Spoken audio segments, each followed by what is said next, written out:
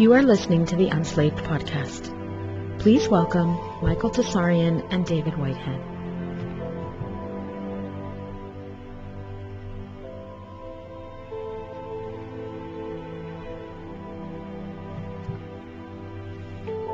And hello, everybody, and welcome to the Unslaved podcast. My name is David Whitehead, and Michael, we're back here once again to do this in a bit of a new format. We're really excited about this.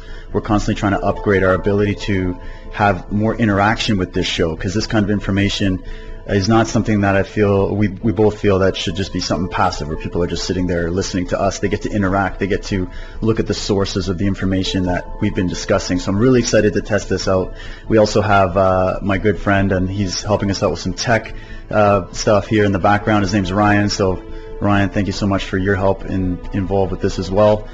And Michael, today we're talking about a very interesting subject that I'm curious about what you want to get into here. This is called the Priesthood of the Illies. I know we're getting into ancient history, looking into your work on the Nephilim and female Illuminati and secret orders, and also the etymology, the symbolism, and getting into what's happened in the ancient past to bring about certain things that are happening in the world today. So this is going to be awesome. I'm really excited to check this out with you. So let's get into a little bit here for people.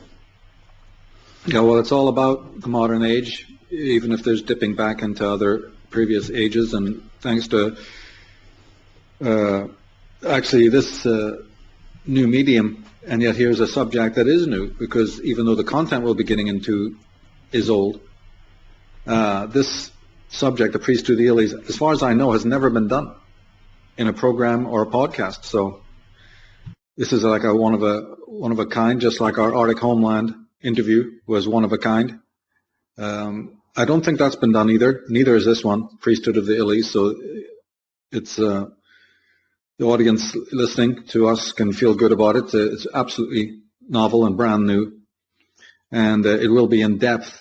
We got some photographs and pictures, to go along with it, and hopefully some other references from the web. But you see, the main thing is that right from the off, if somebody's never heard of this before, we're going to be talking about priestcraft, religion, where it all came from, why is it still riddled with crime and debauchery, But just right from the off, the whole idea is that I think that if somebody listens to this next 2 hours, I feel that they'll have an idea of where some of the paranormal, let's just look at it that way, that hopefully this expose, this look at the origin of the God concept, whether it's G, capital G, or just gods in plural, maybe it'll help to explain some of the intriguing paranormal phenomena that comes into people's lives, even non-believers, just ordinary people. Stuff that can't be explained, sort of UFOs and all of that kind of thing. But even apparitions, the concept of the vampire, the Medusa-like vampires and ghosts. Maybe at the end of this, people will even be able to understand a lot of that, whether it's real or not. On a more sinister note, a Pizzagate phenomenon. I think by the time people are finished listening to us, they'll have a new insight into all of that, because I've been talking about it for years. It's kind of, in a way, bittersweet, because you feel good that this has reached headlines, that then the masses of the world can find out about these atrocities. But at the same time, if this is the only instance, the only time when they get into it, it's not good, because people like myself have been talking about it for decades, and others like Ted Gunderson and Alex Constantine. It's been there in the revisionist movement. So it's sort of like a bittersweet when you see it suddenly on the headlines now. It's like it's the first time they've ever heard about it, but you have to live with that stuff. But child abduction, child murder, this is not new. You have it in the Bible. Ezekiel, book of Ezekiel, chapter 20, verse 26. They, Israel, right, caused to pass through the fire all that opened the womb. So children being passed through the fire, even the Israelites were into it. Ezekiel 20, chapter 20, verse 31, ye make your sons to pass through the fire, even unto this day. One of the prophets is accusing them. So saying even to a very late date, the so-called Israelites, this is the Jews, were sacrificing their children. straight out of the womb, straight into the fire. It's right there in the Bible. Maybe it'll explain a subject that's preoccupied me, the Nephilim. What a strange and unusual word, you know. It has initial meanings, but it has a lot of secondary meanings. And even your non-believer understands that the word can mean king or elder, you know, or nobility. One of the other meanings of the word are the fellers of men, not only those who fell from heaven. That's the traditional straight up first meaning, but it also has secondary meanings of those who cause a fall to occur, the fellers of men. I think that's fascinating, but this is what we're talking about.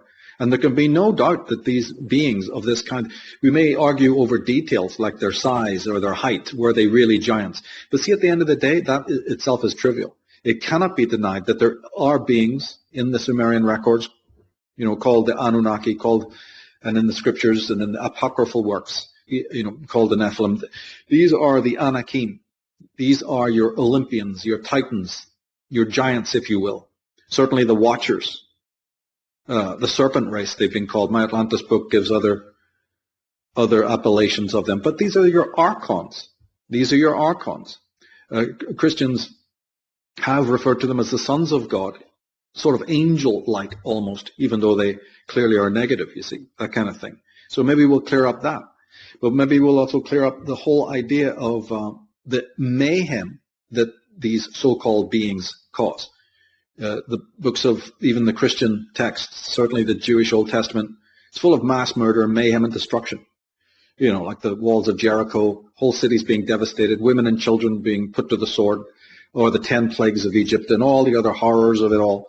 You know, so if there's gods in the world, if there's these angels, if there's these watchers, why are they so unbelievably destructive? Sure, you think, you know, one minute you're talking about the Prince of Peace and the God of Love, and the next minute it's all blood and mayhem. You know, how do those things come about?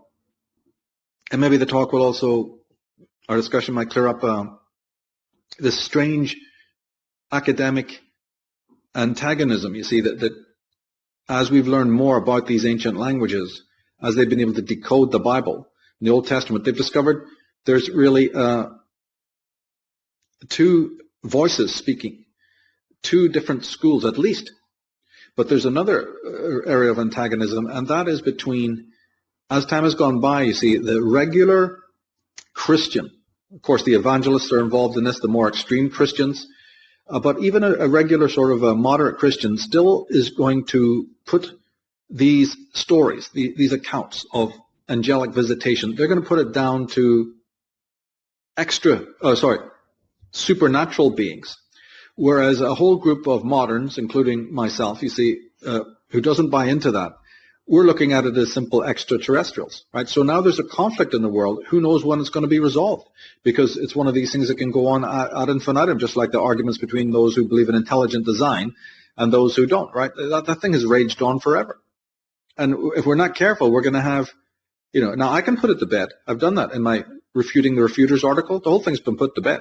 I hope people read it. But maybe in this discussion, we can also put it to bed, because are these beings extraterrestrial, meaning humanoid from another world or whatever, or are they supernatural presences and entities? This is crucial, because Christians on one side are sticking to this unsustainable idea that they're supernatural beings, and this includes even the Satan and his hordes, or Azazel and all the rest of it, right? Beelzebub, whatever, right? And then you've got this more modern movement who says, no, this is clearly of extraterrestrial origin, you know, and that includes your von Dänikens, your Zachariah Sitchins, your William Bramleys, and people like myself, you see. So there's an area of conflict right off from the start. So when people listen to this discussion, let's bear this in mind, this antagonism, and try to see that it needs to be resolved. And then people can sort of decide whether the information we're presenting does that for them, you know. But again,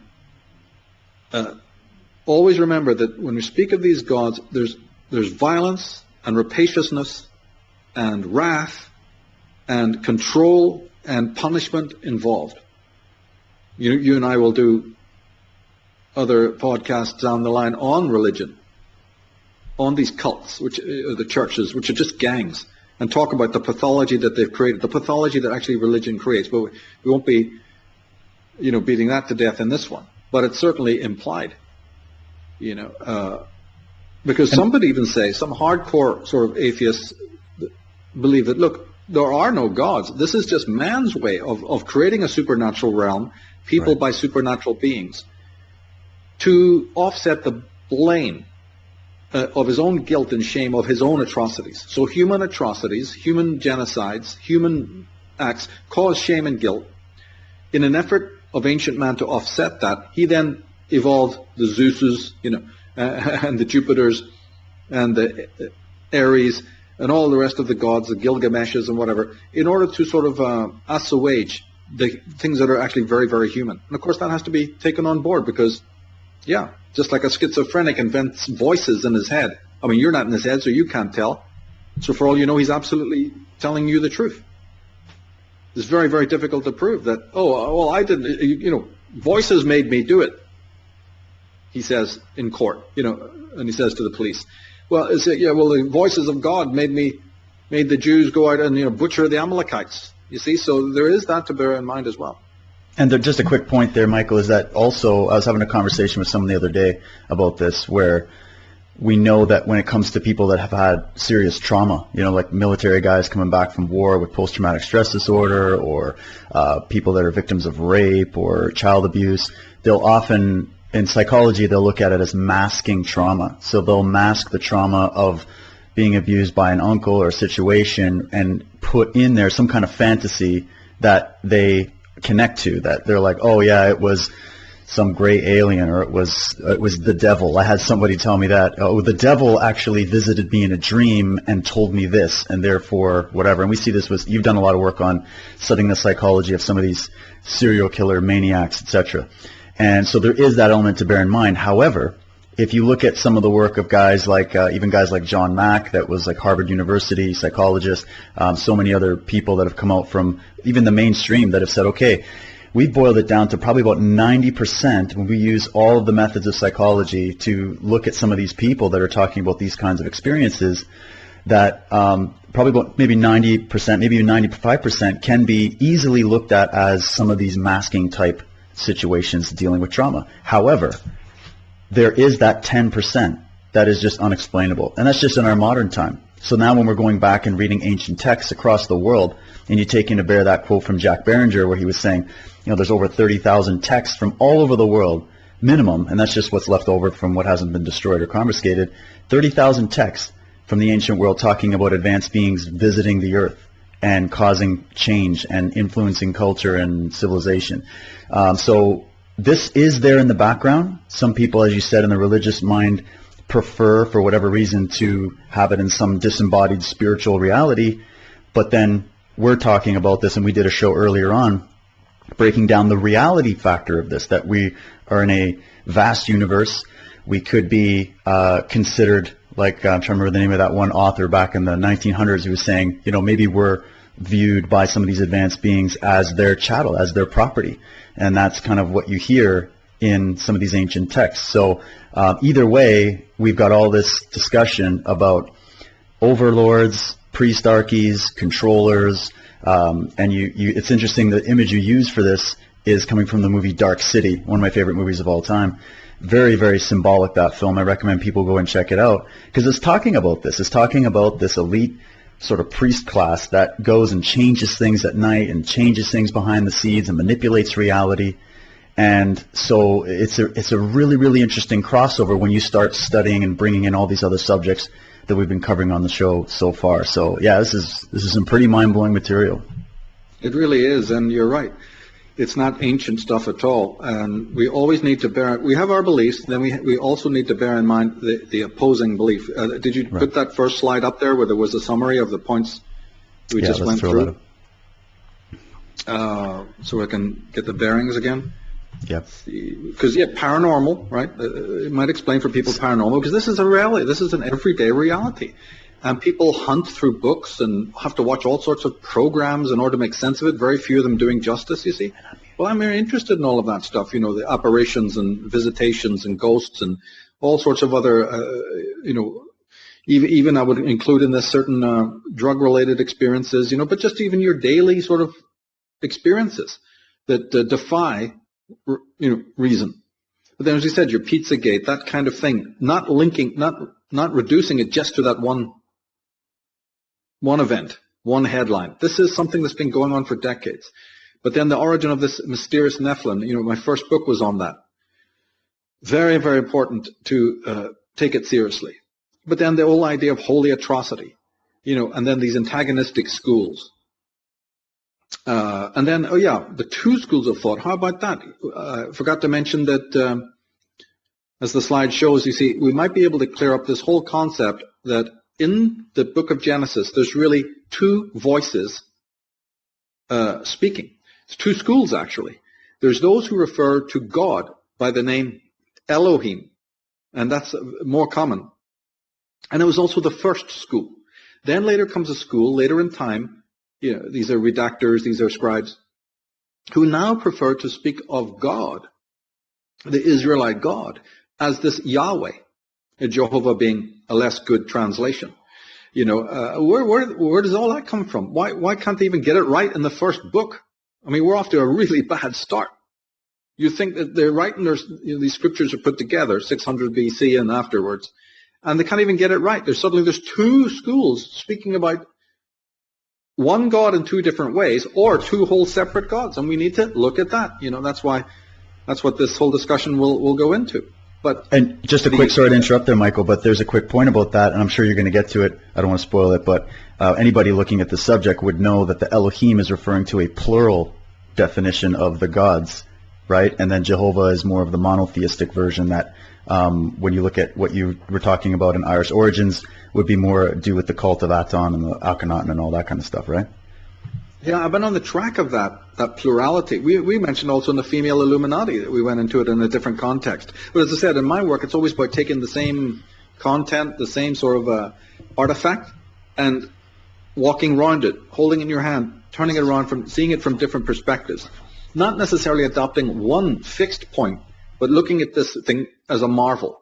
Because the level of chicanery and the level of deception that's been involved, and it's thousands of years old. How could you possibly, from one school, from one perspective, come on these things?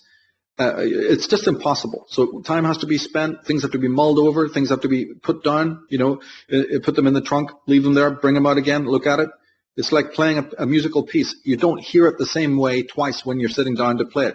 You have an early infantile way of hearing it, as you do, and then later on you hear the nuances and the overtones and the undertones, and then you start getting a different flavor of it. So it's the same with this information. I'm very against these extremist schools, which you find in Christianity and Islam and Judaism, where they've just been told by some popinjay with a funny hat to this is what it means, mate. And then you basically accept it. We're not into that. But this Elohim, sure, to track that down, that word alone is interesting. But just for now, let's understand that it was the first description of God. So here's a plural description from the earlier school, and later it's redacted. Holy shit. The God that means so much, that's changed the world, that's all presented throughout the history of these testaments, what we call Judeo-Christianity, and the singular version, as you rightly say, is coming as an afterthought, a second thing. How do we explain that? There's an earlier tradition. If that doesn't show you that there's something going on, a veiling is happening, or that even, my goodness, there's competition. Competition between the gods would explain a lot. Competition between the two schools who can't decide how to call the god, and then the antagonism of having completely different, juxtaposing stories, all being trying to meld it into one as time goes by. So, but yeah, you're right. The main thing to focus on is that it's a plural word. And that plural is very, very important, because as we showed in the female Illuminati, as I've showed in other work, it also includes goddesses. Oh, strap yourself in. Fuck me if that's not going to shake the shit out of everybody. Yes, it's a goddess concept as well. Elohim is goddess involved. Well, what do you do with now? What do you do now? They stare into space. It's deer in the headlights moment. Just, it's unfathomable. People who walk through the Vatican, people who've grown up as Roman Catholic all their life, people who've gone to all the sites, they've gone to Lourdes, they've gone to they haven't even computed. There they are worshipping the Mother Mary, have no idea where that archetype comes from. Elohim involves goddesses. Oh shit, we got to airbrush that, so you get your Jehovah. But guess what? The word Jehovah traces back to goddesses. The word Yahweh is back to the old Aryan goddesses. It's riddled with goddesses. We'll talk about that a little bit later, but just an overview right now. But again, the main thing that I think the Priesthood of the Illies book is focused on, the author, the anonymous author of that, is, look, he's trying to bring up so that you don't forget, and this is a book written in the 20th century, but it's one of these great classics, that is trying to remind the modern world that in the ancient times, people did not think of their gods as immortal, disembodied, supernatural beings. There is no such premise. Always the gods were physical. Always the gods were mortal. Always the gods walked amongst us and got up to all their crazy-ass stuff, right? There was Osiris, Isis, Ra, Set, Zeus, Jupiter, Hera, Aphrodite, Apollo, Dionysus, Moses. God, man, heroic man, it didn't matter. You have I don't know, did we make a quote of it? Yeah, I think the next slide there, Genesis 3:8. There's a quote saying, and they heard the voice of the Lord God walking in the garden in the cool of the day, and Adam and his wife hid themselves from the presence of the Lord God amongst the trees in the garden. So the trees are pretty tangible because they're hiding behind it, and walking through the trees is a tangible God.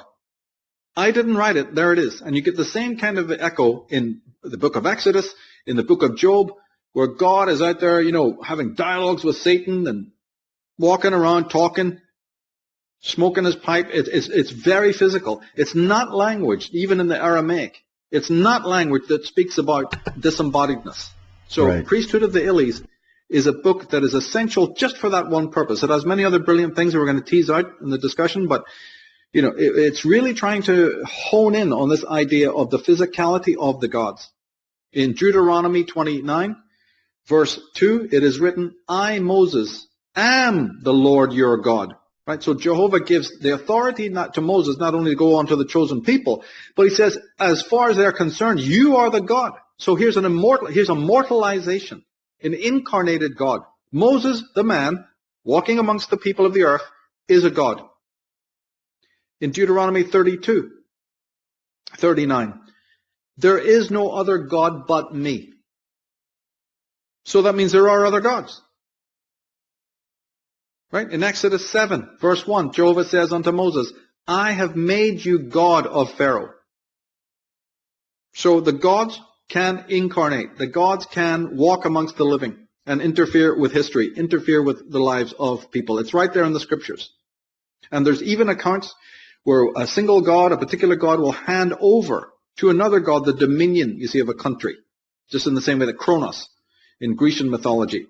And the Jewish Israelite system is based very heavily on Grecian, Hellenistic traditions, right? But Kronos gave Egypt, the land of Egypt, over to Thoth, as he's often called, Thoth. Thoth gets dominion over Egypt because Kronos, the ancient titan, gave it to him. So what is this? This is an interference to the point where there's even contracts being signed, for goodness sake. Is this where we get... Is this where we are being exchanged? Right, and is this where we get the whole concept when you got like the Queen's coronation, or you get some new king in power, you get some new politician brought in, or you get some new appointee where they're given the keys to the kingdom, where they're given the control? Is this where a lot of the symbolism in those rituals show up of somebody taking power, and it's always with this religious coloring and all of these symbols and all of these words, and they sing these hymns of Ezekiel and all this kind of stuff, is that these elites have always carried forward that religious tradition of passing the mantle, and they look at it as we're passing it from God to the vicar, which is the representative of God, to the new ruler of the kingdom or whatever. There's always a sort of history of ritual that comes to play when a new person takes power, right? Yeah. The ceremony is the dead giveaway. The actual ceremonies of it. This is so ubiquitous that it becomes invisible to us. This is the dangerous thing, you see. So, but the priesthood of the Elys is just trying to point out the simple fact that although we may be addressing periods up to 5,000 or even more years ago, Sumeria comes into existence approximately 4,000, but it's already ready formed. They're already building these ziggurats and towers of Babel and the Ishtar Gate. So obviously they predate 5,000 years ago. Right. So we're already into 10,000 years ago. Obviously. That's right? crazy. We're up to the Sarasvati River. In this valley, communities now being seen in satellites. See, years ago when the first studies were made, people didn't see what was there as much. And the ones who did, nobody believed them. But now they get aerial photographs showing that the Indus Valley culture is 10,000 years old. Well, it came from somewhere. But the point of the book is that even though we're talking about these ancient times, those people of those times, the ordinary rank and file, didn't believe in insubstantiality of the gods. So if people don't follow us any further than this moment, that's what Priesthood of the Elys is all about. That the gods lived, right? They ate, they drank, they slept, they got jealous, they fought, they raped, they went mad, they murdered the shit out of each other, and then they died. The gods. That concept alone is heavy enough, you see, for people, in my opinion. Now, it's not as far-fetched, though, as we think, because remember, the Christians are sure that Jesus, even after his death, was a physical God-man, right? Their character. Why should they be balking at what we're talking about? Isn't their physical man meant to be a God walking on the face of the earth? And even after his death and resurrection, he's meant to be with us in the form of the Holy Spirit or whatever it is? The thing is, it's academically, if you go to the next slide, it's actually academically recognized. I have a quote from Peter Lepage Renouf, who's a British professor, right, and leading Egyptologist. He's actually a translator of the Book of the Dead. And he says that Osiris was actually an ancient divine king who reigned in the Delta is now generally agreed amongst Egyptologists. So it's not Michael Tsarion making this up. The highest intellects, the translators of the original languages, are reading it that way. Got one there from a very important book, The Sumerians, by Samuel Noah Kramer. He's one of the biggest authorities on Sumeria.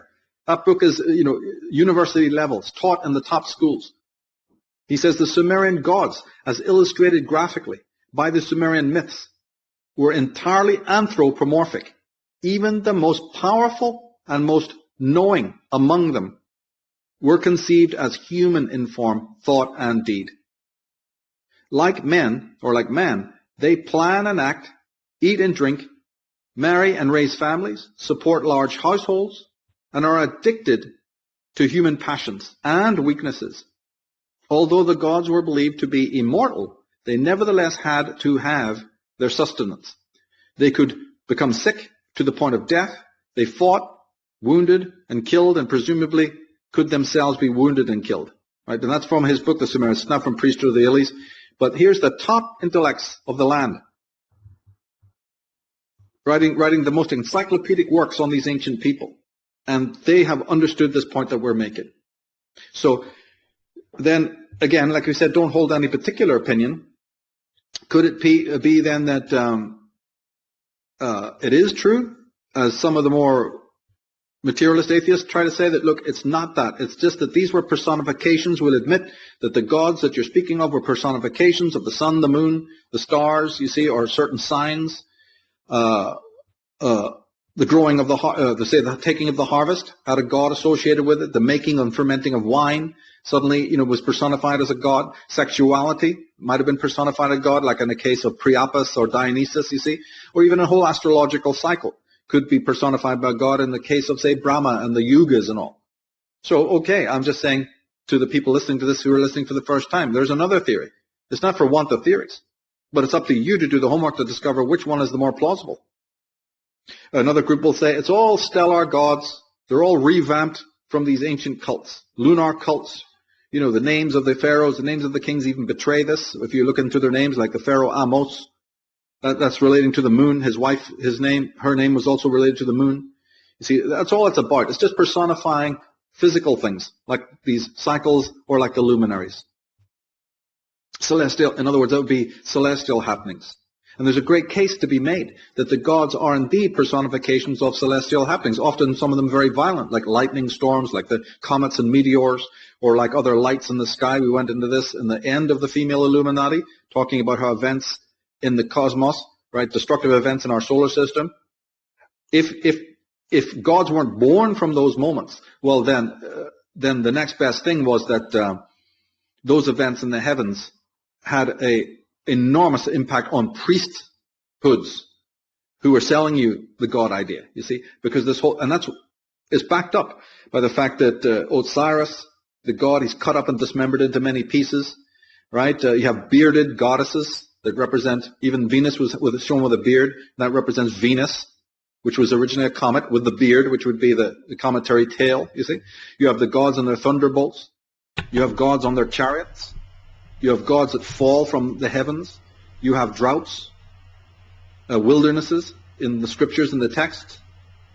You have gods like Seta, right, which would be, you know, like Satan or Set, who from the off have been destructive or brought with them mayhem and destruction and whatever. Now, so there's a case then to be made about that the gods are celestial occurrences, many of them even violent. You often see this cropping up, in the world when people just reduce it, you see, to these happenings. But there's a case to be made for that. Witches on their broomsticks comes from destructive celestial happenings, the observation of comets, and all of that, like I say. And maybe one day we'll do an entire podcast on that subject, because it's very, very central to the mythologies of the world. You know, Thor and his hammer, always associated with killing a serpent, always associated with strong winds and fighting demonic presences and all of this. Peculiar aspects of mythology that couldn't be explained until you do explain it this way. Like in Ireland, you got Finn McCool fighting a great dragon, you see, fighting a great giant. What's all this about? You know, and hurling huge pieces of land into the sky and all of this kind of stuff. So there definitely is a celestial and astrotheological tie-in, stellar tie-in. We're not denying that. You know, no one would do that. And but symbolism as well. Symbolism as well, Michael. You were making a point that just got me thinking. I've been doing a lot of looking into what's going on with cultural happenings. You know, cultural Marxism is very prevalent and whatnot, and we see it in the media. And there's this whole thing about bearded men that look feminine. There's this, and you were talking about Venus, and I know in the female Illuminati we're talking about the cult of Venus. And we live in an age here in the West where there's been this hyper-feminization of men. The emasculation of men, taking away their power. It's like Samson's hair, right? You cut off his hair, he's no longer a man, he's lost his strength. So symbolically, here we go. We've got all these fashion icons and celebrities, and there's this like whole thing about the transgendered or metro homosexual expression of men with beards, or women wanting beards and all this kind of stuff. And go study any kind of mythology and you're going to see it littered everywhere with this kind of thing. So it's as if humanity just kind of plays this loop. And of course, there's that guiding hand that happens with the influence and propaganda from the media that influences culture to express these kinds of things. And in doing so, we don't really think about how, in a way that, you know, that takes away from the original state of what it is to be a human being in many respects, right? That's right. You see, and when you get into that, then you find out that there is a crossover. There is an argument to be made about what happens amongst the realms of the gods and the human dimension. They're not separated, you know, and the further you go back in time, the less they were separated. The gods intervened, you know, like a Sodom and Gomorrah or whatever it might be, the visitation of angels, and then the human race taking on those same traits. So when the materialist says, the gods are entirely that, the projection of those traits. They're scapegoats in many ways. And so, like, you know, God made me do it. You have evangelists standing up on podiums today going, and last night, the Lord God came to me and told me to tell you this, right? So you're still having this babble today. Thousands of years can be compressed because this thing hasn't gone away. In every church of every denomination of every land, I don't care where you go, there'll be somebody standing up there telling you that God spoke to him and told him or her, you see, this is you know, what you're meant to be doing. But see, coming back to the stellar question, all of that, say it was true, say somebody was really to make a case for this stellar component, you know, that the gods are just personifications of disaster or incoming comets or conflagrations in the sky and whatever, then my question to them would be, yes, but then how do you get from that to the other frequent anecdotes that the gods are obscene? How do you get to the obscene forms of religion and mind control known throughout history? Acknowledging that the gods were personifications of celestial events, there's a lot of gaps. It's a nice plausible theory, and I'm sure a lot of it is true. Right? But you have to balance that with saying that doesn't necessarily lead then to describing the gods as hedonistic, as immoral, as massively destructive, morally. So there are crossovers, but there's an all too human component as well. The all too human thing, you see, because it could just as so easily have been that after these conflagrations, there's been eras of peace and tranquility, and focus on that rather than the destruction aspect. But when you come to these gods, they're profligate, orgiastic gods. I mean, rape and gods. Let's just stop there. How does that work? Rape and God. From the earliest Egyptian period, Jeb, the god Jeb, cuckolds Ra. Right, the Lord of the universe, Ra, the supreme sun god, gets cuckolded by the earth god Jeb with Nut. In fact, that's how Osiris is actually created. Osiris is the son of adultery. Osiris is the son of of Jeb and Nut, but it's adulterous.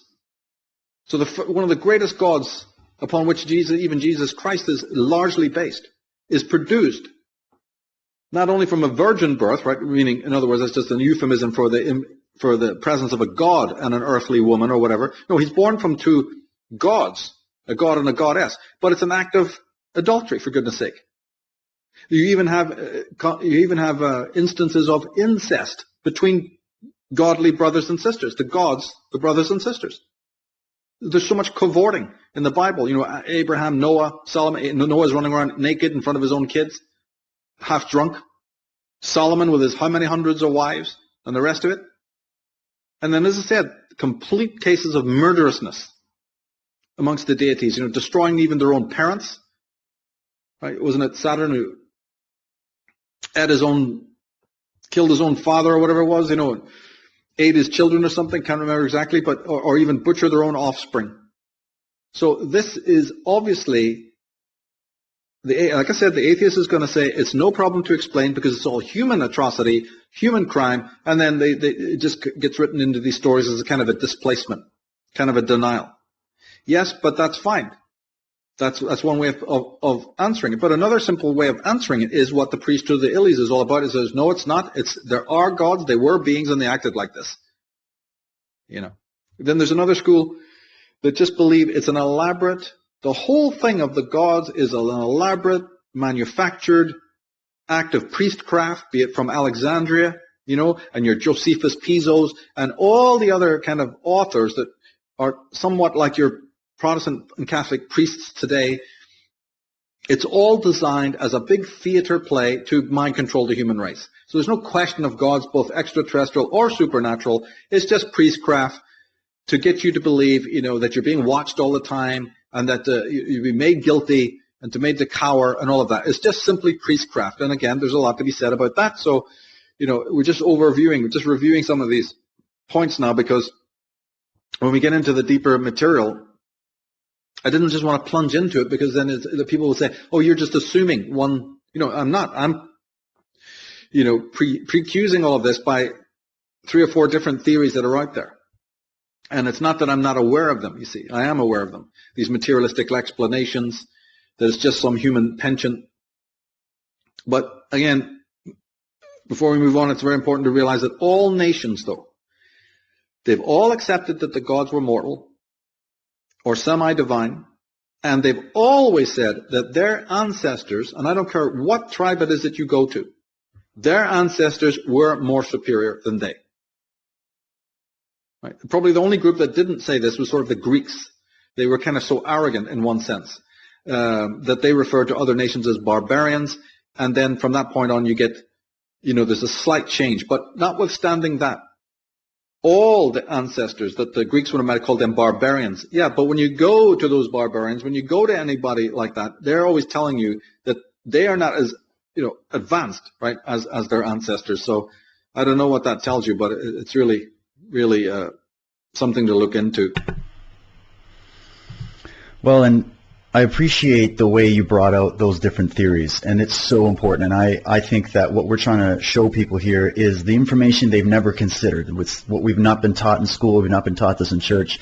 You're going to hear it on this podcast. That's what this podcast is all about. It's bringing forward information you've never seen before, so that now that is added to the repertoire of information that you have access to.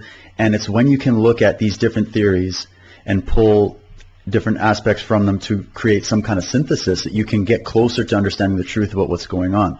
And what tends to happen is one camp says, so you get the religious camp or the Christian camp that says, oh, it's purely spiritual entities, it's exactly as it's written in the holy text. And then you go to the Muslims and they're going to tell you the same thing coming out of the Quran, and that Muhammad was their representative and he's the only representative of Allah and there's no other God but Allah.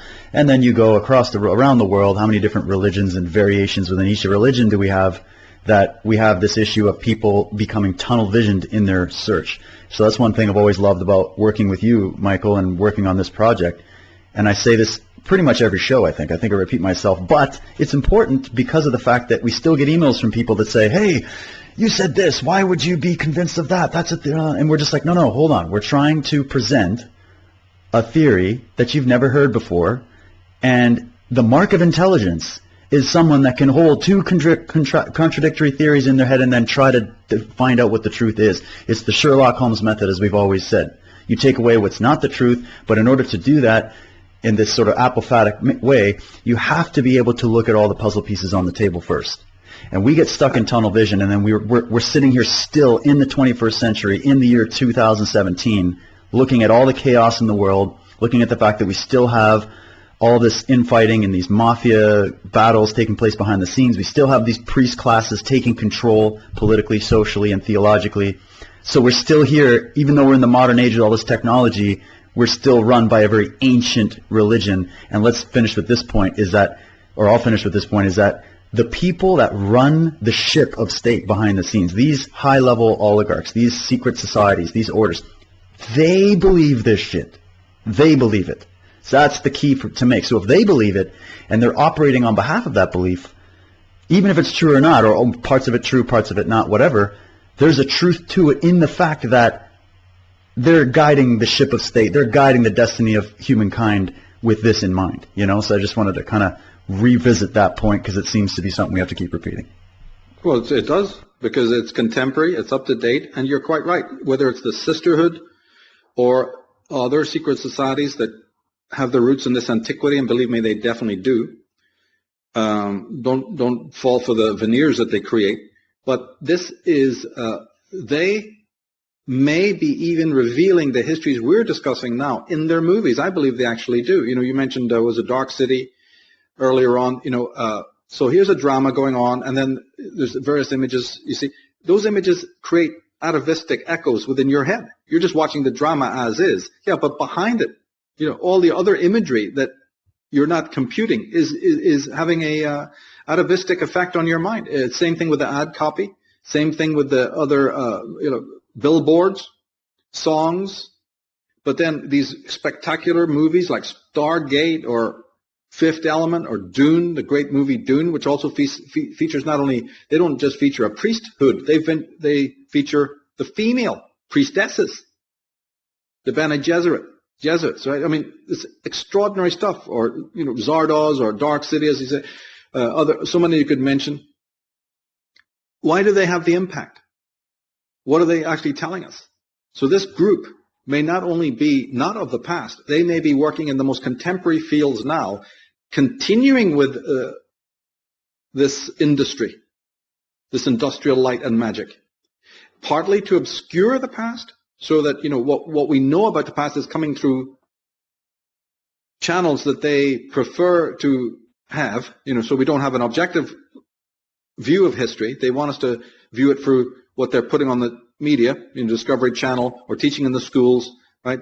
We get used to it. So an independent study. Do you think a Mormon or a Jehovah's Witness or an evangelist or a Christian or a Seventh-day Adventist or a Muslim is actually studying history the right way? How could the very fact that they're coming from a narrow partisan point of view ensures that they're not?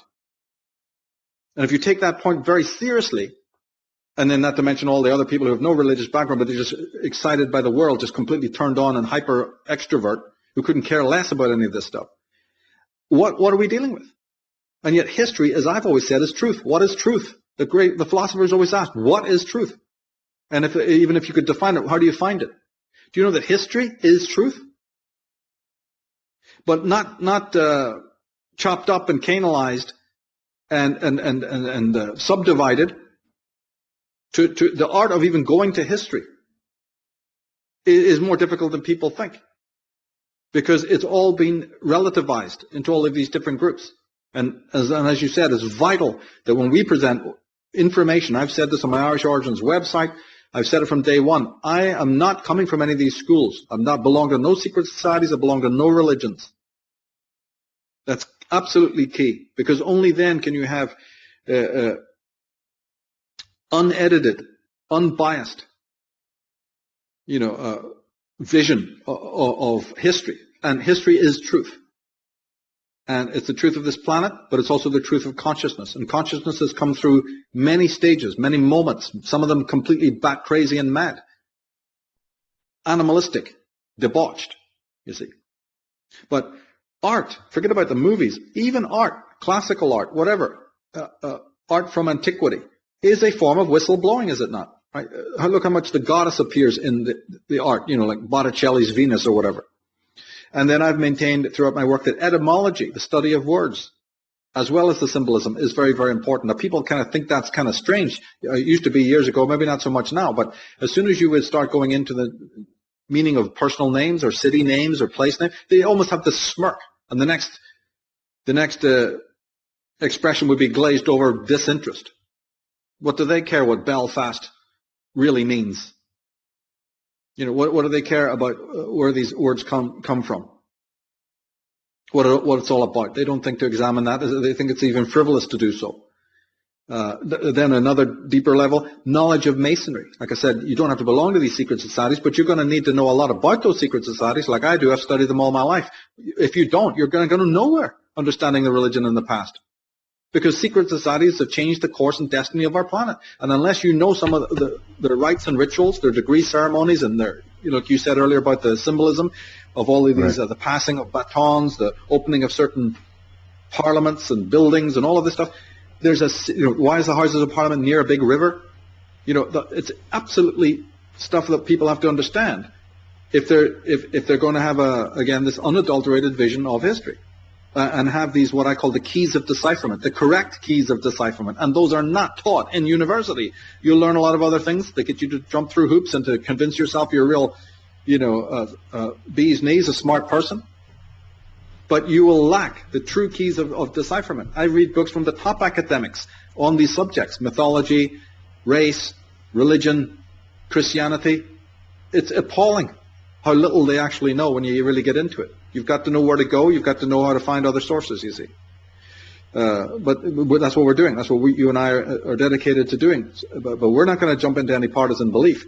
We're going to try and hold these opposing views. We're going to try and present other views, But again, before we even dive into the heavy material of the Priesthood of the Illies, again, let people understand this in this first section. And that is that nothing in the Bible, let's just focus on that, came from the Middle East, the Levant. So even though we may be talking about Samaria and the Canaanites and the Israelites and even the Egyptians, it all came from before that. It's coming from other groups that you have heard of, some like the Sumerians, Babylonians, Amorites, Chaldeans, that kind of thing, and others you haven't heard about. And then when you go through all of that, you find out it even has its origins in the West. These great Sumerian scholars are very loath to mention it, but they often do. So you have to look in other areas, like in the I Ching, the Chinese I Ching, will confirm that their culture came from the Northwest, and that in fact, they even talk about a palace of the high kings. They call it the land of supreme bliss in the West, is the origin of the Chinese nobility. And that place, that paradisical place, had gardens of paradise, and it was on a mountain, just like you and I have talked about in the Arctic homeland concept. Well, in the Like I Ching, one of Shambhala those or sacred whatever. books. Yeah. Yeah. This is not just some doggerel in China. This is from their sacred books. The land of supreme bliss in the West. Osiris isn't just called Westerner, right? That's well known to scholars. He was called the first of the Westerners. He's also one of the most ancient gods. He comes from the first dynasty of Egypt. They're always already worshipping Osiris. That's like 4,000 years BC. What's his title? First of the Westerners. Who explained that? Wow. His son Horus is called Horus of the Green Eyes. And on it goes. You know, like my Irish Origins book goes into ad infinitum. So these are the Ari, right? They're also known as the Ari. You can add an H to that, making a Harry, like the Harris, right? But it's just a vowel. So Ari.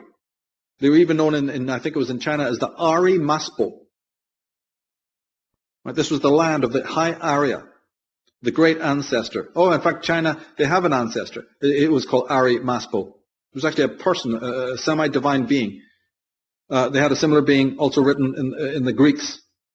Again, came from the West, just like Pythagoras' teacher Abaris came from the West. The Maya, now get this, the Maya talk about their origin of their civilization. They're over in the East, right? They're in the far West. They're in South America. But where do they say their originators came from? The far East. So you go to the Far East, and they talk about the Far West. You go to the Far West, they talk about the Far East. I think we can work it out. I think, okay, if the Easterners are saying it's West and the Westerners are saying it's East, yep, we're at Britain, mate. Take it or leave it. We're Atlantis in Britain. Take it or leave it. If people want to leave it, let them leave it. I'm not forcing anybody to understand this. They can dig it up wherever they feel like it. But the facts remain the same. The ancient people are telling you exactly the location where it is. You know, they even call it Atzlan, right? The Maya and the South Americans, right? They're calling it the realm of Atzlan. Is that close enough to Atlantis for anyone to get on with the goal? To get on with it and understand it? They're being as precise as they possibly can, and that's even with all the suppression of the books you talked about. 30,000 more or more books suppressed, and that's probably even underestimated. And even with all of that suppression, the good news is truth will not be thrown to the ground forever. You can still work a lot of this out from the little bit that's remained, you see. But one thing to remember also is that what you do find in these scriptures from the Middle East is mostly a hodgepodge, right? Especially when it comes to the nature of the gods. Let's just understand that from the off. They're borrowing from the Sumerian, they're borrowing from the Egyptian, they're borrowing from the Canaanites, which is also meaning Phoenician Canaanites. They're borrowing from the Hellenes, or we know them as the Greeks, and they're borrowing from the Persians. Each and every one of those races that I've mentioned predate not only the writing of the Old Testament, but predate Abraham. He comes online about 1000 BC.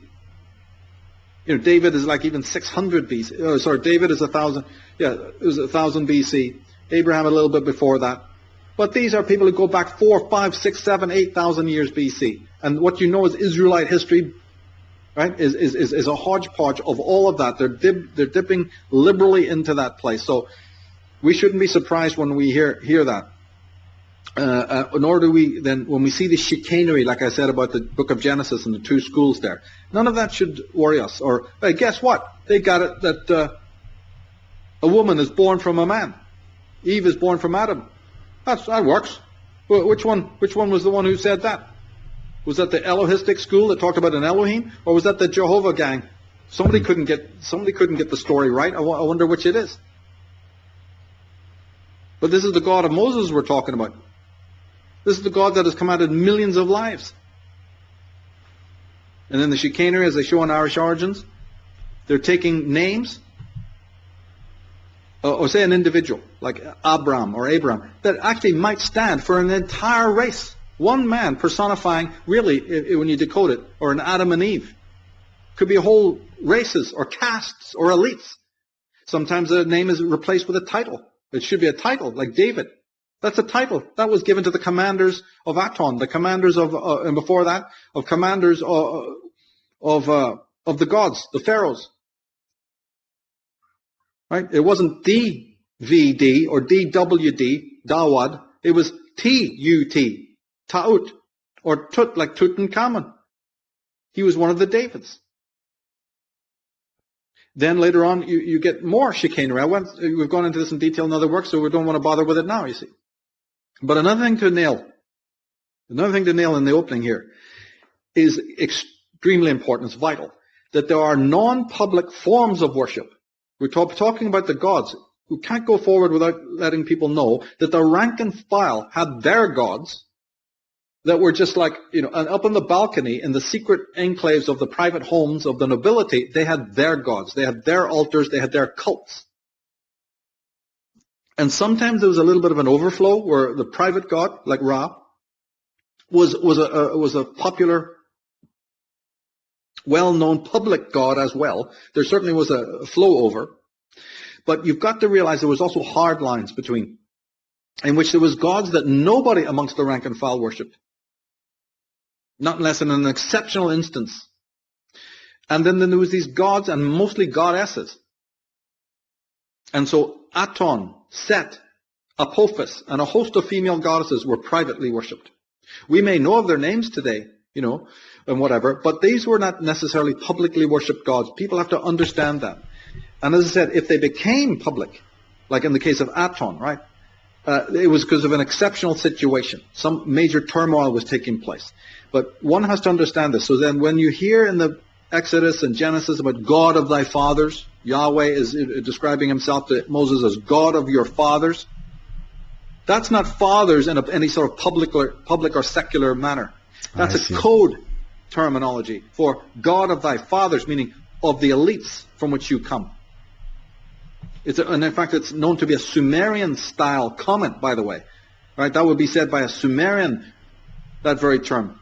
As I said, there's a liberal dipping into the ancient traditions, you see. But one way or the other, it refers to personal worship that might then take on another form where now larger groups of people, you see, are brought into that kind of worship. But many of the gods were private, just as many of the gods were public. And when it comes to Yahweh, as we'll see, that was mostly a construct. And Yahweh is a God that is exactly what I'm saying, mostly a construct made for the edification of the rank and file. Yahweh is not worshipped by anybody on any elite level. It was perfectly constructed, as a God that would edify the rank and the file. Behind Yahweh is something so much more ancient. This is extraordinary. And if you don't know these things that we're talking about, then you can never explain the Bible. You'll never explain Genesis. You'll never explain the book of Revelation.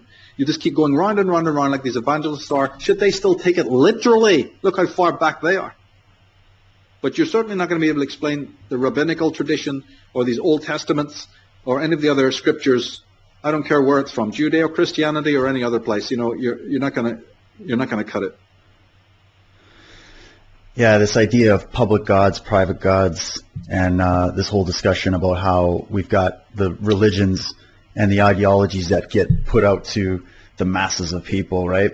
And then you have what's worshipped behind the scenes by the priest class and by the elites.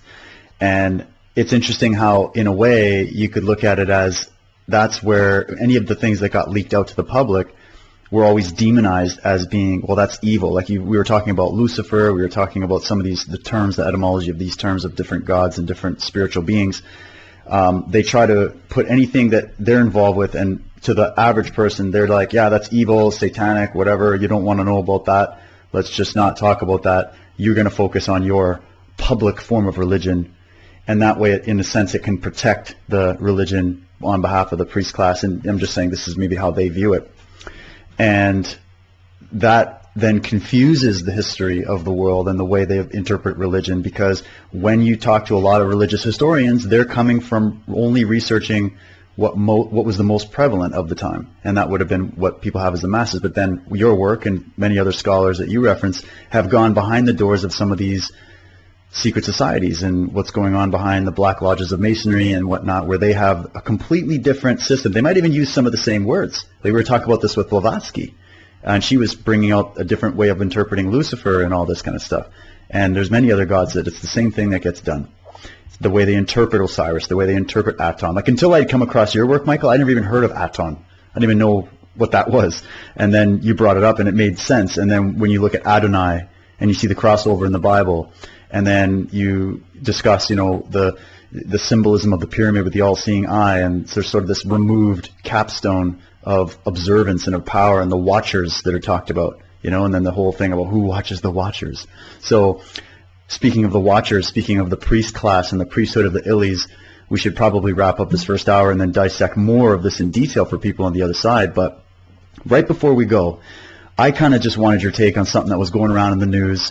And Ryan, I don't know if while I'm talking you can kind of Google, this is interesting, you hear about these Wiccan or witchcraft cults that are trying to bring down Donald Trump using black magic or something like that. Did you hear about this? This is a crazy story, and I was looking at this. So if you just look up something like witchcraft Donald Trump, just put that in there, and we'll see if an article comes up and we can show people. But this has been going around everywhere, where apparently there's celebrities that are getting involved in this, and they're like trying to cast a massive spell on Donald Trump to either have him killed or dethrone him or bring him bad luck or whatever. And when I first saw this article, I remember something happening like this in Toronto, where I was from, and it had to do with something really stupid. It had to do with the Toronto Maple Leafs. And anybody that's watching Canadian hockey, I think Pastor Lance or Spirit of Witchcraft, I don't know. Yeah, pull that up and see. Anybody that knows hockey, the Maple Leafs have been losing forever.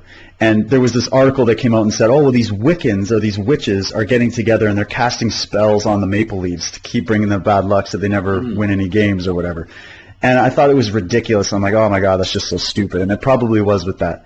But now this same exact story, it's almost verbatim, is now coming out regarding Donald Trump. Did you hear about this, Michael? Yes, I did, and it's obscene. And although I'm not a Christian, I would wonder, where are the pastors now? You got this Pope and his bishops talking the endless rubbish about other things that don't even matter. And here's a public event where they should be literally screaming blue murder at these people. Where are they now? They're silent. The Christian church has not stood up and resisted this and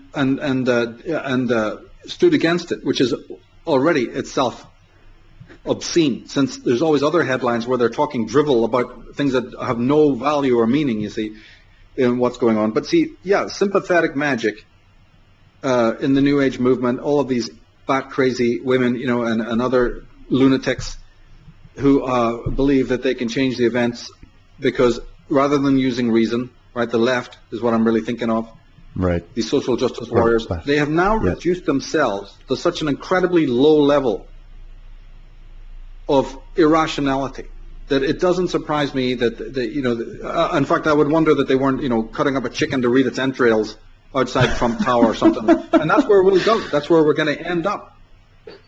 It's been done before, but mostly in equatorial lands. This is the kind of way that other potentates, somewhere like Haiti or whatever, this is crazy shit. Or in Africa, this is how they get predicted that but in America of the 21st century. So I'm actually overjoyed that happened, that event, because what more demonstration of the imbecility of these social justice warriors, these leftists, do you need than this? Oh, I know. This is, and funny how you've got Michael Moore screaming bloody murder about what's going on with Trump and saying, we're going to do anything possible, anything in our power to bring him down. You've got Madonna talking about witchcraft, okay? Just study the history of that woman and what the symbolism and the work that she's been doing, coming out and saying we should burn down the White House, or thinking about a way to burn down the White House, and publicly calling for it. You have this, at the Golden Globes, they couldn't resist every 2 seconds talking about this, And then you've got a few people that are just like, okay, everybody, let's just relax, and we don't have to kill the guy. And people are publicly calling for his assassination in public newspapers, okay? And this is okay. This is what I'm saying. Whether you like Trump or not, whether you agree with everything or not, this is now deemed okay to do.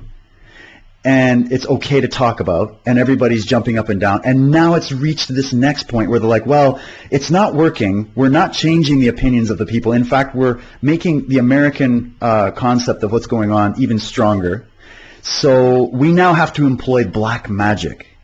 And this is something that from the left, and there was a really good interview, I'm trying to remember the gentleman's name, maybe we should have him on, and he wrote a book about the connection between the left in America on that part of the spectrum, the link with obviously communism, Marxism, socialism, that whole thing, but then also the links to the occult.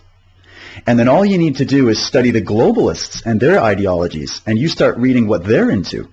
And they're into the occult, let's be honest. And Hollywood is steeped in the occult. And the media is steeped in the occult. And now we have this all these pedophile rings getting exposed. And I've interviewed some people on my own channel talking about how this kind of stuff is going on in small towns where, you got police chiefs and local parliament member or, government officials and also just the rank and file person meeting together and doing these weird rituals. And then you go back and you go to when Alex Jones broke into Bohemian Grove, and you got all the guys there meeting with these weird Ku Klux Klan looking satanic apparel worshiping big stone owls and all these weird mock rituals and mock ritual sacrifices. So it's replete everywhere. And so now it's like, because the left is really, really pissed that Donald Trump got in against all odds, they're resorting publicly to say, yeah, all right, screw it. The mask is down. We're going full witchcraft. We're pulling out all of the Ouija boards we possibly can because we just can't believe that this happened, and now we don't know what to do about it. So let's go get some witches after this guy. It's just crazy. It just proves that our civilization is moving backwards. Right. The ones who really know what's going on know that politics is based in religion. And then you got to go one step forward. Religion is based in occultism. Look at the secret societies. Some of them are a little more sanitized, like, the common or garden masonry and some of the other kind of secret societies that have sort of a quasi-Christian. But you don't know there could be 30 other cults involved. There could be other mysterious groups. You've heard about the Rotaries, you've heard about the Scottish Rite, you've heard about the Shriners. Look, those are only the ones you've heard of. What stops you've heard, a lot of people haven't even heard of Opus Dei until a couple of years back, right? With the Da Vinci Code and that kind of thing. Well, they're mad as hell. They've been around for years. So one doesn't know, what other spurious cults and sects exist that are harder and, to find out about, let alone, talking about female Illuminatis and stuff of that nature. But, yeah, politics is somewhat religious, and where there's religion, there's occultism. And it's all boils down to symbolism. You cannot go into any of the houses of Parliament. You cannot go into the White House. You cannot go into the Capitol building in Washington, D.C. and not see in undecipherable symbolism unless you have the keys of decipherment. And so, but what you're talking about is simple regression. It's all understandable only in terms of psychological dynamics. It's the love-hate with the father figure. And again, we can talk about this without saying we like Donald Trump or don't like him or like any kind of politics or don't like it. These are just phenomena, right? And that's one has to see it. Phenomena. He represents a certain father archetype that is both loved and needed, but also despised and hated. And what I reiterate again, that because it has now become literally voodoo, right, in the streets of New York, that shows you just how atavistic the people that we have to deal with on every day on, Facebook or wherever, the people like ourselves, this is the kind of level you're having to deal with. And it could get even worse, you see. So, it's just indicative of the kind of regression, classic Freudian regression, when years and years of watching this garbage on the media, turning your brain to pulp, years and years of watching Industrial Light and Magic, right? Living in a simulacral world of the movies, of advertisements, of sitcoms, of soap operas, of love scenes. Your brain is no longer in touch with reality. Maybe we'll even get to that later about, how religion and other things have really cut us off. The Christian calendar is actually part of the reason why we don't live in nature anymore. That we're incarcerated in cities. So maybe we can pause there and then, get into the meat of this concept of the priesthood dailies. I think we had to spend a lot of time on the opening because it's very important to put this particular thesis in context. Otherwise, just plunging into the material, I think would be rather disorientating to people, actually. So it's good that we spent this first hour to summarize and give a very healthy overview, what we're dealing with, and now we can get into the more nitty-gritty of it. But it has enormous consequences because, as they say, people are 3 meals away from revolution. Well, people are already 4 meals away from the jungle, from complete regression to the animalistic level. In fact, these Podestas and some of these other people, they're actually already there. Half the people who do these sadistic things, you see, and this includes clergy, and all these other boogaloo cults, and maybe even nobility, some of the royals, right, whatever. But they're already down at the animalistic level. Right? You see the Dracula movie, the guys are around there eating cockroaches and, right, eating worms for the blood, sucking flies or whatever. Yeah, because once you may look human, but once you've lost your humanity, there is no bottom to where you can go. Hell is the bottomless, moralless, vacuous human. But what people need to realize is, how does that degeneration happen? It doesn't happen overnight.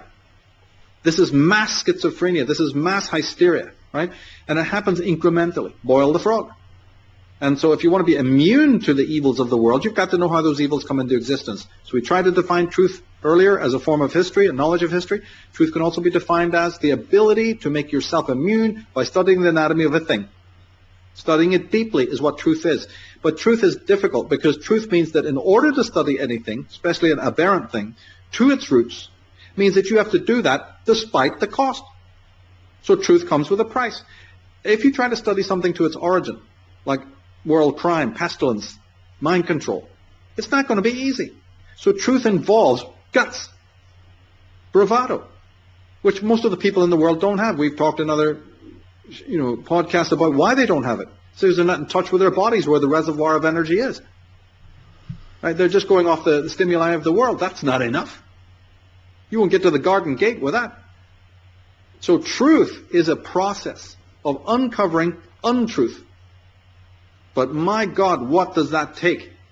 So, you and I are delivering it for people. They can take it or fucking leave it. But that's what it is. It's a process of uncovering that which is not true. And my message to most of people is, think twice before you start on that process.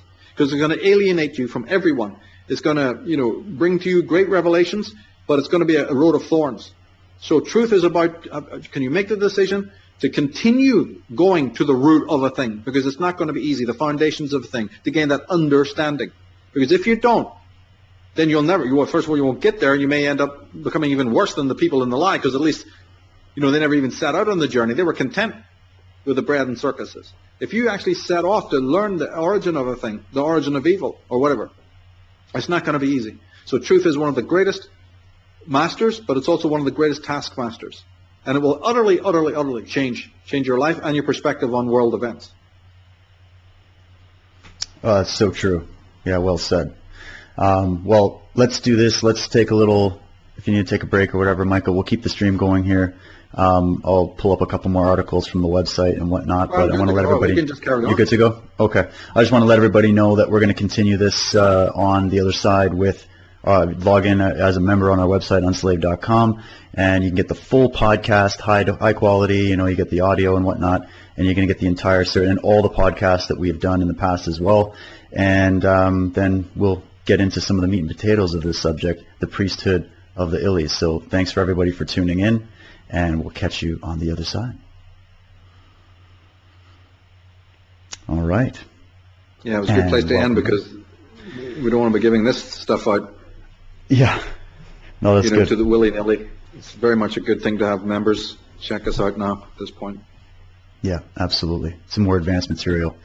And I love that when I asked you for some notes and maybe a couple images, I got a really nice professional slideshow, so it's made it easy, and we'll keep referencing that. So thanks for sending us that, Michael. I think it's going to be really helpful, this new format where we can do this. And just a note to our members, we're actually working towards being able to do this live. That's our goal, is to be able to live stream this so you can actually be here with us in the moment while we're doing this. We're just constantly trying to upgrade our technology and upgrade all of our resources and whatnot. So it's been actually, because of this project, we've been able to get to this point. So I want to just say thanks to everybody for all of your support and kind of bearing with us in the beginning stages as we've been taking this project out of the beta phase into, more of a full launch phase, ironing out all the wrinkles, getting the website perfect, getting the format perfect, because we want to deliver the best possible format so that this is easy for you to research with us and to interact with us. And so, and also check out our forum. We've got the forum up. A lot of people, I don't think were aware that it's there, but if you go in, the forum is there. We're constantly updating and adding more. And it's actually, Michael, it's your old forum that you had for many years. I don't know how long you'd had that forum up, but I personally used that forum for forever. as a resource, and I still couldn't get to the bottom of it. Like, you built that thing from scratch and have added so much depth to it, and I know you want to update things and add more, but could you just quickly let people know about the story of that forum? Like, it's just it's an epic project that you started a long time ago. Yeah, many years ago. There's actually 3 forums, I think it was at least 3 or 4, and all those blogs were taken down and removed mysteriously or spammed to death, you know, so it was enormous work to revamp the MSAR forum. Had to end up closing it because there was so many accusers and so much scuzzballs, you know, coming on there. In the end, I just said, look, I'll just post it because it was actually somebody suggested it. Somebody suggested that, look, the serious people just want to see the posts, and you know, so that happened. And now that we've moved it, I'm going to go in there and tidy it up. But I had actually tidied that up a bit before we'd moved it. So there's some very, very, very, very important stuff there. I'll tell you the real story of why I put the forum together is also the same reason I put a lot of my websites together, is as a personal filing cabinet for me. See, back in the 90s, my first website went up sort of, I think it was 99, 98, something like that. I was using it for myself. There were my writings, my essays, they were all unedited, you know, they were pretty messy. But I was just putting stuff there almost like I was dumping it into a filing cabinet, so I could empty my head of the millions of different subjects that were in there. I had no idea that anyone was going to go and actually look at it. When I start getting emails about the website, and hey, we like your website, or could you do this more, you know, say this more, this kind of thing was unusual to me. And it's only at that point that I realized, oh my God, there's people watching this, and there are hundreds and maybe even thousands, that then I had to shift gear, you see, and take it into another direction. But the forum is the same thing. That was used as a place for me to archive my material, use it like a journal, use it, you know, to post up interesting things, and then it became more earnest, you know, as time went by. So it's very much a choice material is on there, and I really think that members are going to benefit from it enormously. Well, I certainly have, so thanks. And we've got a really nice platform now, so we're just updating everything and really making it nice and slick. We've got to update some of the old YouTube links, and we're going to be adding more constantly. We're also going to be adding some more topics. We're going to have topics for each one of our podcast episodes, because we're getting lots of questions, great questions. I just want to say, Michael, that so far the members that we have are quality. They're asking quality questions. Majority of them are nothing but just awesome people, constantly sending thank yous and appreciative messages and encouragement, and you know, people are telling me they even leave it on in the background or they fall asleep to it, and it's just become almost like a therapeutic thing. And I love hearing that, because for me, that's what this information had done for me, because you're learning sometimes about things that are more attuned to spirituality and your own progress as a human being and consciousness and, you know, the path of the fool, and then other times we're learning about some pretty dark subject matter that can be somewhat disturbing for people. But the fact that we balance it out very, very well, it's not just slamming people over the head with all the shit going on in the world. It's about actually showing them how to gain perspective from that. And that way, what you do as a person is you take that information on a personal level and you say, okay, well, I got all this stuff happening in my life that might be, you know, adversarial, or obstacles that I have to get through, or some people are suffering from depression. They've written me in, you know, incredible stories. I've had military people with post-traumatic stress disorder writing me and saying this information is helping me deal with understanding a bigger perspective about what happened to me and what's going on, and just it's incredible. So this is a process that, you know, I took on when I first started researching this material, and it's been something that has been very therapeutic for me, and that's why I love it. And I love the fact that it's balanced. I love the fact that we're here talking as adults. It's a serious conversation, and we're getting in depth to subjects that are very fascinating but very rooted in the individual growth of every human being, so that it is relative to you. It does relate to you on a deep level, and I can tell the members are feeling that. So I want to thank everybody once again, and we're going to be adding more to this project to give you even that much more access to this information, because this information, like, it's an archive, it's a library, it's like a museum. We've often talked about that. It's like a museum of knowledge. When you walk into that museum, it's in its pristine form. And you know, you don't walk in with your muddy boots. You walk in, you show some respect to the knowledge, and when you show respect to the knowledge will uplift you. But when you come in with sort of this attitude of defensiveness and all of that, it's not us that gets affected by that. It's actually the the person that's observing it from that perspective that gets affected, because you're doing yourself a disservice. So I just wanted to kind of point that out for people. Good. So, let's move on to the slides here. Well, no, the point I was going to make in this part was just that it's only dark because there is a priesthood out there, an entity out there that is wanting to keep us in not just ignorance, but egregious ignorance. They see they can't, because they can't exist in the light. I mean, it's just as simple as that. And once we understand that, then we have a gusto. We've got high octane ambition to, fuck with them like they fuck with us, and to take away their raison d'etre, to make sure that we do then cut through the thickets. Because when we realize that they're on their balconies looking down at the marketplace and want to keep us in a state of profound ignorance, as well as economic want. Of course, that's part of it, isn't it? And they've been successful over the many generations after the Second World War of making sure that we're taxed to death, that all the benefits are taken away. There's a whole economic tie-in here. But even without that, you've got your mind control.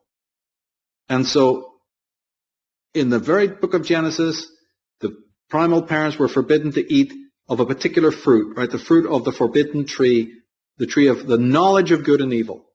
How obvious do people need it? The God of these priests, this gang, it's not your God.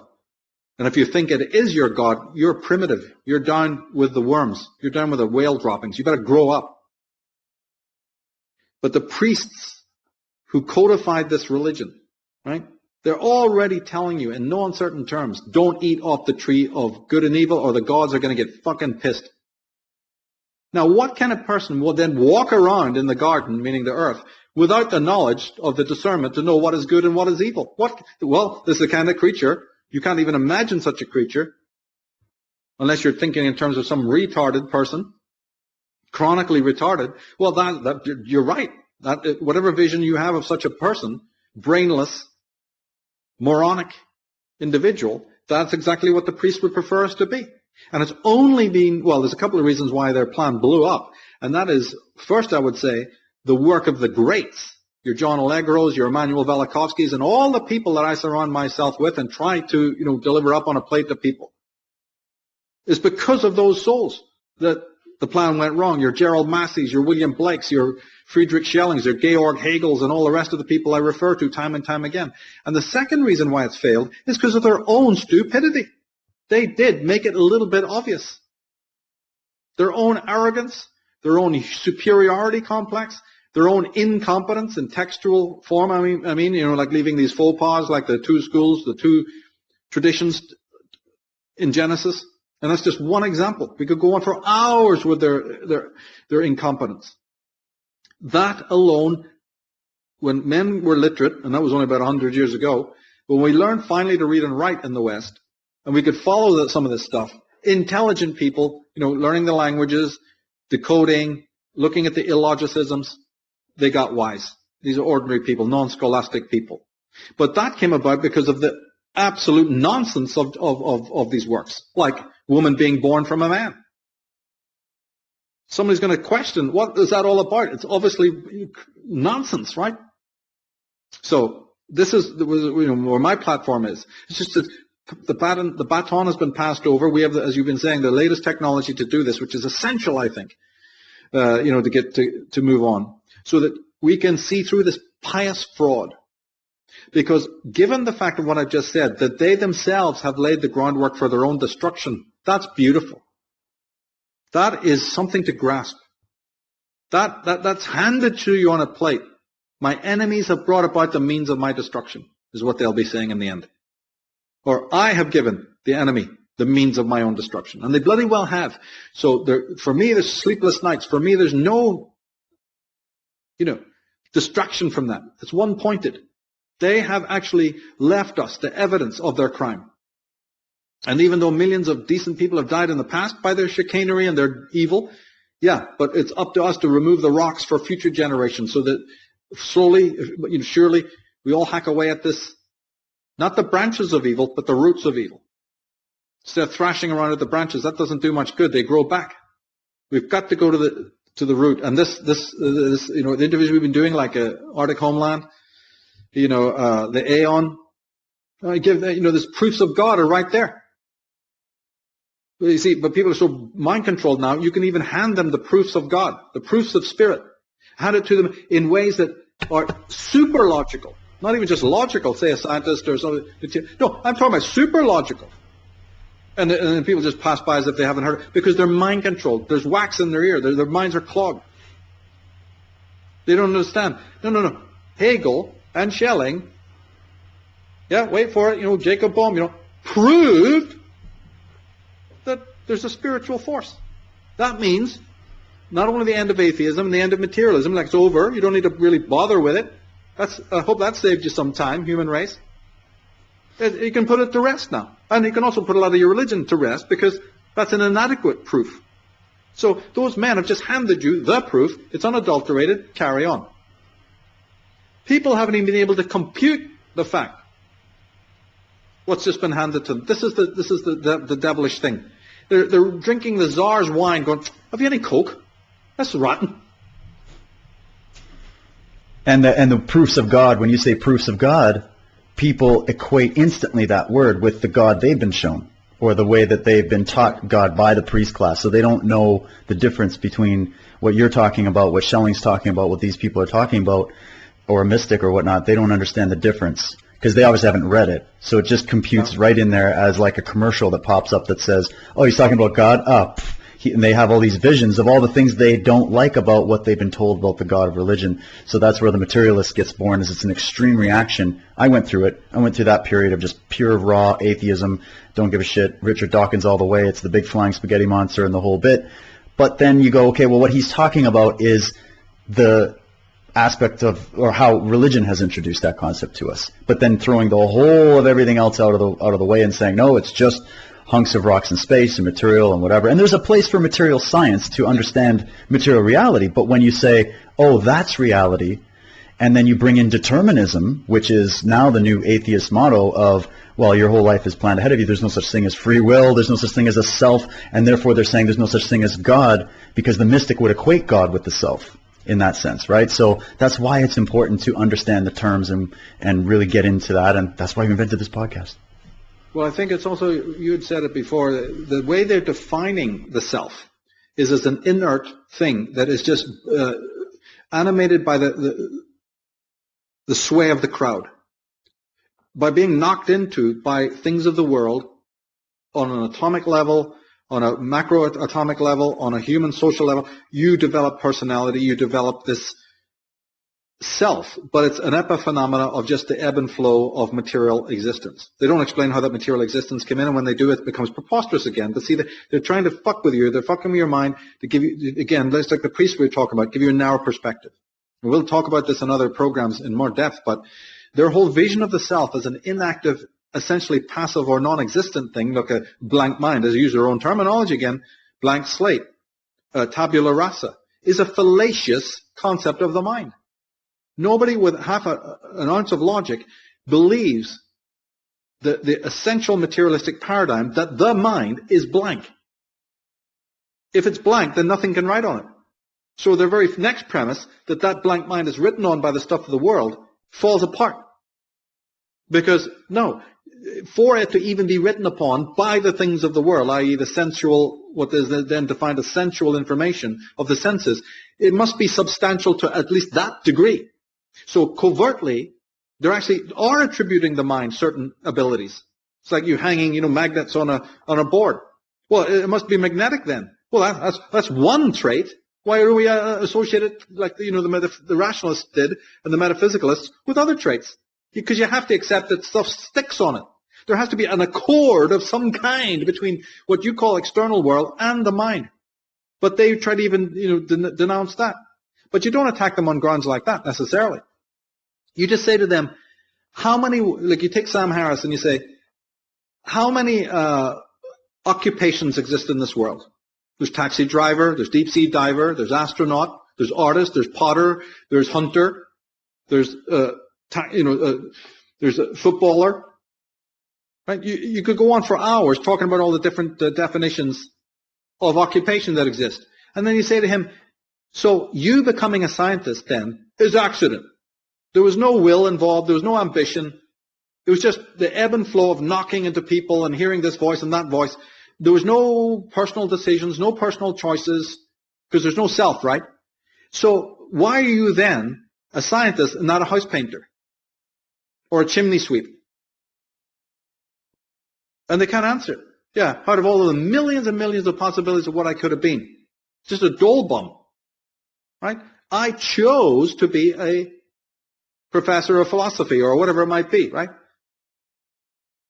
And I chose to work at MIT, and I chose this, and I chose this wife, and I chose this kind of life. So suddenly there's no self, right? Then I ask them, in order to form the philosophical question that tells you that there's no self, or to bring up such questions under the head of philosophy, you must have become a philosopher and asked these questions. How can you tell me that's an inactive and passive process? Well, they can't, because it's preposterous to say so. Well, then you have a self. Then the self is active, and the self is not passive. In other words, like we said in the Aeon podcast, inactive states cannot give rise to active states. But active states, spiritual states, willful states, active states, can, by their passivity, by their going into a non-kinetic mode, give us the illusion of passivity and quiet. So our concepts of nothingness is all you need to explore as a proof of spirit, slightly embellished by the Hegelian theory and the Jacob Bohm theory. We went into all of that. But if the person who's listening to the sound of that voice, or, people who've read Jacob Bohm, this has been out there, remember. If they want to still reprise every other decade the materialism again, there's nothing you can do about it, because it's not about reason, it's about belief. It's about opinion and belief. It's not, so no amount of reasoning with these Presbyterians or these Baptists or any of these other boogaloo people is going to make any sense. So then what one has to do is not bother with it. Put up a website by all means, or do something, but don't waste your breath. Let them come to you. Don't you go to them, because you're in amongst the toxic. You're in amongst the spiritually dead, and they want to be that way. So let them. They've got their Cthulhu. They've got their hideous monstrosities to believe in. They've got their rapacious Jehovahs. And over there at the Bohemian Grove, they got probably something more hideous even than that, these secret societies. So let them go at it then. And step away from engaging them on that level and develop a more mature understanding and a more mature work. Because this is essential. But these priests wanted to keep us in a state of perfect ignorance. They failed because of the legacy and the insight of the great men, of which there are very few. And they've also made mistakes themselves. Like we said, start with Genesis. Move on from that point. Read the Joseph Wheelises. Read the great Kersey Graves. Read the great Gerald Massey. There's only a handful of these people. That's all you need. Even a lot of things that are written today, they're good, but they're still in many ways indebted to those earlier people. So when you go to my astrotheology site or book or whatever, I'm mostly focusing on them. I know that there's a lot of people like Bart Ehrman and other thinkers today. I know there's other good writers. But I like to talk about these older guys, because a lot of the modern stuff is actually dipping into them, often without credit. So there you are. But, this priesthood, this gang has been going on, like I say, from about, you can give it different dates. When does Abraham come online? About second millennium BC, 2,000 years BC. Right, so when you have your Abrahams, your Jacobs, Isaac, who's renamed Israel, and Joseph, right? Joseph of the dream interpreter, the coat of many colors. This is all about second millennium BC. King David, he's 1,000 BC. His father is Solomon, who did what? He built the temple in Jerusalem. All right, look, that had to be after their exile from Egypt. They get to Egypt. They get out of Egypt, they get to Palestine, they get to what is going to be called the country of Israel. So see what it says? Suddenly it's a name, and now it's a country. So which is it? But anyway, they get there, he builds the famous Temple of Solomon. The very first king of the land of Israel isn't Solomon, it's Saul. Saul sounds very much to me like Saul, S-O-L. Wait a minute, there's your astrotheology tie-in. So our preview in the first hour right there, very important, because we're going to see how it matters now. S-A-U-L? What's that? They're laughing. They're killing themselves laughing. But the Saul, the son, is the first king of, because they're patterning themselves on the Sumerian sun kings. They're patterning themselves on the Egyptian sun kings, right? So the first king of Israel is called Saul. Deep satanic laughter can be heard. He's appointed by Samuel. We're going to get into this word L in a minute. Samuel. Where the fuck has this L come from? That word means God hears me, meaning I'm the priest that when I talk to God, he hears me. Doesn't he hear you? He hears me. So Samuel is saying, God hears me. I talk to him. He talks to me. He's appointing you, Saul, as the first king of Israel. They build a temple, but then it's destroyed in 589 BC by the Babylonians, by Nebuchadnezzar.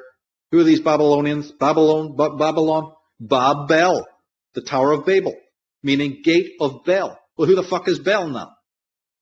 Well, Bel or Baal, the Lord God, he's the Canaanite Babylonian God, a very important God, Bel. Even the Irish had it. Probably came from there originally. But the thing is that the Jews don't want to tell you later on. The Israelites never reveal. He had a consort called Ishtar. Like we said, the gods, plural, Elohim, is plural. Well, where's this Ishtar then in the book, in the Bible? She's airbrushed out. She is there. But, that's a whole study in itself when you analyze Eve and Lilith. Right? But there's Asherah, Ishtar. But the Babylonians are the worshippers of Bel. It's important to know that because Bel turns up and, they borrowed from that god and made Yahweh out of him. Bel is one of the prototypes. But anyway, the temple is rebuilt again 30 years later after the Persians allow the Judites, people we call Jews, to leave. They're in captivity in Babylon for about 30 years. The Persians destroy the Babylonian Empire or take it over. Some people say it was bloodless. Doesn't really matter. The Jews are allowed, the Judites, this is not the Israelites, it's the two tribes of Judah, are allowed to go back to Judah.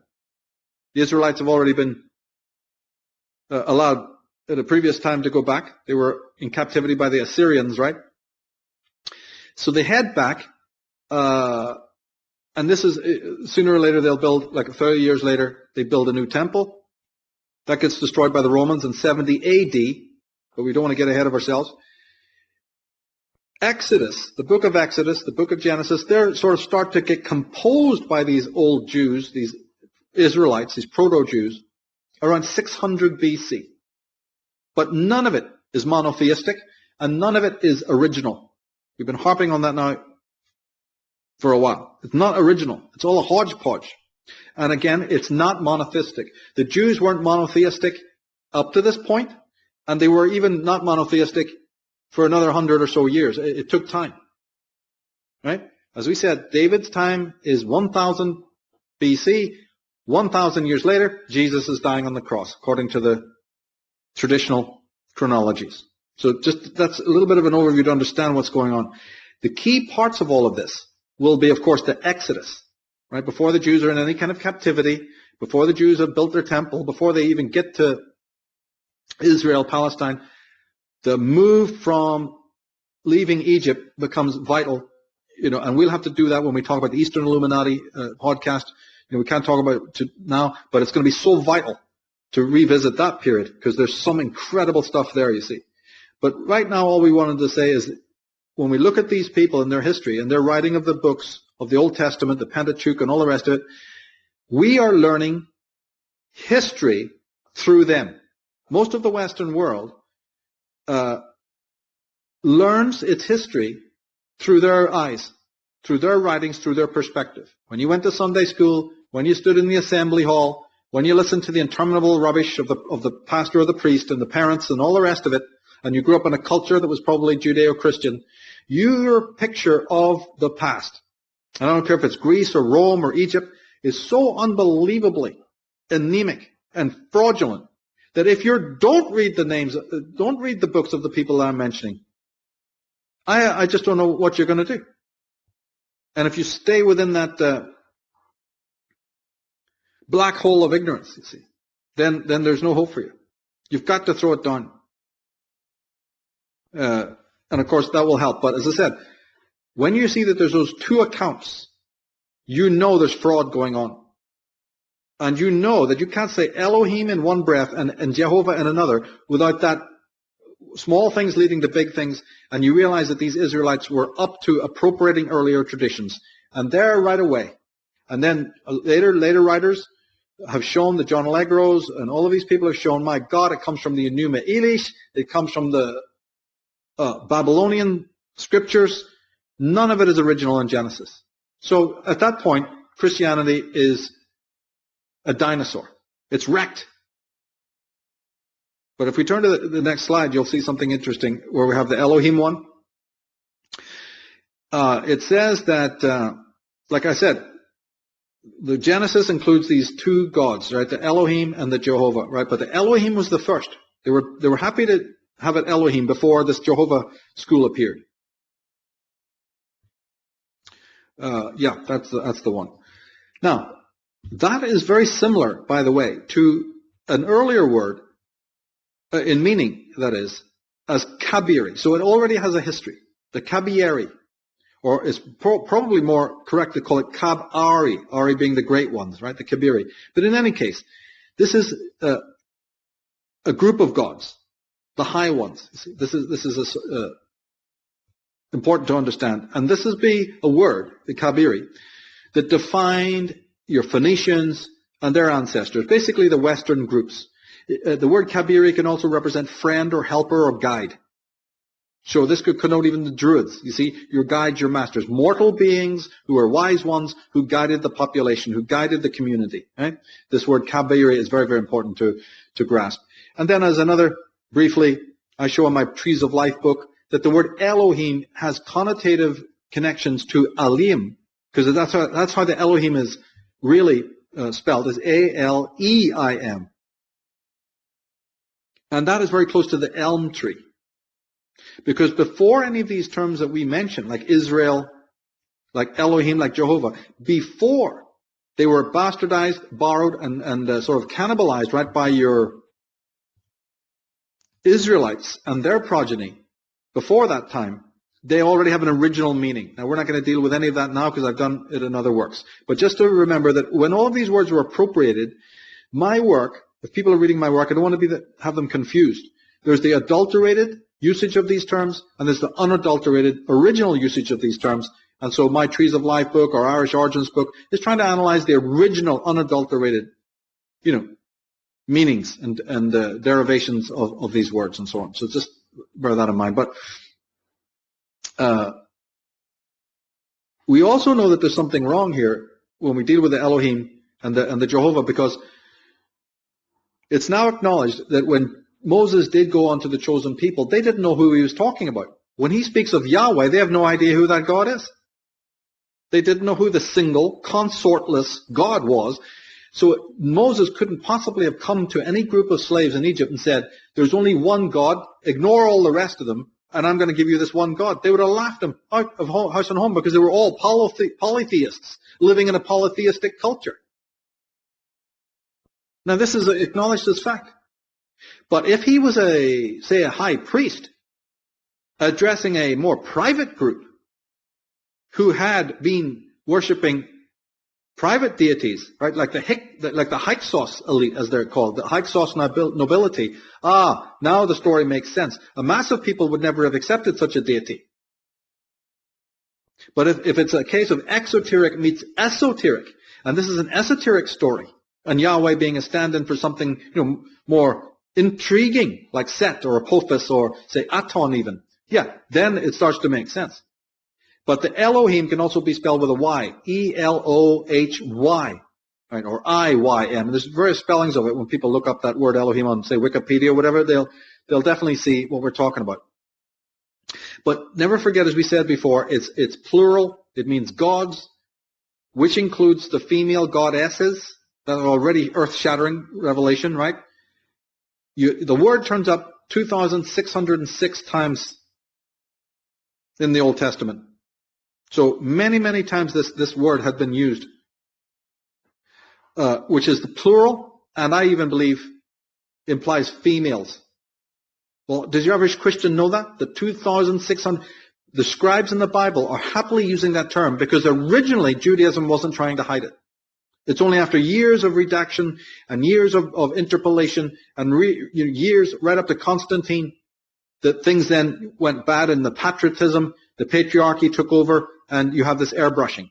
But even in the earliest days, the word Elohim was chosen because it represented gods, plural, if that's not earth-shattering enough, but even female goddesses as well. We'll get to that. We'll get to that part of it a little bit later. But now that word Elohim, you see, is believed to originate with the Phoenician Canaanites. And we know this is true because Abraham comes from Chaldea. He comes out of Sumeria. He gets to the Holy Land.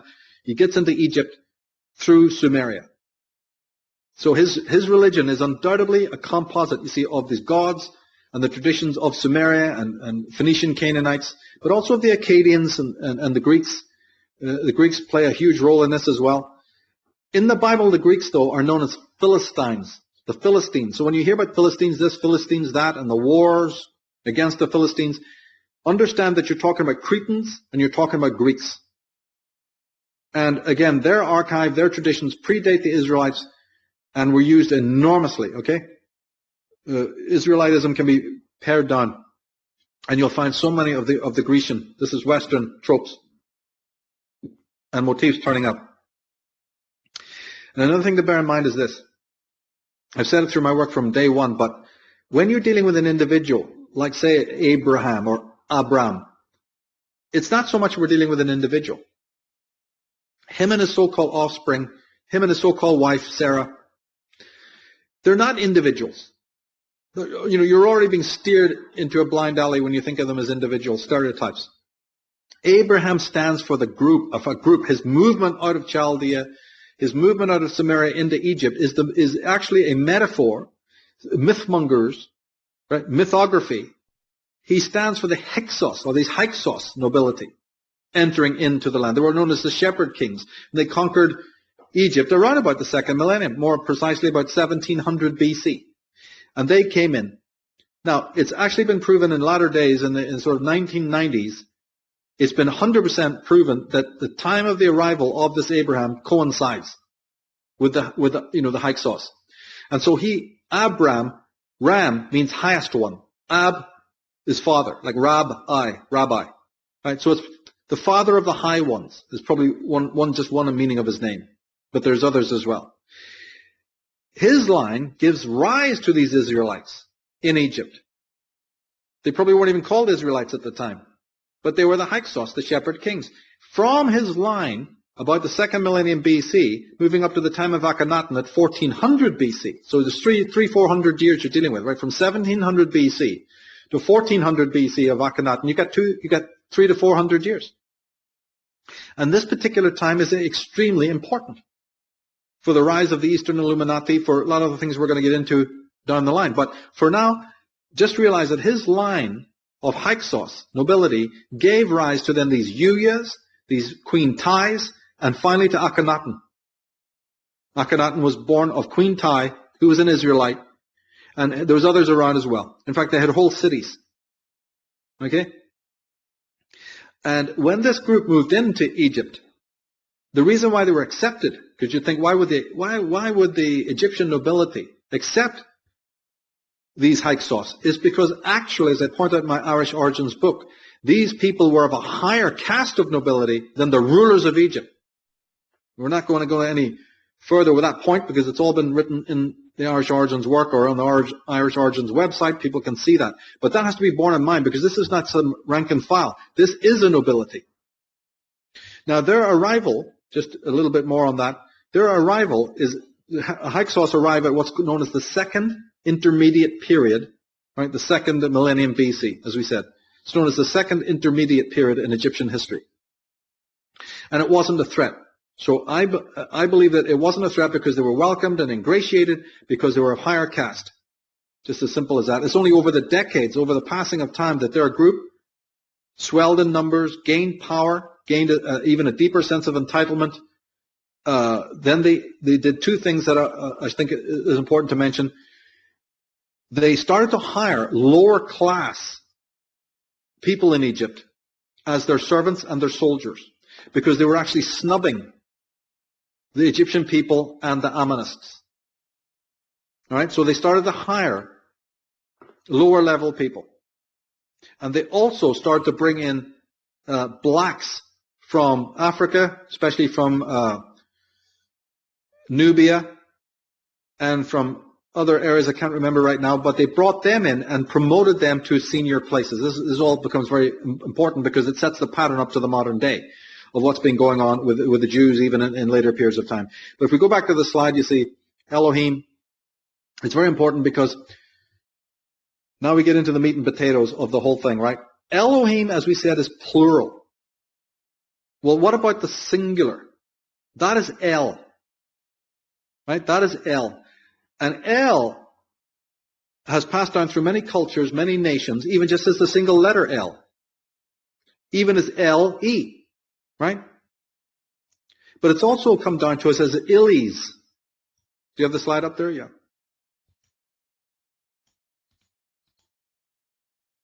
You have the slide?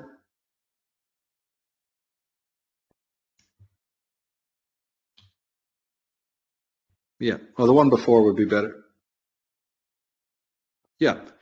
So, oh yeah, I didn't have it on that slide. But basically, it can be L-E. It can be the single letter L. But it can also be Ilis. So the priesthood of the El, the priest of the Ilis. So the singular is El. Now that is opens a whole ball of wax because the Israelites knew who this El was. It's the old Sumerian Phoenician Canaanite El Elyon. Right? El Elyon. You can look it up on Wikipedia. See if there's an entry there for Elyon. E-L-Y-O-N. El Elyon. And in later texts of the Hebrews, in earlier texts, he was also known as El Shaddai. So by the time that the Hebrews had picked this up, this god, El Elyon, that's too Sumerian for them. So they kind of transform him into El Shaddai, God of the mountains. Again, proving that there's a lot of renovation going on. And these gods matter because, as we say, Yahweh or Jehovah is a rescripting of these earlier gods that we're now talking about. And Exodus 6:3 confirms this, that the Jews did not recognize Yahweh as their God.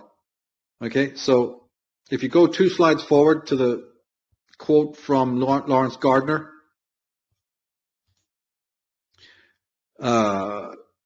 it's one back. No, back again. Oh, back more. Yeah, that other slide was later down the end. We're just going back here. Yeah, there's a Lawrence Gardner slide. There we go.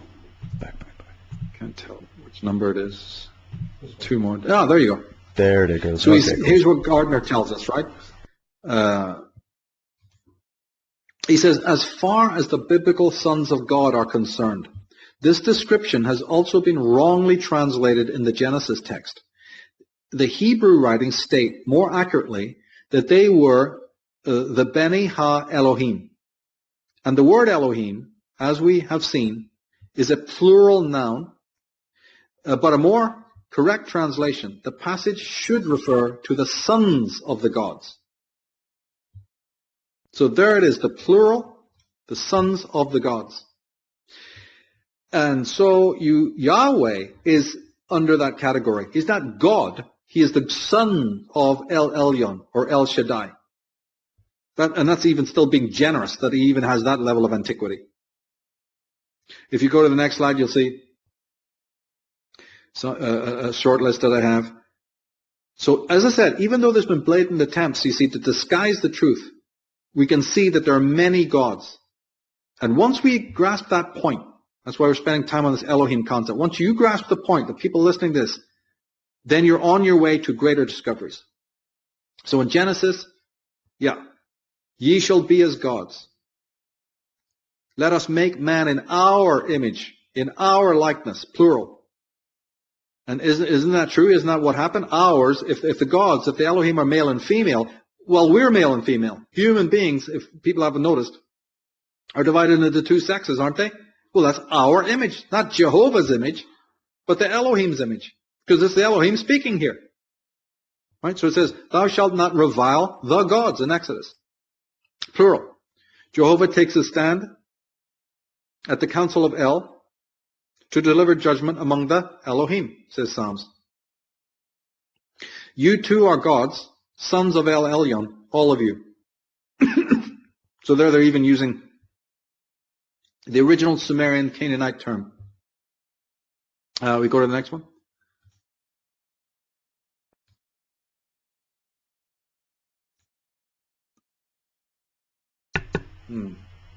This is a He quote says, from I am Isaiah. the first. Yeah, where is it? Oh, yeah. I am the first, and I am the last. Apart from me, there is no God. Well, that means there are gods. See, their own stupidity. The reference to other gods means there must be other gods by default. In the original King James translation, there's a sentence that says, God standeth in the congregation of the Almighty, of the mighty. He judgeth among the gods. You see, their own incompetence, as I said, puts us onto what went wrong. Ye shall not surely die. In the day that you eat thereof, talking about the tree of life, or the tree of the knowledge of good and evil, if you eat off of it, then your eyes shall be open, and ye shall be as gods, plural, knowing good from evil. That's a bad thing, remember. This God doesn't want us to know the difference between good and evil. Brilliant. Then it says in another passage, behold, the man has become one of us. This is a classic famous line, right? Behold, the man has become one of us to know good and evil. That is one God talking to the others. Or Jehovah addressing the Elohim. Or one of the Elohim talking to another one of the Elohim. If you go to the next slide, you'll see another one by Lawrence Gardner. The Hebrew allegiance to Jehovah was not made in the time of Abraham, nor even in the time of Moses. It occurred much later. Right, so their allegiance to Jehovah is a late manifestation. It came about in the time of Samuel, right? So we're already talking about the formation of Israel post the exile. When the children of Israel did put away Bel or Baal and Ishtar and Ashtoreth and served the Lord only. There's the Bible. So they're already telling you what we've been talking about, that they were not monotheistic right up until quite a late date. And even then, people complained that when they built the Temple of Solomon, there was too many pagan symbols on it. You know, this kind of thing. So people should scroll back, look at those quotes again, and then you're armored up. You have the evidence. So when you're dealing with one of these back crazy people, you will have the evidence to point out to them through their own documents, not from any side issue coming out from left field. You're dealing with their own corpus here. That's extremely important when you take on these people. When I talk about marshalling the facts and so on, so on, so on. Now, some Christians will hit you back by saying, oh, when they talk about the plural, they're not talking about God's plural, mate. They're talking about God and His holy word. But you can clearly see that that's utterly fraudulent. It's not God and His creative word. Just read it. If He was saying my word is the plural, then if the word was a separate entity, which how could it possibly even be a separate entity? Now we're in the realm of madness. So as you know, that's just one example of the rebuttals. Well, hold your ground and tell them, no, it's not. It's clearly God's are being spoken. God isn't speaking to His word. And if He was, then His word is as good as Himself, so He's talking to another God? If His word is substantialized? How can a word be a full-fledged God? It's preposterous, you see? It's preposterous. Now, here's a weird twist on this. This Elohim is probably identical to the Nephilim. Some texts even speak of the watchers being of lower rank to this Elohim or the Nephilim, right? So some even talk about a hierarchy. You have the Elohim, you have the Nephilim, right? Then you have the watchers even below them and all of that. And sometimes in their fate, sometimes in their destiny, they were rivals for power. There's a whole thing about that the gods were fighting amongst themselves, as we said earlier. Numerous legends, you see, that account for 2 or more Adamic descendants. Because if there's 2 or 3 levels of this, then each of these levels, right, the Nephilim could give birth to their perfect servant, the Elohim could give birth to their perfect servant, or even, a lower grade watcher groups could give birth to their perfect servant. So you could have 2 or more. I toyed with that idea in the Atlantis book, you see. Now, this is actually borne out by several ancient legends. Don't we have Cro-Magnon versus the Neanderthal, or Homo erectus and Cro-Magnon? You see, so this these two groups, these two hominid groups, that people like Michael Cremo are showing you the lies that have been told to us about that. We can't even get into that. But at least these two groups of people did exist between 30,000 and 100,000 years ago, considered our ancestors, take your pick, so to speak, but there are two of the groups. Well, what happens if one, the more human-like, our ancestors, Cro-Magnon, was the creation of the Nephilim, and the other ones, right, like say the Neanderthals or Homo erectus, that we may or may not be related to, given whichever expert you're talking to, was a whole other separate branch. So this ties in again to the very origins of the human being. These are the things that we're looking at.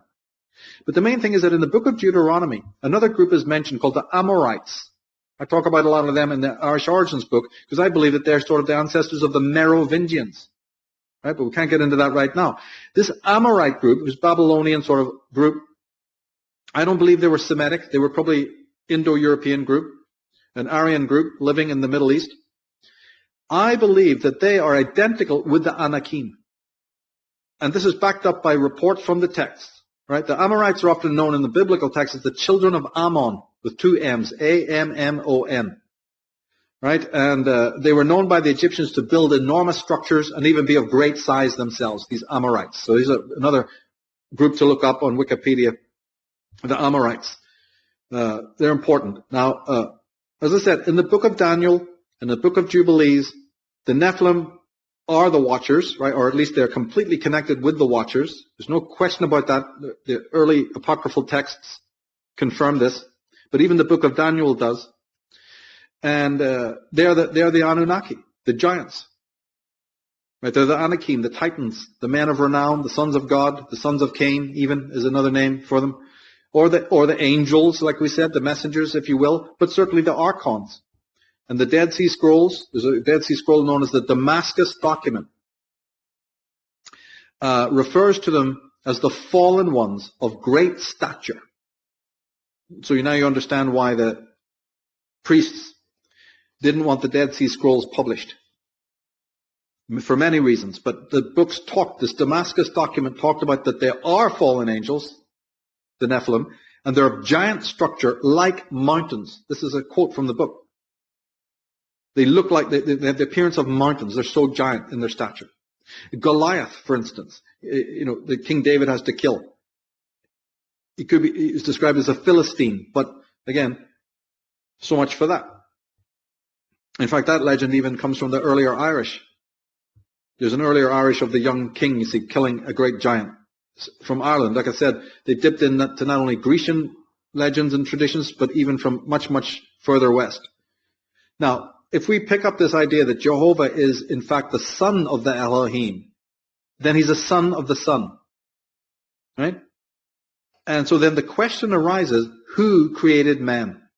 Which one was Moses meeting on Sinai? Was he meeting the Elohim? Or was he meeting the singular, Jehovah? These are the questions that the Christian is then forced to ask, or even the Jew. Now, we mentioned El Elyon, right? El Elyon, as we said, went into the dates because it's important, right? If Abraham comes around about 1700, but all the other races I talked about predate that, and the Sumerian certainly predates it, we have to understand that even El Elyon has an ancestor, and that ancestor is the Sumerian Enlil. Right? So that can be looked up as well. Enlil, the great god, one of the proto-titans of the Sumerians. This is another character. And he is known as the Great Mountain Lord. So Nephilim symbolism. Remember I said the symbolism is very, very important. Enlil's title was the Great Mountain Lord. Well, who does Moses meet? He meets God on the mountain. So he's meeting Enlil, the Nephilim, in their mountain haunt. Or he's a priest of of that God. He's a priest of the Nephilim. He's a priest of the Archon. And this doesn't change a jot. When you think of the real Moses was Akhenaten, who has his Aton. So the symbolism remains consistent. Remember, if you have that slide, a few slides back, where it's just pictures of the Aton?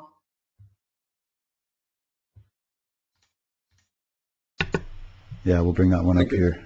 Next one. It might even be the next one. No, it's not that one. No, it's Enuma Elish. No, you're Backwards, going go the wrong way. backwards. Go back. Go back, yeah. There we go. There you go. This one? This is Worship. There you go. a slide that shows you the concept of Aton being a private god. Right? The sun god.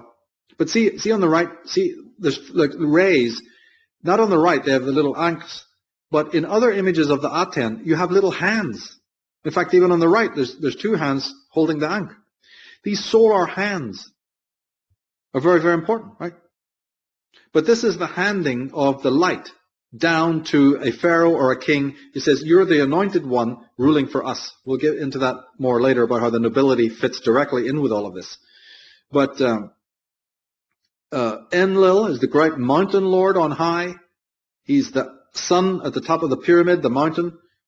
Right? This is the Anunnaki who then come down and crown the nobility, the kings of the world. We have, in fact, that very statement from a Sumerian text that's over 3,000 years BC. So about 5,000 years from where we are now. And they speak of the Anunnaki, creating the creation and giving the nobility crowns to wear. They even mention tiaras to wear, crowns to wear to their chosen ones, you see. They're also known as the sons of Cain. Right? But again, the Bible chicanery. Cain turns up in the Bible as the brother of Abel. So here we have Enki, maybe, and Enlil being reprised again, you see. Or again, it could be the Elohim and the Jehovah, all of this. But the chicanery continues because in the actual Bible, Cain does not slay his brother Abel. That famous story, right? That's a mistranslation. The word kill or slay is actually probably a deliberate mistranslation of the word meaning elevated. Right? So the very Bible, when correctly translated, says that Cain was elevated over the level of Abel. Meaning that there are two creations. There's the Cain who's superior. He's created by the Enlil. He's created by the gods. And Abel is a more humble man of the earth, whose sacrifices to God are not as good, or whatever, the way the Bible phrased it. But in any case, he's the lower one. So it's nothing about one brother killing another at all. And then the word Cain is extremely interesting. It puts us onto the truth again because it's really the symbol of the serpent. It's the name of the serpent, Khan. Right? Like Cohen. Serpent priests, Cohens, Khans, Canaanite, Dragon Court. So there's just all stuff that's being tied in here, right? But then for me, you see, we hinted at it before, but for me, one of the central issues of this whole thing here, and this is one that is missed by everybody, missed by Lawrence Gardner, missed by all the other authors you'll read, and that is the female tie-in here. In Genesis 6, when it's referring to the sons of men coming onto the women of the earth, right? Coming onto the women and conceiving by them. And we know that other translations, other books tell us that the conception was indeed possible. Well, what do we know of them? What do we know of them? They weren't men. The women are involved. So this raises lots of questions that have remained unanswered by every single person. Holy blood, holy grail, you name it. It's just fallen by the wayside. So in the female Illuminati, we went into all of that. Because if we're dealing with supernatural beings, then how do you conceive through a woman? But if you're dealing with extraterrestrials, it suddenly becomes possible. That's why the Book of Enoch was not included. Because any books that said that there were off-world beings able to conceive with women, they didn't want to know about that. And so it's just been, forgotten about, dissociated.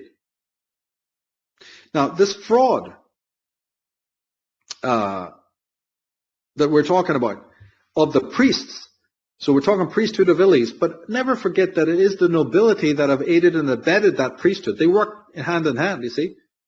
The nobility also serves this process of oppression.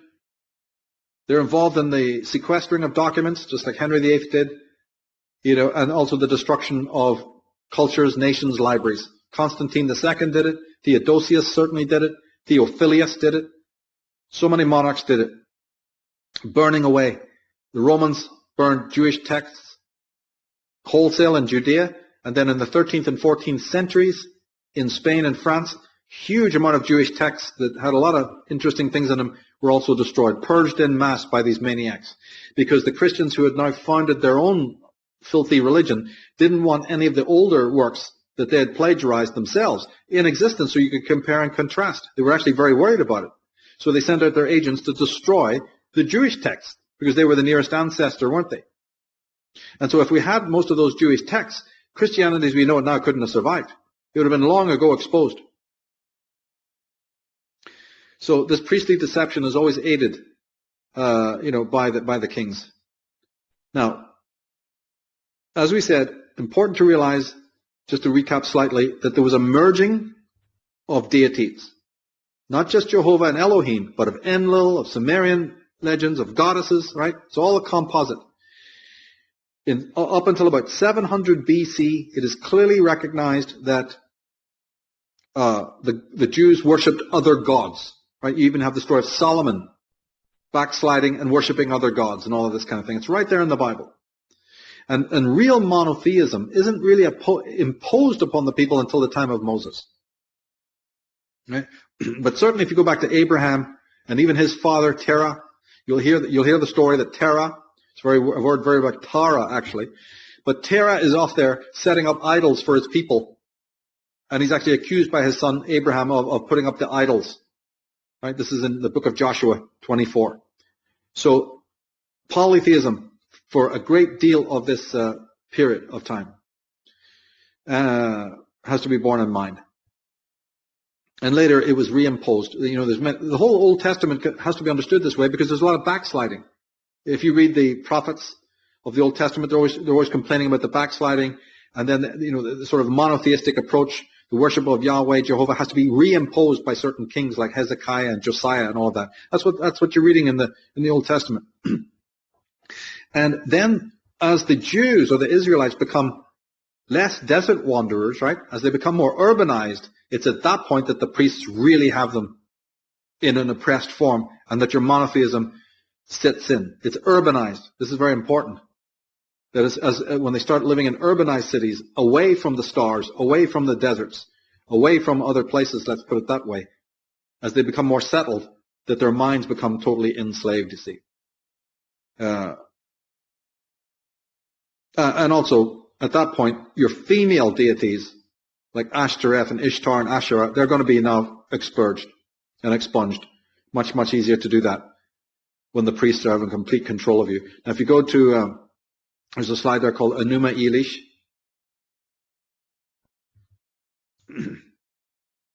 It just shows 4 tablets. Yeah, there you go.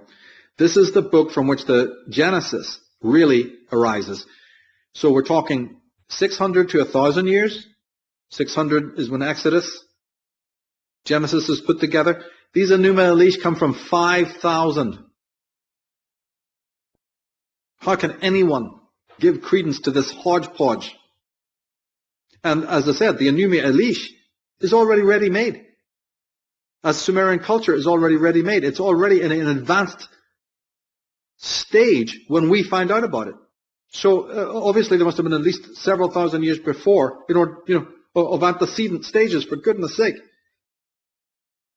It's almost a misery that we even have to repeat this. But as I said, the errors of centuries is repeated. Very little of the wisdom. Now, funny when it comes to the Sumerians, one thing that should be mentioned is that they didn't call themselves Sumerians. This is another sleight of hand. Sumerian really is a word that might only be used to, for their language. As to their real name, it's guesswork, actually. And as to their race, they were not Semitic. Right? So the original Sumerian scholars have to begrudgingly admit these are not the ancestors of your Semites and your Israelites in that sense, racially. Because they're and if they are, then it makes the Israelites non-Semitic in their origin. So take your pick. See, you have another area of severe conflict there. If they're the ancestors of the Israelites, then the Israelites are non-Semitic. If they're not the origin of the Semites, then how did the Semites and the Israelites get all of this stuff that we're talking about in their scriptures from the Sumerians? It just doesn't make sense. But maybe a better word for them was Shumer, or Shemite, or Ashemite, or just simple Shem, the children of Shem. That's what the Sumerians were probably called. But it might have been Ashemite, because As, A-S, means gods. It has other meanings as well. But sons of God is what their own language, sons of the high ones, in other words. Now, the Nephilim were called children of Shem. So there's your tie-in. There's your Anunnaki Nephilim tie-in. The children of Shem, the children of the Sumerians, who themselves came from the heavens, the high place. Right? And so on. And a third meaning of the word Shem is flying saucer or flying object. It's just incredible. There's Which many people have argued Shem. I was just going to say, many people have brought out different references in the various literatures from many cultures that are descriptive of craft. I mean, just go read the epics of India, and read all of that where they talk about literal flying crafts and all these types of things. And then when you compare that with what other cultures talk about, even in the Native American traditions, etc., they discuss these kinds of things as well. They do. Vamana, right? And the other word is Shem. It comes out of Sumerian scripts. And it actually describes flying objects. I mean, I can't make it any plainer than that. Another meaning of the word Shem is fiery high place. And that could mean a mountain, but it can also mean a tower. And we know the towers, like the Tower of Babel and the famous ziggurats, the great towers of Bel and Ishtar, towers come into it. Now, if you look at my tower card program in the Tarot series, Path of the Fool, you'll notice that the tower card not only has a fiery aspect, it's like, lightning and all, but it has this eye above it. So the fiery high place is a Shem. And if you could take the metaphor of a tower, a fiery tower that seems to have lightning or fire coming from it, couldn't that be either a tall beacon or even a transmitter for flying craft? See, it sounds far-fetched, but hey, one thing leads to another. If you're going to build a tower to the god, but it's known as a fiery tower, could that not be emitting some sort of radiation or communication waves or whatever? They always talk about God. You know how many times God in the Old Testament is talked? They say that God spoke and it sounded like a great trumpet. The sound of thunder came and his voice echoed as he was giving orders to the chosen people in the wilderness, all this crap. And then the mighty destruction of Jericho with strange weapons. Well, read Commons Beaumont. He tells you that these Nephilim and these Anunnaki, just like Zachariah Sitchin would borrow that idea later on, but Commons Beaumont had already written about it years before, that mining was what the Sumerians were all about. And if you read the Sumerian scripts, that's what the Sumerian gods were all about. It's right there, the mining of ores, the mining of minerals, which leads to what? The creation of heavy weapons. As the myths tell you. You said earlier about the folks in the legends of the world preserve what science and all of it refuses to look at. So when I've said this before in my own work, when you throw down a lot of the bogus scientism and the science, when you throw down the religion, are you left in a void? No, you're not. Because the folk legends, the oral tales, the myths and legends of the world is where you need to go. But you need to go with the keys of decipherment. Otherwise, it's not going to work. Now, I believe, just as a little extra point here, that the Sumerian, because then people are saying, well, where did they come from? What's their origin? If their culture was fully formed and their language was non-Semitic, it became Semitic later on, and that's very important too, because it shows you that there's the leaders, the high ones, but when they need to talk to their underlings, their language changes. So what is known as the Semitic language was the language as understood by the servants of the servants of the Sumerians. These would be Akkadians and Babylonians and all of that, and then later Israelites. So the language changes. But the original Sumerian language was Indo-European. Actually, they try to tell you that it's not from any origin, but that's false. If you know where to go, you'll find out that's false, and we'll talk about that in a minute. But a group that is definitely, I wrote about on the Irish Origins website, that could be the originators of the Sumerians is a group called the Kurgans. If you look that up, Kurgans on Wikipedia. Kurgan. People need to look into that.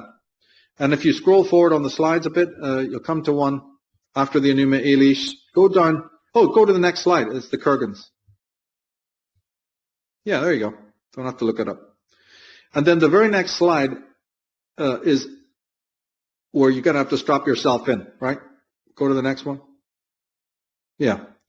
When you know to go to the right sources. Remember you and I, David, have talked many times about once you lay to rest all the fakes and the frauds, It's okay.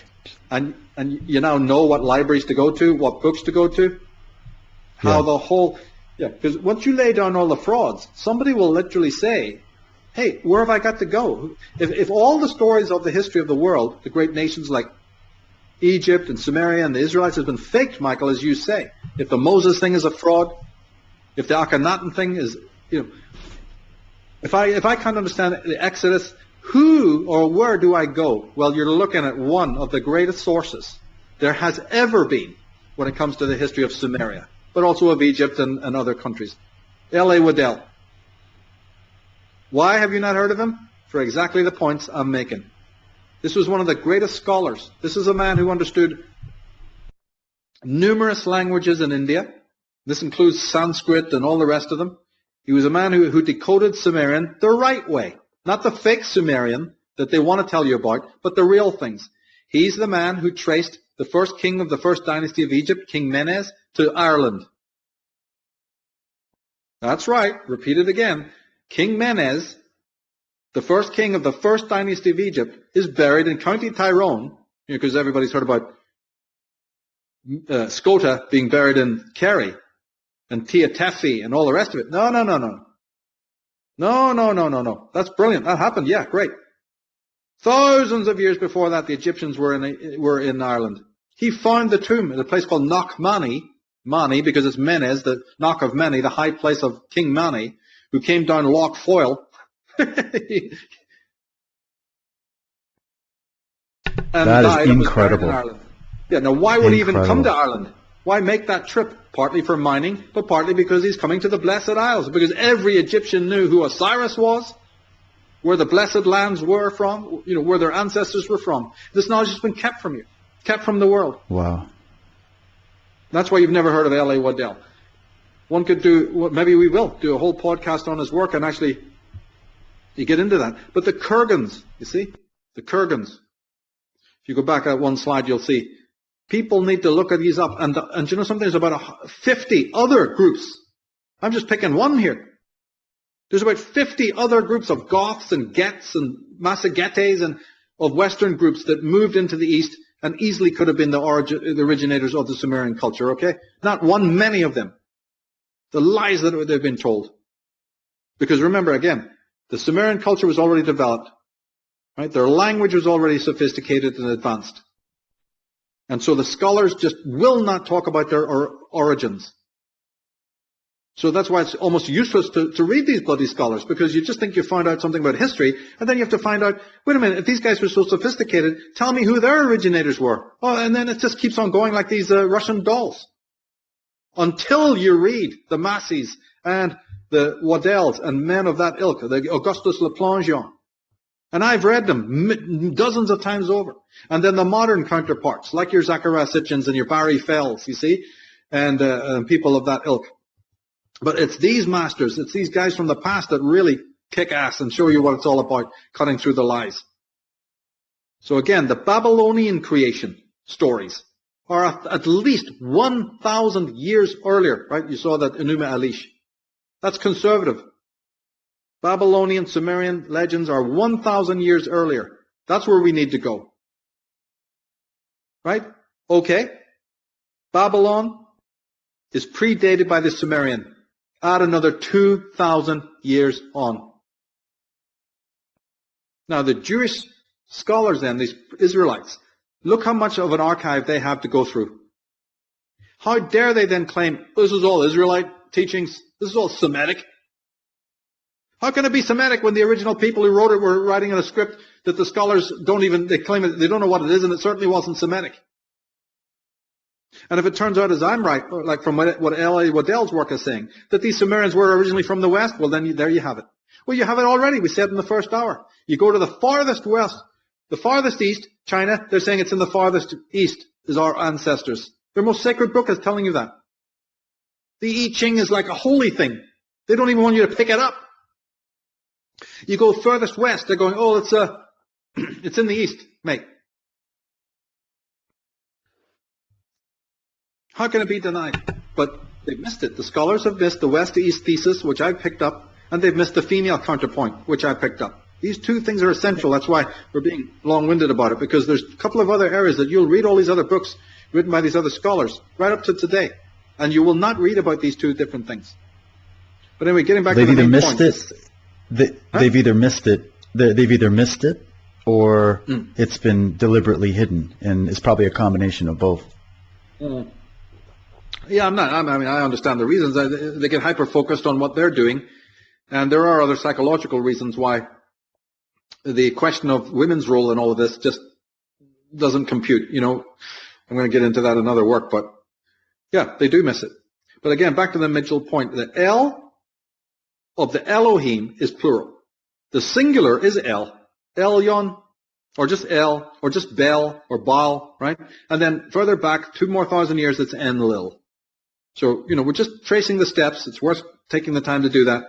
Moving through the Babylonians, moving through the Phoenician Canaanites, up to the Sumerians. Who are they? Read El Awidel. They'd be happy to tell you all about it. The man studied it through to the end. And unless you study these people, you're in the den of thieves. Now, El, as we said earlier, Enlil can be iterated as Ilu.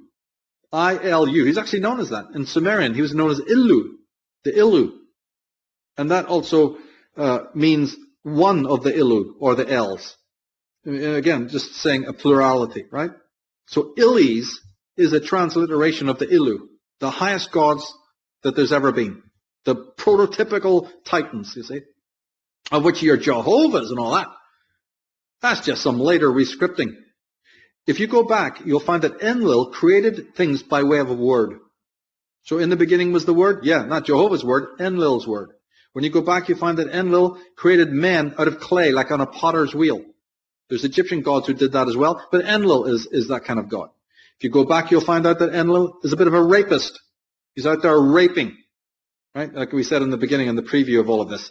What characters? How can a supernatural god rape anyone? Now, in the early Bibles, this El Elyon was referred to as El Shaddai. That's a very interesting word because I get into it in another work on my Douglas Reed website and all. Shaddai is a pure, a cover for Set, who's also known as Sad or Shad, right? Or Satan, basically. Shaddai has other interesting meanings. As El Shaddai, he's known as the Thunderer. And his name meant, guess what? Lord of the Mountain. So in any context that they rescript the god, the symbolism tends to stay the same. If he's El Elyon, if he's El Shaddai, he's the god of the mountain. When Jesus meets Satan being tempted, they're on a high place. They're on a mountain. The realm of the Satan is on a mountain looking down at the world. Right? Enlil, as I said, was known as the Great Mountain. Their descendants, the Ilu or the Ilis, live on the high mountains. So mountains have always been associated with the haunts of the gods. From day one, the mountains appear. Now this is important when you look at the corporate logos, when you look at the dollar bill, when you consider places like Camp David, Shooter's Hill, the fact that if you've gone into Europe, how many castles, how many chateaus are on the hill? Count Dracula, where do you think he lives? Not in the valley, always on the hill. Capitol Hill. Capitol Hill, there you go. And the sort of podium that the Queen is coronated on, all of that stuff. It all has a meaning. And this El Shaddai is also known as the archer. So the bow and arrow turns up in a lot of, you see it in the tarot cards, you see it, as a motif. And even the throwing of a javelin, like Saul throws his javelin. Yeah, well, these previous gods were the throwers of the javelins and the throwers of the thunderbolts and the arrow shooters and all of this. Now, in Ezekiel 28, chapter 28, verse 14, we find a reference to the holy mountain of Elohim. Book of Ezekiel. So we need to watch out for this reference to the high places, both in texts. Look how many times it turns up in the tarot cards. Look how many times it turns up in legends. Even in the Adam, in some legends, Christian legends, Adam turns up on a thing called Adam's Peak in Ceylon, where he's first born, There's the Ark of the Covenant on Mount Ararat. We got Mount Horeb, Mount Carmel, Mount Sinai. We've got the Pamir Mountains in Pakistan, all connected with creation myths. You've got your ziggurats, you've got your pyramids, you've got your Celtic mounds and cromlechs, right? And all the rest of it. You've got, in Nordic myth, the central mound. You've got your omphalos. You've got your lingam stone. You've got the Pope's tiara, that they wear. And again, as we point out in Female Illuminati, these are not masculine symbols. The mountain itself is often confused, amateuristically, with the gods, Mount Olympus and so on. Actually, the mountain as a standing image itself is a female symbol. And of course then, in Sumerian myth, we've got the female Elohim, Ninmah, also known as Ninhursag, right? She's called the Exalted One, the Lady of the Mountain. Ninhursag. Lady of the Mountain. Well, as we said, the queen is coronated on a small raised dais to represent that very mountain. She's being crowned, she's nobility. Who's she being crowned by? The archons. The mountain raises her up so that it's coming down from above.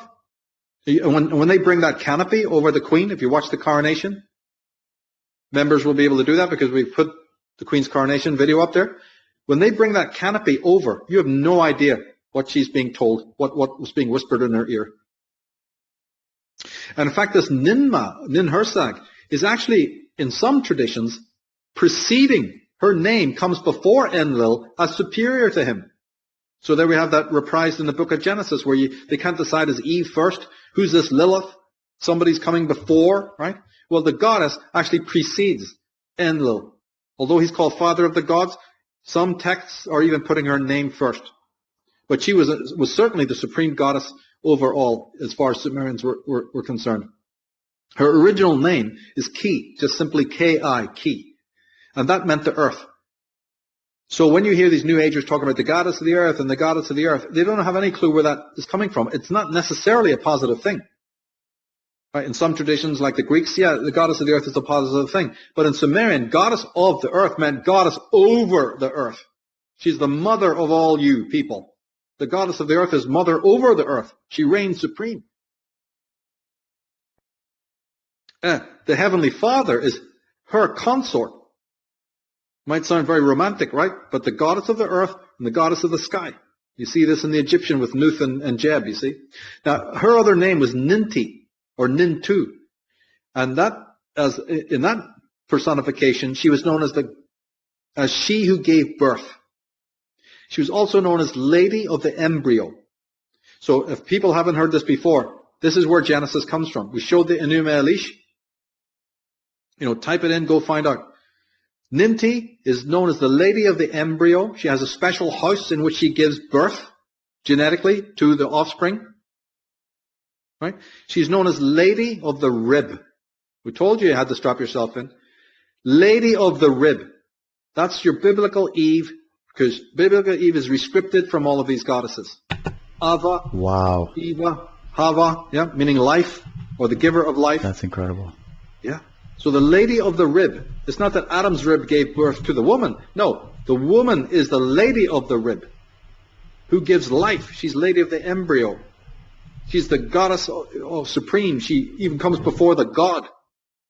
But they, stepped it down. They toned it down. And she has a sister, so that's why you have Eve and Lilith. Now, remember the creation myth? I think go forward, there's a couple of slides. We have it. I will create a primitive. It's the first line of a Sumerian legend. Yeah. I will create a primitive. Man shall be his name. I shall create a primitive worker. He will be charged with service to the gods, that they might have their ease. That's from the original text. Go to the next one. They reprised this, as we say, in the Bible. Here's Genesis 2nd verse. The Lord God took the man and put him in the garden to work it and take care of it. Hence my Atlantis book, because I'm thinking, well, this lowly creature, the Sumerian originals are telling you he's a bloody serpent. Doesn't that explain our world? Wake up, folks. Look at human history. And if this is the gods doing it, then they can't represent any spiritual force in the way that good people imagine the spiritual force. Now, see, did you know that the original word worship actually comes from a word, avod, meaning work? So let's read this again. The Lord God took the man and put him in the garden to work it. The original word for worship is identical with the word for work. So your worship of these gods is your toil for them.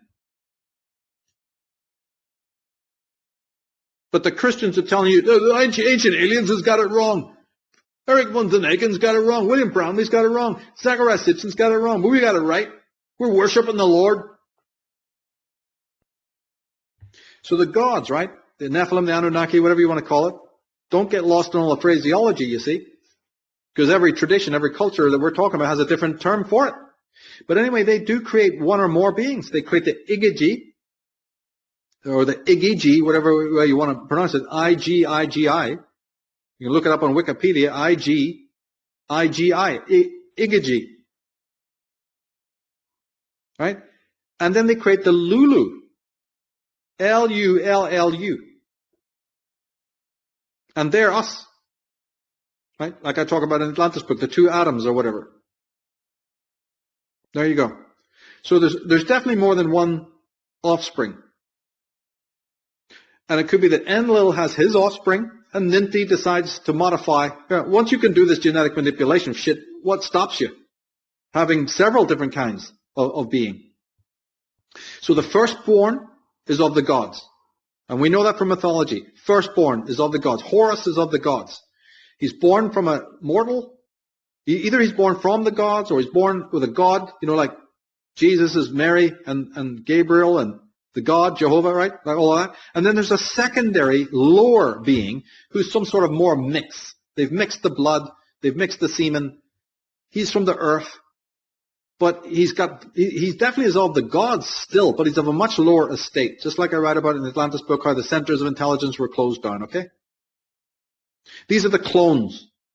Did you know that Ninti had her own cloning house?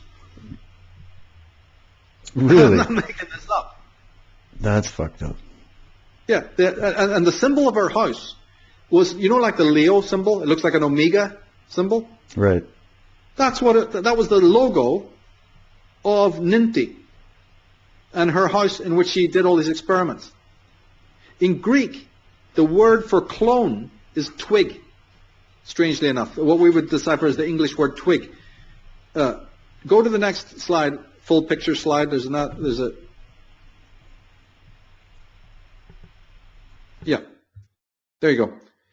You'll see artwork like this, with Mary Magdalene or Mary the Mother of God, or Eve, a certain Eve-like figure, holding this branch. The word Semiramis, right, the old Babylonian Sumerian goddess, supreme goddess, is called branch bearer. We talked about her lengthy in the female Illuminati.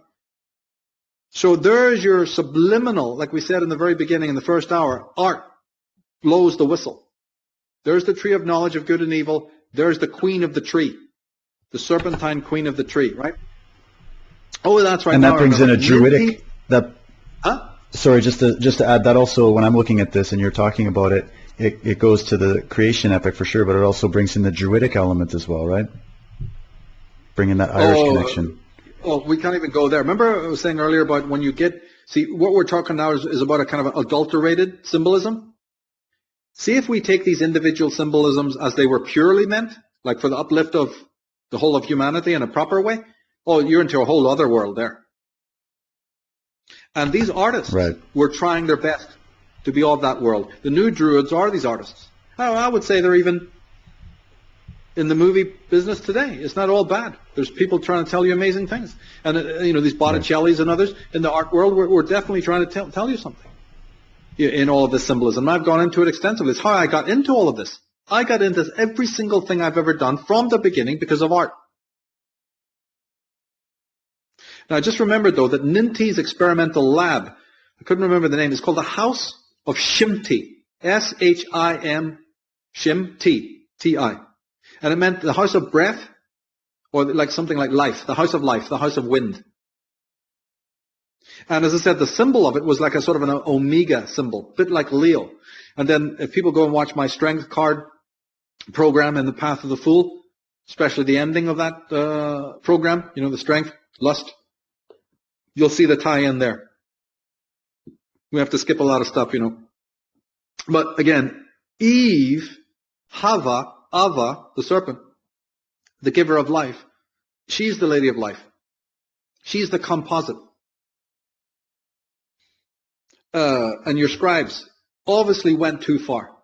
And that let later people into what this is all about. Because they went too far with their description, you know, the stuff of the lady of the rib, or the Adam's rib, and then this Lilith appearing. So when the Sumerians got, do you know when the Sumerian Enuma Elish and other texts were discovered? 1850. Yesterday. And when they were decoded by men like Waddell and others, some who were working for the system, so you're not going to get too far with them, but others who were outside the system, you know, servants of truth, they saw immediately where Genesis came from, you see, because these scribes had so much ego. They had pilfered so, for our purposes, so well, that it did us a favor. So go to the next photograph, you'll see the same thing. Yeah, holding the branch. Adam scratching his fucking head. Yeah, sure you are. What's it all about? He's been doing that for 5,000 years. And if you go to the next one, we've got a quote from Gardner. What does he say? I can find absolutely no way to explain the phenomena of the Anunnaki beyond that which was originally recorded. And text after text says precisely the same thing. They were the mighty ones of eternity, the lofty ones from on high, the heroes of yore. Their Nephilim ambassadors came down, and their kingship was lowered from heaven. So, great scholar. Gardner was connected to the nobility of Europe. He had access to libraries that you and I couldn't get in for love nor money unless we broke in. He's telling you the facts. Yep, they are the high ones. They're not supernatural beings. They're extraterrestrials, all right? And they give kingship. They bestowed kingship. So, and kingship, as we've been saying from the start, involves priestarchy. Priestarchies are kings. These are princes over all of us. From the priesthood of the Illies. Do I have that quote? Next one, maybe try. Yeah, we do. Check that quote out, the next one there.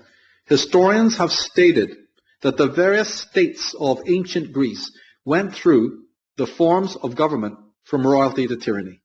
Okay, this we're kind of aware of. Not just Greece, but America, Britain, everywhere, right? They've gone through these governments from royalty to tyranny, passing through such stages as oligarchy, aristocracy, timocracy, and democracy. That's the worst one. They omit the one supreme control that prevailed throughout Greece during any and all the different forms of government. So he's asking, what about the original form? You get all of these hybrids because they're customized to fit a different nation, right? Just like anything is.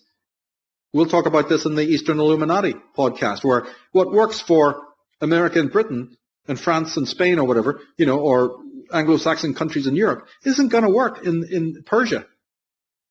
Because sometimes those groups are ahead of you and sometimes they're behind you. So these things are customized. So these religious, socio-economic, or socio-political environments, these imposed realities, right, to keep, like I said, one leash for many necks, they're customized. But he's asking, what's the prototype and where did it come from? Now we move into another phase, very, very, very important. Now that we've established that who the Illies are, the Illu, the Archons, how did they actually formally gain the reins of control? When they passed those reins down to the nobility, How is that done? Is there a dynamic, an actual mechanism of control? I mean, how is this done? By telephone, cell phone? I mean, what? Mental beams, telepathy, whatever. The thing to understand is it was done originally through oracles.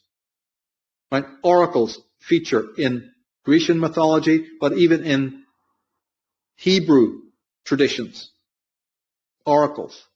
The burning bush is one of those oracles, so to speak, right? And there's many others. A dream would even be an oracle. Did you know that the Ark of the Covenant is an oracle? The thing called the mercy seat. Just to remind people, Jehovah is meant to live inside that little tiny ark. I didn't write it, I'm just explaining it. And a voice is meant to come through the mercy seat. So it's a bloody oracle, isn't it? And you go over and listen to it, and you put it in the holies of holies, the tabernacle, whatever, right? So oracles. Also the word oracle, orakel, has the L in it. It actually means mouth of the L. That's what the word aurak, like your oracle, right? Your orifice. The mouth of L. So all the cultures, all the great cities, all the Persians, the Syrians, I don't care who you're talking about here, right? They have their oracle. And it's through the oracle that the L's are transmitting, and then later it'll be tempel. Through the temple, they'll do it, right? This is how they rule. It's accomplished this way. And then, of course, to maintain the oracle, you need the priesthood. So the priesthoods that we know, and they haven't changed much, ultimately then, whether it's the oracle at Delphi or the thousands of other ones that existed, they need this priesthood, to take care of it. Of course, women were involved. We went into that in such elaborate depth in the female Illuminati. And we've still got it.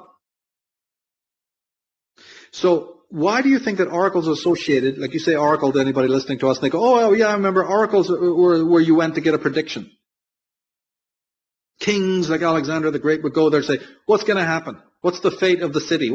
Am I going to be king? And if I'm king, am I going to conquer in a foreign land? All of that. Predicting. The oracle's meant to predict it. Of course they're predicting it. The L's are going to, the L's who are behind the oracle are determining what your history is going to be. The oracle is not telling you any prediction. The oracle is making a proclamation. Whereas the forces behind the oracle are orchestrating the future that the kings and the nobility are going to go and create. There's no prediction about it. Now we still have that oracle in the form of what? The media. The mouth of L today, you don't know whether to laugh or cry, is the media. Because they shape history. They predict what the Lulu is going to do today and what he's going to do tomorrow and the dumbed down state in which he's going to do it. It's like in that show Network when he's getting up on stage and he's talking about the television and how it's the most god-awful or whatever power that the world has ever seen. It can break popes and presidents, and it can do all these different things, and it can shape your mind. And when you actually talk to the average person and you ask them their opinion on any of these subjects, you'll find that 99.999% of the time you're getting a regurgitated headline. You're getting a talking point that they heard on some 2 seconds of tuning into the news, or when they were scrolling on Facebook, they just read a headline. Because people don't take the time to actually research this stuff. Their opinions are not their own anymore. They are formed for them, and that's the origins of the media. That's the whole point of the media. And the article that I would reference people check out that you wrote, Michael, which is amazing, it's a book in itself, is The Medes, where you talk about the Medes and the origin of the media. Yeah, I mostly got that from online sources, but I put it together in a certain way that clarifies what that is. And one could do hours and hours of work on who these Medes were, because it's not just Medes of Persia. Every culture had these buggers. We even have them in Irish legends and culture, you see. So they were, but again, it's not supernaturalism.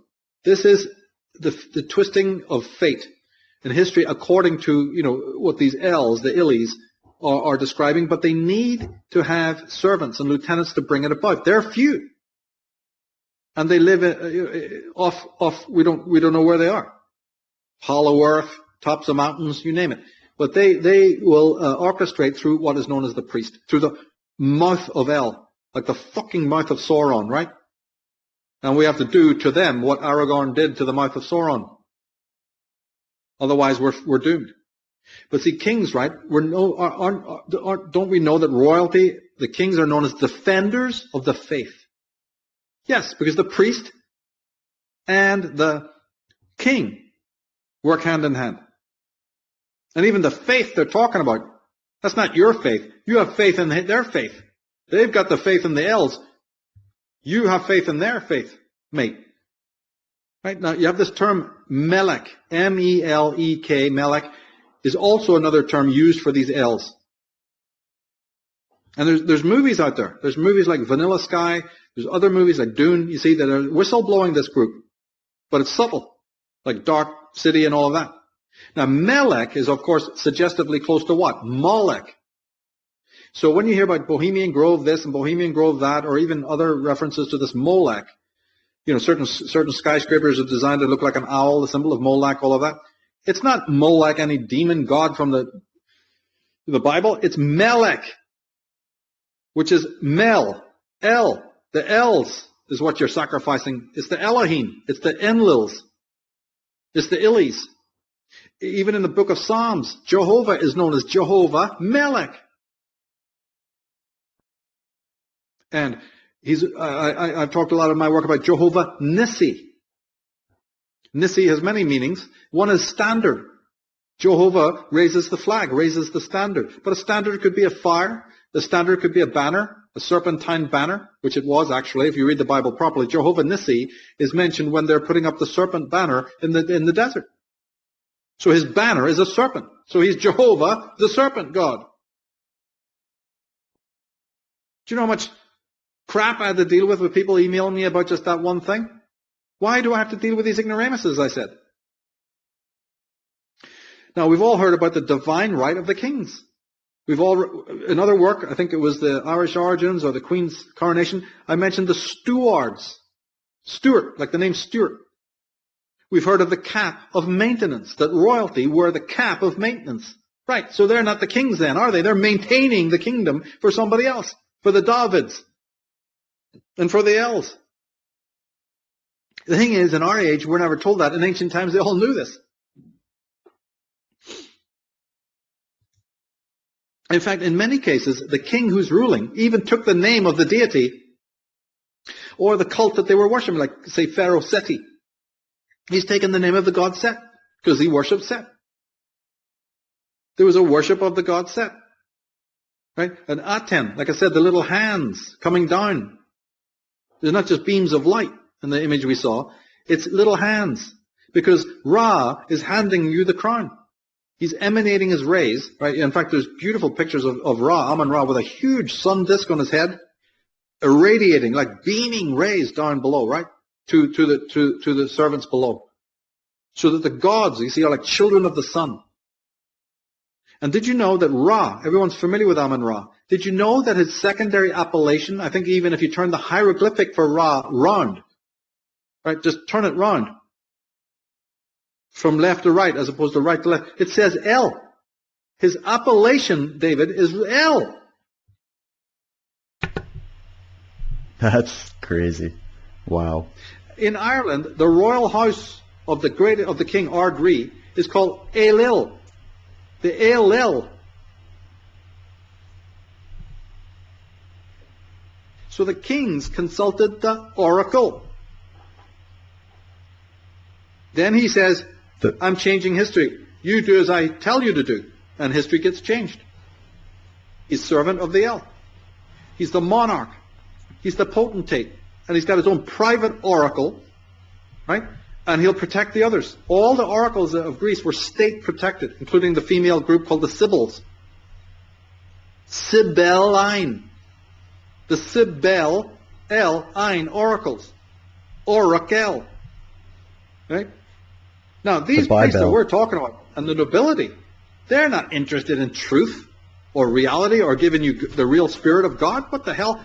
They're into control. And if they can use your spiritual ardor, and if they can use your emotional need for a meaning of life, hell, they'll use it, but they're not going to give it to you. But they'll certainly tantalize you with it, you see. These are the arch propagandists. These are the ones who cannibalized the ancient archive of antique traditions that did care about you. Slaughtered them en masse. And then subsequently have hypnotized the minds of millions of people with their chicanery and their cunning rescripted ideologies. Constantine did it. Everybody knows. Like some of the other guys I mentioned, these kings. Well, it was done thousands of years before he came on the scene. And he was a member of a cult called Saul Invictus. Right? But as I said, they're not going to give you truth. They're going to give you magical child syndrome. Actually, they know you're already in magical child syndrome, so it's just toying with that. Right? You don't like delayed gratification. You're an emotional creature. You're into a magical child syndrome where goblins and ghosts exist. Right? Right? We'll keep you on that level. Now, we said that Melech represented the kings. Another word for this group that we're talking about, the elves, is Ari. We don't want to get into it too much because I went into it a lot in Irish Origins book. Ari, A-R-I. Even Re.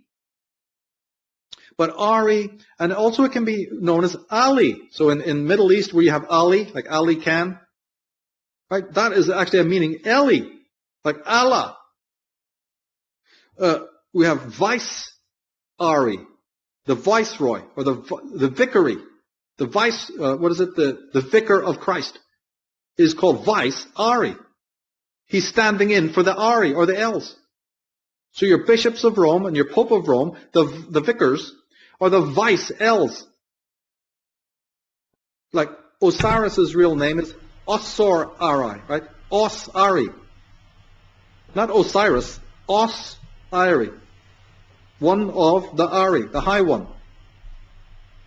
And sometimes, speaking of the popes, sorry, quickly just there, speaking of the popes and what's going on in Rome, they wear the dress of these Babylonian priest class from the ancient times. That's been decoded many times. You got the same symbolism of the Babylonian dress with the, and then even in the Queen's coronation, once again, which people can check out in the members section there.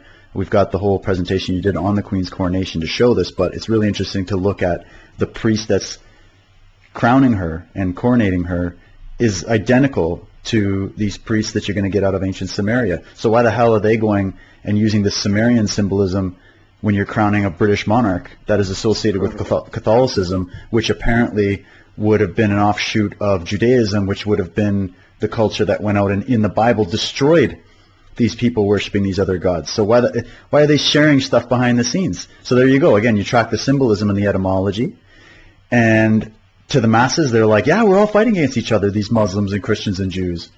But behind the scenes, these guys are shaking hands and toasting brandy, right? And just the symbolism of that coronation. The three men who come in front of her. The four knights holding the swords. The ring of emeralds and rubies. The whole thing goes back to these ancient cults.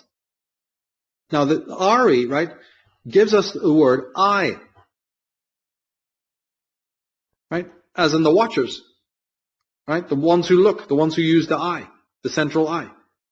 Those who are on high, but looking down. So go to the next slide, see the dollar bill symbols. You not only have the mountain there, sorry, yeah, oh, no, a bit forward.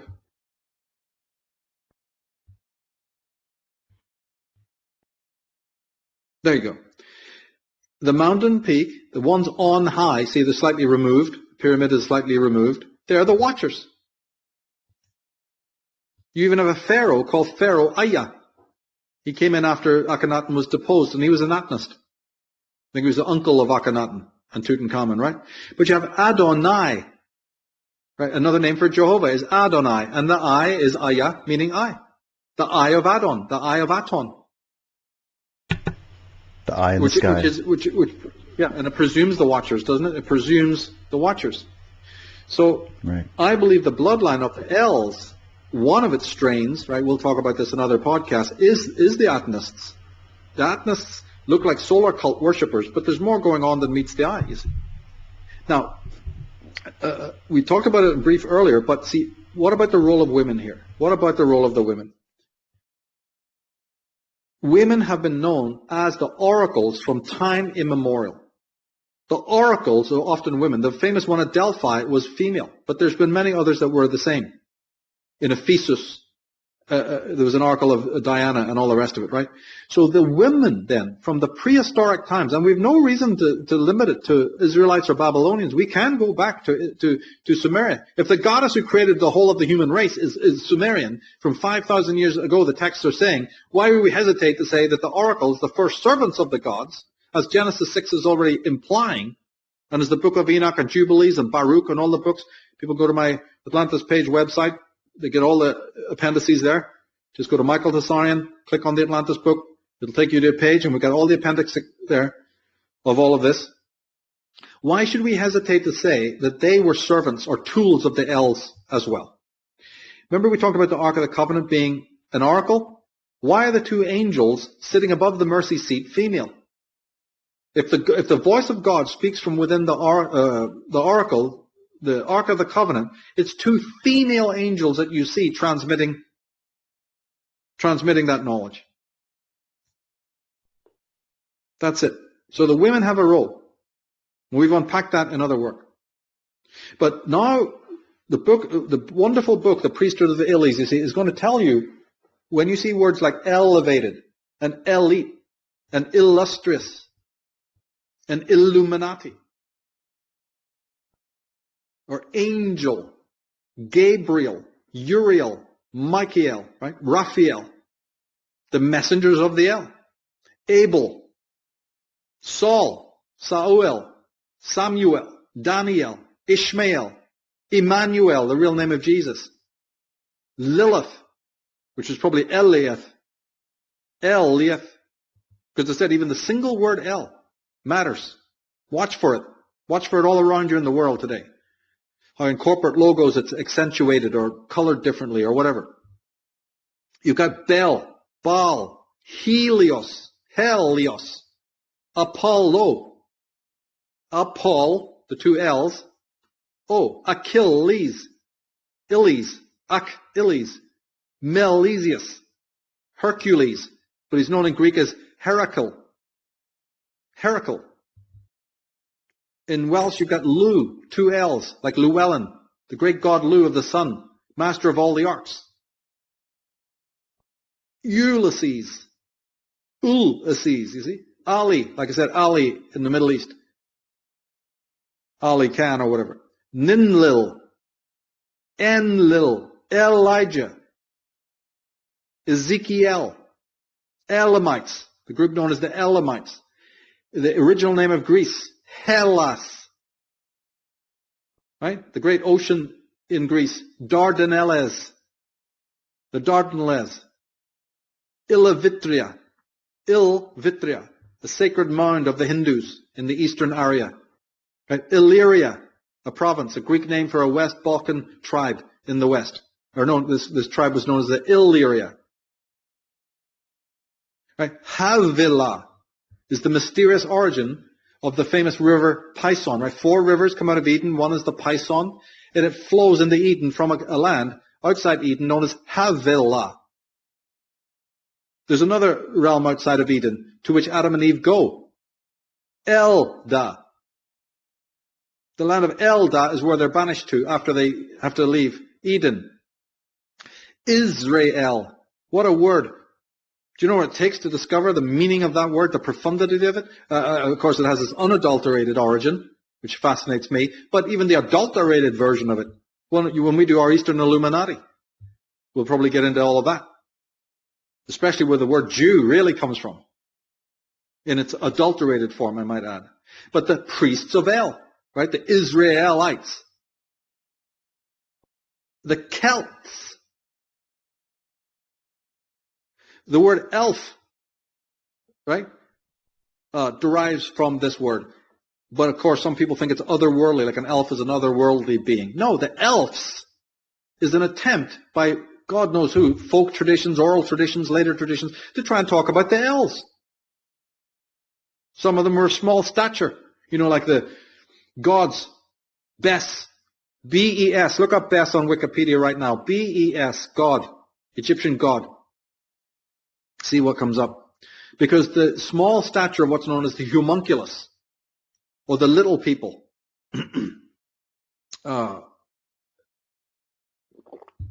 Of course, elves are actually not short, they're tall, but you get my point. The word has come down in the folk tradition of meaning a small being.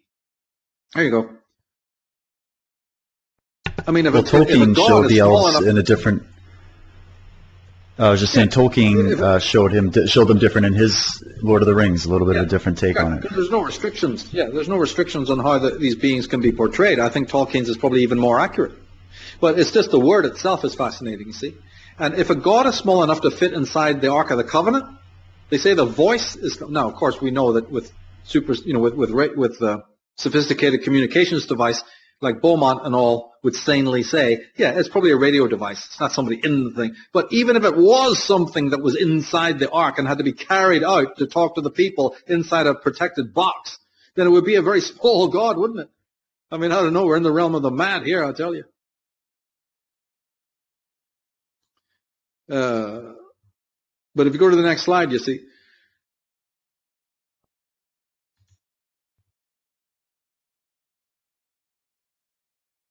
Yeah. These women and the priests. But elf comes from the little people. You know, it might indicate them. Like, remember, in Irish mythology, the nobility there, who are called the Tuatha Dé Danann, the tribe of the goddess Danu, are known to have shrinked their size.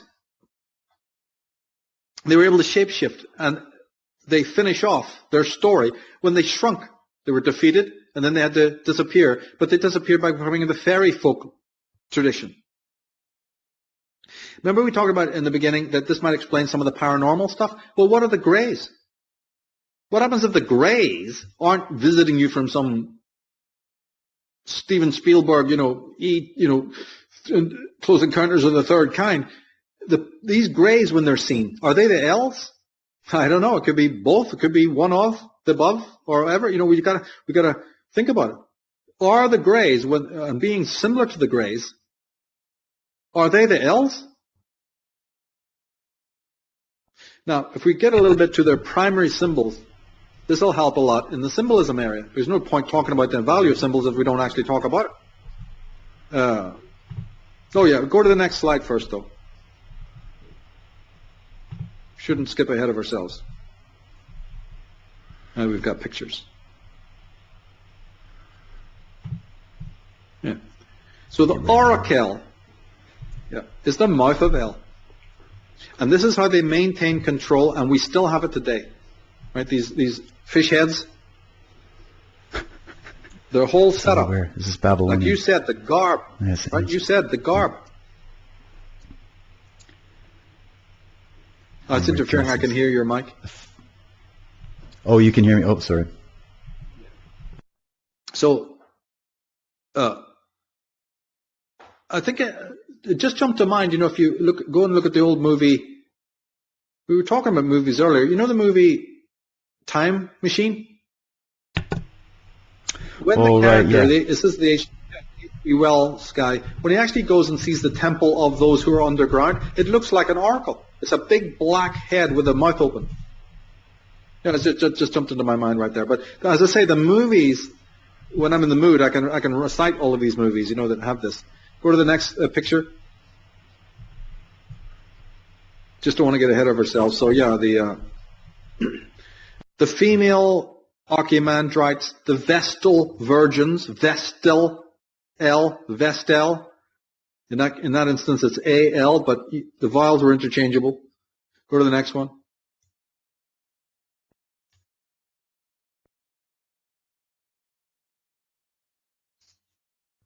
Go to the next slide.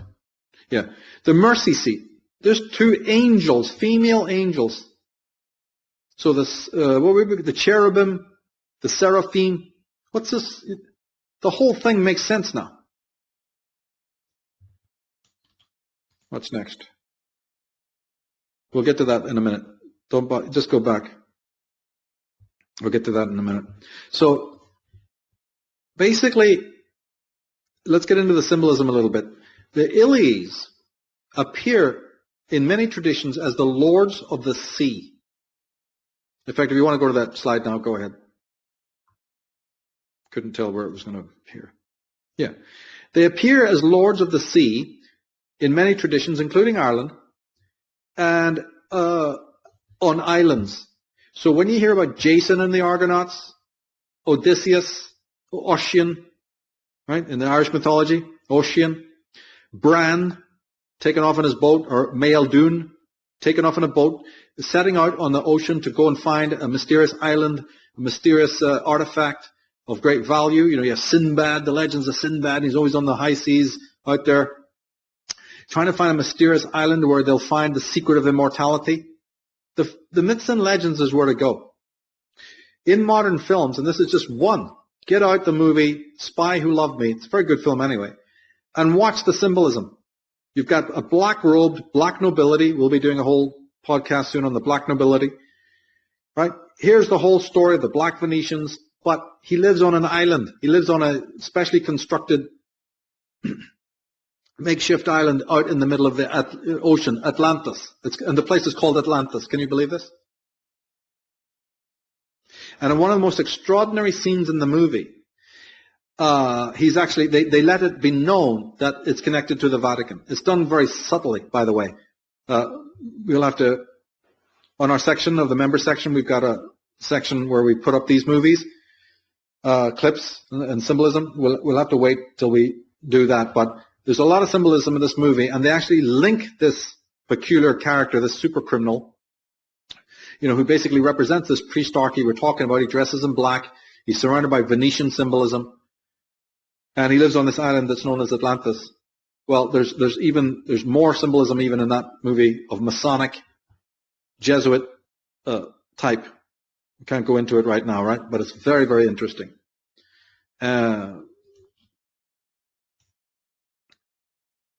Islands matter. Water matters. Go to the next slide.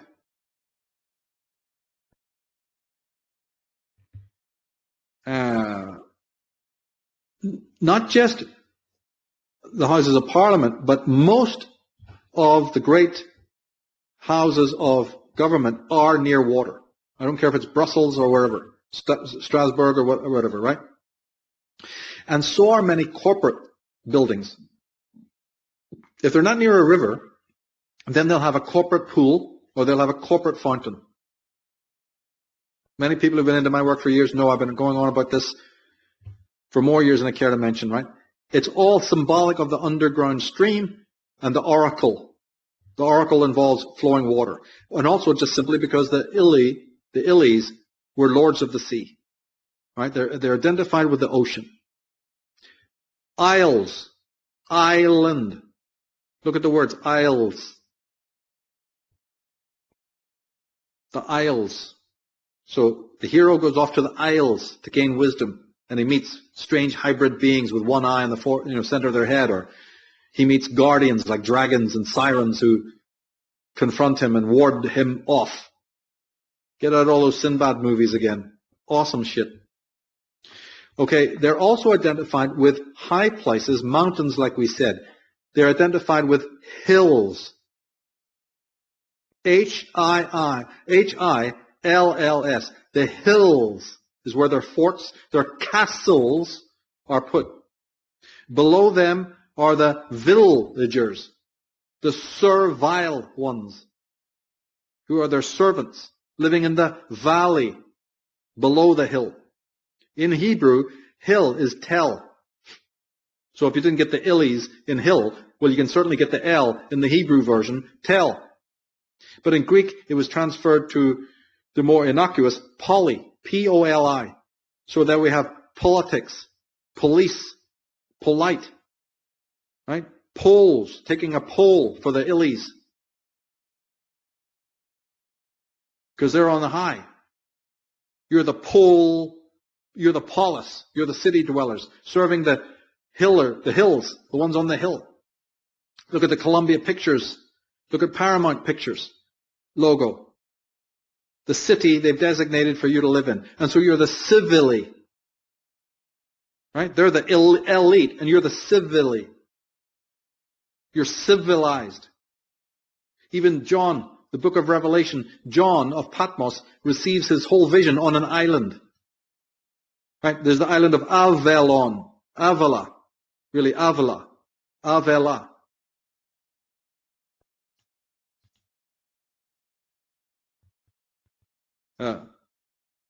You have Himmel in German. Himmel is heaven. In the Nordics, Niflheim. Niflheim. In Ireland, you have Bali. Bali this, Bali that, Bali. There's millions of Balis. That's the place of the Illies, or the servants of the Illies, is the Balis. In Egypt, in Italian, you've got Il, like an Il Duce or Il Duce, right? Having the same meaning as the, because Il is Theo. The is Theo, meaning gods, but in the Italian, it's more accurate. Il Duce. We have the. We're saying the word Illies every time you say the. People know it comes from the word Theo, right? Yeah, but Theo is Latin. In Greek, it's Il. In Orient, Lee, like in Bruce Lee, L-I or L-E-E, is a very common name, isn't it? In Egypt, as I said, L-E is there all over the place. It's even the synonym for the number one state god, Ra. And because we have the hill symbolism, which would require, people think we're being long-winded here, we could bore for our country with the symbolism of the mountain and how it's been used in all of its permutations, right? But where you have the high place, right, just like we said in the Arctic homeland, wherever you have your high place, you have the counterpointing underworld or low place. That's also frequented by gods of another order. We didn't have time to talk about them too much. But your Hephaestus and your Vulcan, yeah, and even goddesses, like in the Sumerian you have Ereshkigal, or Lilith, or Persephone. There's goddesses of the underworld. You have them even in the Celtic. These are then other L's, right? This is other Ari, that they rule the underworld places as well. In fact, Pandora, right, who unleashes violence upon the world, she is created by Vulcan, one of the gods of the underworld. And underworld is one of the main messages of that. We spoke about the main message in the Arctic homeland to explain what underworld, where the symbolism came from. But its secondary meaning, in context of what we're talking about now, is mining. So Vulcan, Hephaestus, Gobnu in the Celtic, pre-Celtic legends, it's all about mining for the ores. Now, the women are going to wear the jewelry and the emeralds and the sapphires and the rubies that come with the mining. So remember in the Queen's coronation, extremely solemn moment when she's given the ring of ruby and emerald. Because the women, where do you get those? You don't find them hanging on trees. You dig them up. So women are covered in the regalia, copper, the gold, the silver. Gold deposits are actually mentioned in the book of Genesis. Do you know that? And guess where they're contained? Havilah, the land of Havilah from which the river Pison comes. And rivers are needed for panning for gold as well. Gold is actually mentioned in Genesis, coming out of the land of Havilah, the land of the Els. And of course, if you studied Commons Beaumont, and then his work was taken by Zachariah Sitchin and reprised about the Sumerian culture, sure enough, where does Abraham come from? 2 rivers. The land of 2 rivers, right? But Beaumont knew all about the mining and even the weapons that were made from it. It's not far-fetched at all, because even in the book of Enoch, they talk about the Nephilim head angel. The head Nephilim was announcing that he kept the secrets. It's all in the Atlantis book, about mining for metals and creating weapons. And actually teaching man about armor and weapons. It's all in the book of Enoch. Just want to see. And then if we continue the symbolism, we said that the word elf, right, refers obliquely to these elves. Yeah, but in Nordic languages, elf is actually alv, right, A-L-V. So the elf word is a little bit of a sort of an anglicization, okay? It still works, but the pure term is alv, A-L-V, or E-L-V, right, alv, with a V at the end, not F. And that word also doubles up for river. So the elves and rivers are connected. Not just the oceans, not just the mountains or the mounds, but rivers become very important as a symbol. Remember Samuel Taylor Coleridge's great poem talking about the sacred river Elf? Right, so Elf, the sacred river Elf, the sacred river of the Alv. Later it might even be the V turns to B, so Alb. In India it's Ab, like Punjab, 5 rivers. The Ab is a transliteration of Alv in the Nordic, because the Nordics were there in India. So the rivers of the gods, like the Ganges, the Sarasvati, and the rest of them, the Bible, the book of Genesis is immediately talking to you about 4 rivers. People ever bother why that might have been? It's because the river is key to the symbolism of the Els and the Illies. Now the original El, singular, was El Elyon, remember? From Enlil. He's the highest deity in the Phoenician Canaanite pantheon. His realm, right, the realm of El Elyon, according to the scriptures, is the head of 2 rivers. In the Bible, when it says Abraham came out of Chaldea, he came from the land of the 2 rivers. So he is definitely then the mortal embodiment of Enlil. He's the so your Abrahams and all the way down. Jacob, his son, Isaac, his son, has changed his name to Israel. They're the messengers of El. Your stinking, rotten, murderous religions. You can shove it. Then they tell you about him having these long lives. Yeah, because he's one of the gods. They live forever. But in the esoteric tradition of Masonry and so on, Templars and all that, the underground stream is where you get this reprise. The river is reconfigured as the fountain or the underground stream. Go to Vatican City, you got plenty of fucking fountains. Go to any corporate center, the bigger they are, the fatter they are, the more corporate pools and corporate fonts and all of this to represent this underground stream. When you kind of find a castle, what do you find around it? The thing called a moat. What do they tell you it was for? When people ask, because kids innocently say, what's that for? Oh, they keep out enemies.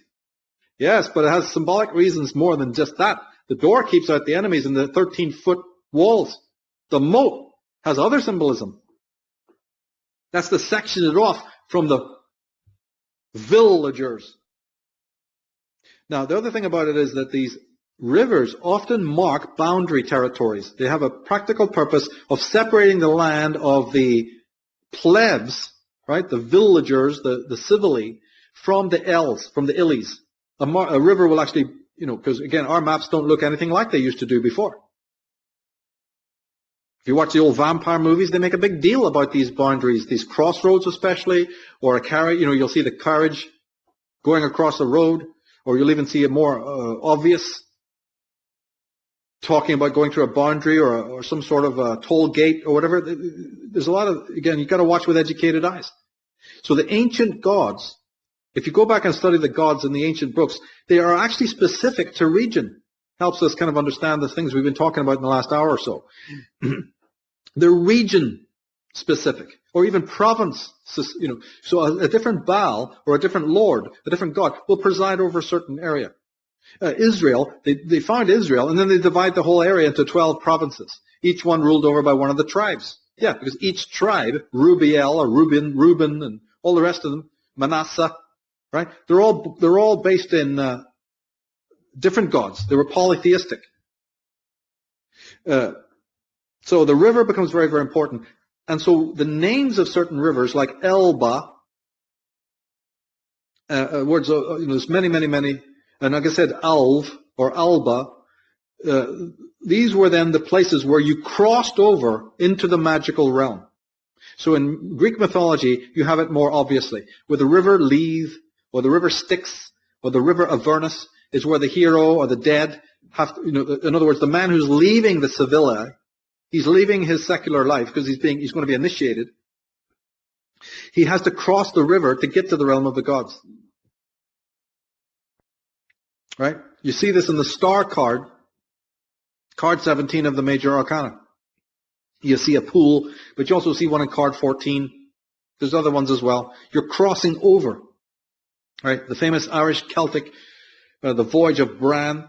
He's going to cross over the ocean to find the realm of the gods, the El Dorado, right?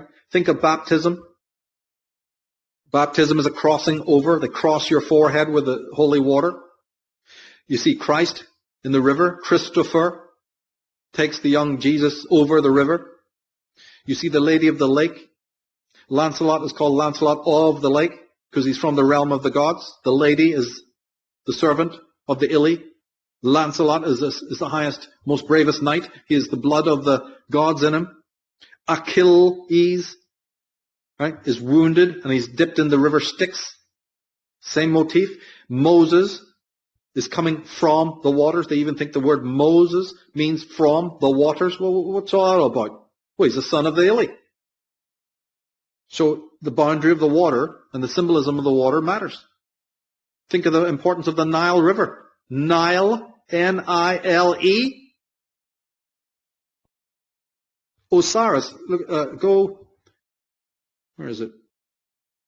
I might be too far ahead, or maybe I didn't even put it. It's too far ahead. We'll get to it later, but there's a slide that shows that the Osiris' throne is on a water.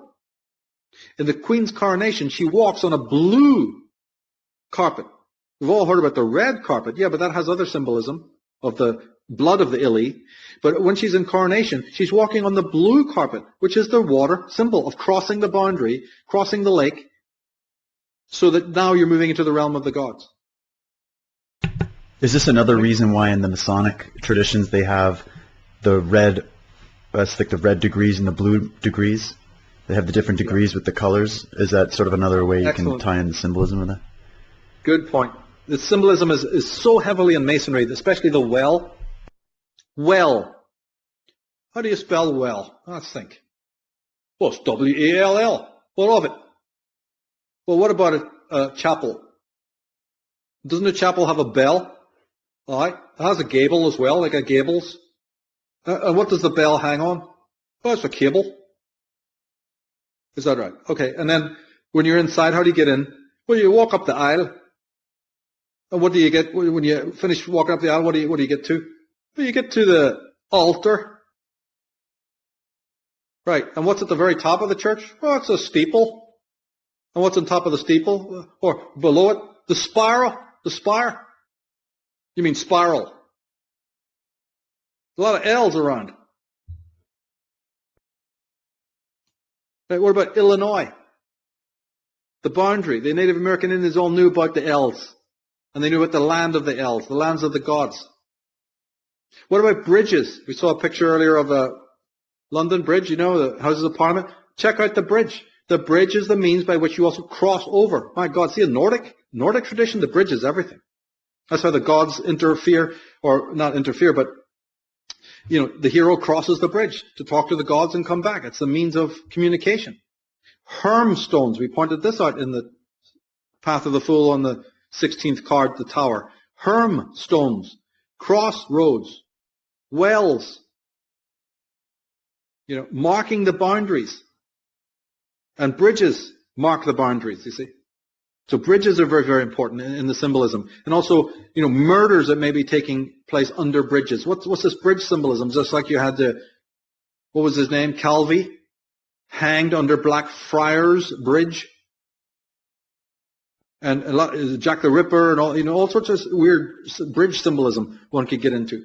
We said that Ari is one of their appellations, but with an H on the front, that's Harry. Like Prince Harry, right? That gives us the Hurrians, who were an Indo-European group living in Turkey and in the Middle East. It gives us Herr, right? So when you say Mr. in the West, in Germany you say Herr. Herr Schmidt, right? Or Herr Hitler, right? Herr is the Harrys, the L's. Heraldry. In fact, a Herr, H-E-R-R, and that doesn't just mean sir or man or male. It's an officer who has the duty of presenting the regalia to the king or the Lord at an investiture. So in the front of the Queen, when the three men come up, and one of them is the head of the Alpha Lodges of Freemasonry, Duke of Kent, he's a Herr, H-E-R-R. So the ill, as we said, Ari or Harry or Herr is just Illy in another sort of translation.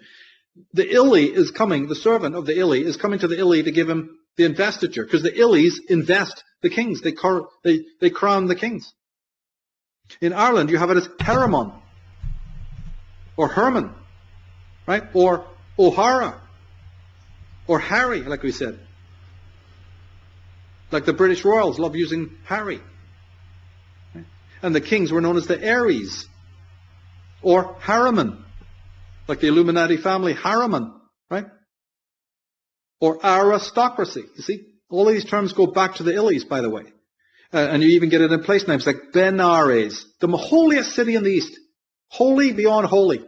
Benares, although it had other names as well, right, is Aries.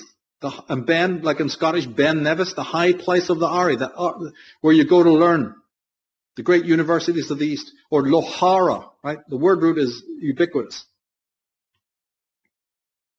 And so again, when you see these movies like Vanilla Sky, or Dune, or Stargate, or even the Empire Strikes Back and that series, or the Raiders of the Lost Ark, the fact that it's always raiding things, Tomb Raider, it's another aberration of our modern world. It's always something has to be raided. Well, the Jews did a lot of raiding. It's accurate to that degree. But if we can finish off, we went and raided the museums. Oh, I was just going to say we went and raided the museums in Iraq the minute we went and invaded. It was one of the first stops they made, was to go in and confiscate and take a bunch of those tablets and artifacts out of there. The incredible accuracy of raiding the thing. You know, they love it. They're almost waving it in front of you. They're waving our own ignorance, but they're waving their own superiority, their hubris. So what I said about the early priests and how they left too much in their scripts, in the same way they're doing the same thing today. I've maintained this from the start.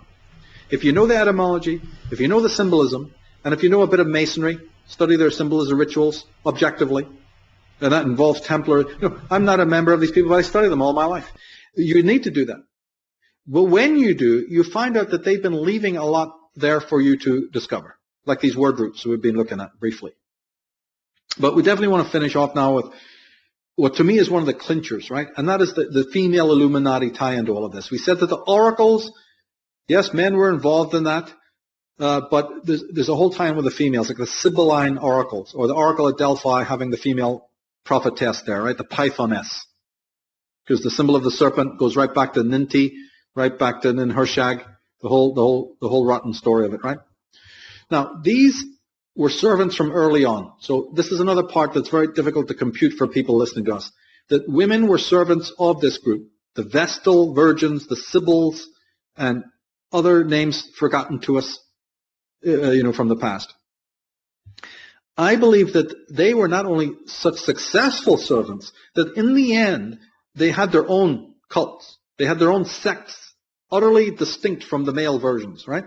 They served the gods, they served the Ilis, but they had their own thing going. They had their own temples, their own precincts, and their own societies would be the best word. Like the Great Royal Wife Society that we spoke about extensively in the Female Illuminati program, right? And as I show, they're still around. That's hard to compute for people, but they're going to have to start getting with it. Now, go to the next slide, and you'll see that women's names give this away. Because they were the servants of the Ilis, this is why you keep getting the L word in women's names. Elizabeth, Alicia, Jezebel, Helga, Sylvia, Sheila, right? Isabel, Annabelle, Ethel, Amelia, Hilda, Helen, and the infamous Hillary. You had one recently. That's about as mad as it can get. Right? Yeah, Donald Trump's bad, but Third World War, that's okay. That's what we want. Anyway, consider also the goddess named Hathor. She was chosen by the gods to seek out and punish those who destroyed the gods. So Hathor is the servant of the Ili. She's the servant of the gods to go and seek out the recalcitrant ones who don't obey the Ili. So talk about destructive goddesses. Hathor's job Now, she did this, get this, in the form of Tefnut, or Sekhmet, a lion goddess, wading up to her knees, and I'm quoting, wading up to her knees in the blood of those she destroyed. And in fact, she ended up being so rapacious, she destroyed the whole of humankind. She went overboard and killed them all. We've talked about this in the female Illuminati. I made you, I will kill you. So this is where the Sphinx comes from, and the whole host of goddesses of death. That's another one. How can people compute that? We talked about rape and the god. How can you compute that the female is, by all accounts, the more violent of the deities? We have Inanna in Sumerian myth, right? After being raped while asleep by a common man, she unleashes storms and plagues of destruction, and the quote is, filling the wells with blood. So the 10 plagues actually happened, but it was a female who unleashed them. It was the Elohim, not the Jehovah.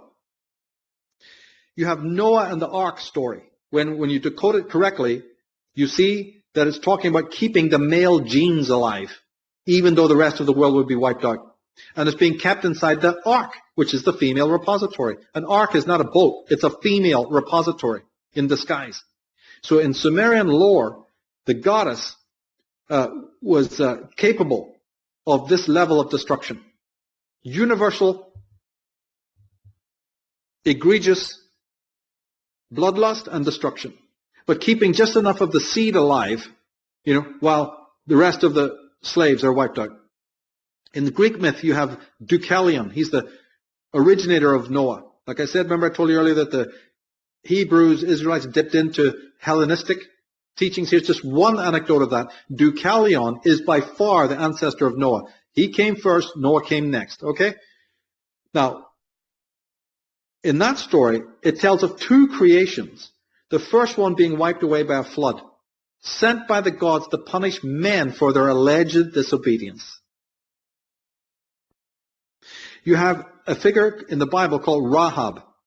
Look it up on Wikipedia. R-A-H-A-B, Rahab. She appears in the book of Joshua, and then when she appears, it's a female prostitute.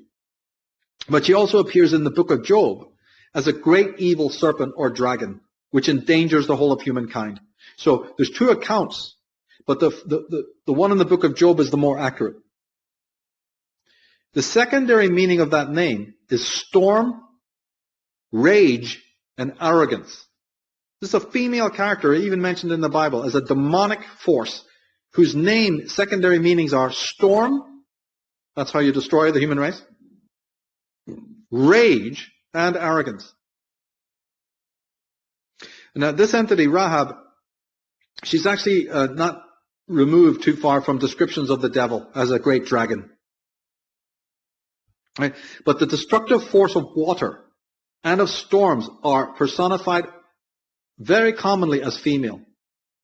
And I believe it's accurate because females did unleash these storms that exterminated the whole of mankind. Even though they may have done it, technically speaking, because they were ordered to, they are the mechanism of which the destruction took place. Now, go to the next slide, after the women's names there. And here's a famous painting by, Sandro Botticelli. Lovely, isn't it? Did you know that Aphrodite, or Venus, comes out of the water, comes out of the foam, according to the legend, because Uranus had his testicles cut off and thrown into the sea. And from the bloody foam arose Venus. Nice picture, eh? The goddess Venus is arising from the ocean from the castration of the male. It's telling the same story we're telling about, but slightly inadequately, right? In Sumerian legend, you hear about the Anunnaki, that's Enlil, his plan to destroy the world, right? In one of the legends, his idea to destroy mankind is actually opposed by the female goddess Ninti. She's the co-creator, remember? So she kind of says, no, we don't want to do that. And this is why in Genesis, Jehovah is so wrathful and unleashes the flood. Right? Because the Enlil is deciding to do it. And in some of the stories, it's the male doing it, and the woman is not the executor. But there are legends in which, no, the woman is definitely the executor. But even in the stories where the woman is not the executor of the universal destruction of mankind, she is interested in the reduction of the human race, which amounts basically to the same thing. And so a second creation is agreed upon, and it happens on the ashes of the first annihilation. Many, many races talk about this. Now, we hinted at it in the very, very beginning, but in my opinion, there's no question that the Elohim is not only plural, but is female. If not exclusively female, then it is it's co. You got the male gods and you got the female gods. So let's just agree that females are deeply, deeply involved in it. Go to the next slide.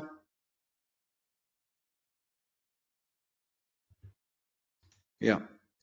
According to the testimony, remember we were talking about Waddell, now we have the great Godfrey Higgins. According to the testimony of Higgins, the Elohim, the Eliam, denotes the feminine plural. So the scholars that you will read in book after book after book accept that it's plural, but they have hesitated for centuries to go to the next step. And that's why you do need other sources. Go to the next one. Oh, go back, sorry. She's standing on two lions. See, there's two owls. There's the Melech. Just talks about the Ilu. That's the Ilu. She's standing in between the Ilu. She's holding the ring and the rod. That's a symbol of royalty. As you could talk endlessly about what that's all about. She's standing on two lions. She's got some pretty fucked up feet as well. Those are the feet of like the hybrid. Yeah. The headdress is the Sumerian headdress of the kings. It's what the later bishops and popes were based in. But it's also a symbol in itself. It has three tiers, and it represents the crown of the Ilis, right? The Ilu. But she's standing on lions, which we already Sekhmet. Remember, I said that Hathor, in the form of a lion, destroyed all mankind. So later on, when Lilith, this goddess, who's really the nurse hag, who is Ninti, whoever carved this did it in demonic aspect in exactly the same way that they portrayed Eve and Lilith in demonic aspect, because there was a demonic aspect to the feminine Elohim.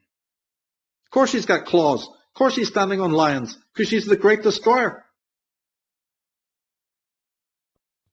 It's all there for the eye to see. Nothing's been hidden. Go to the next one. From a great book, great work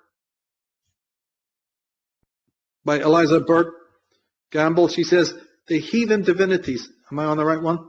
Jehovah, she says, was originally female. Also was Nepti, that's Isis, the Holy Spirit of Egypt's tree of life.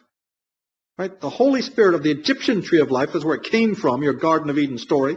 Partly Babylonian, partly Sumerian, partly Greek, partly Egyptian. Yeah, well, Isis, Nepti, is the Holy Spirit. And Jehovah is female. Next one.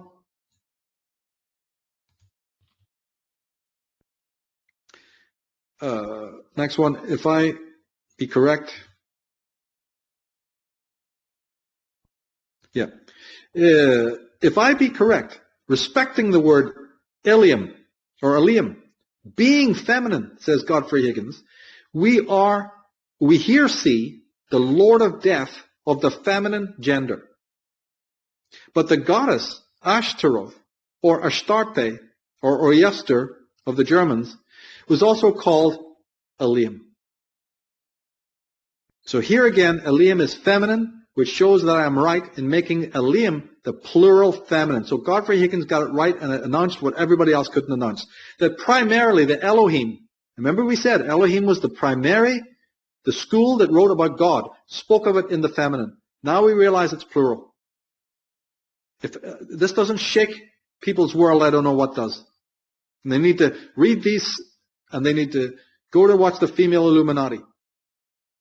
we here see that the Lord of death, of the feminine gender, and the goddess Ashtaroth, or Astarte, and these are later rescripted as your Venuses and your Aphrodites. This is your Ishtar, or your Easter. The Christians are out there worshiping Easter. Astara. They are the Elohim. They are the Elim. Who will ever teach you this? Who will ever tell you this? With all the sermons and all the cartloads of books. Go to the next one, something interesting.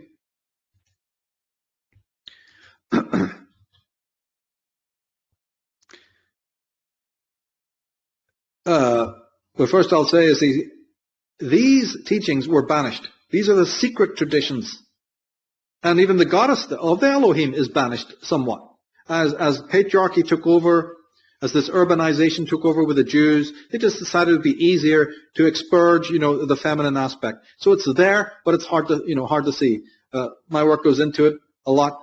People can go to the Female Illuminati website, watch the program, right? So Lilith is one of them, Eve is one of them, Pandora is one of them, Eresh Kegel is one of them, Persephone is one of them. They say that Lilith was Adam's first wife. That's what the rabbis say. That's what the Jews are saying. Yeah. But she's the sister or consort of Eve. She's the consort, not of Adam, but of El.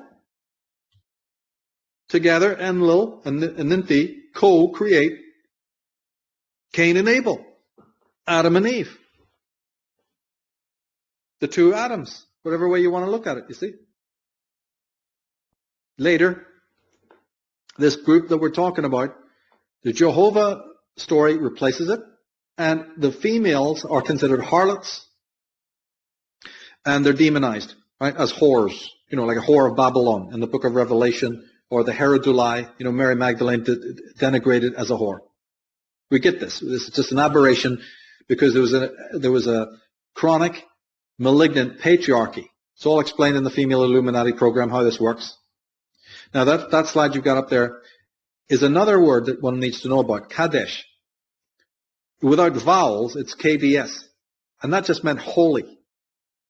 Right? It's a goddess name, akin to Ashtar, or Ishtar, Ashtarte, Ashtoreth, Venus, etc. Right? And this word then turns up later on, rescripted as we said. First it means something holy, then it turns up as Kadeshim, referring to the temple prostitutes.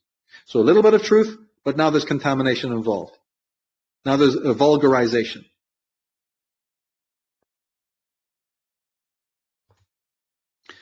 So they were the sacred ones. Now, the chauvinistic branch, they probably, there's an argument, you see, that the chauvinistic branch came into being when man physically found out that he had a role in conception. As we say, all of these things are processes that take time. But when man actually discovered that the female didn't just create miraculously children, that they had a role in it, it's at this time that the solar cults, the overt sort of chauvinistic groups came about. We've talked about that in other work as well. But it's just something to bear in mind of why this rivalry might have taken place later on, right? But in any case, the patriarchal branch isn't legitimate. So like you said, they dress in the robes of the female because they've appropriated what they've suppressed. They've made a total mess of the cosmogony and the cosmology and the pantheons of old. It's a right mix-up, and clever men knew that from the start. They were unable to get their creation myths correct. We can see that now, even from our little discussion here. Eve being born from Adam, what nonsense in that Jehovistic account. But that shows how the Jehovists were so adamantly, they were willing to even go to that length because they were desperate. They had an agenda.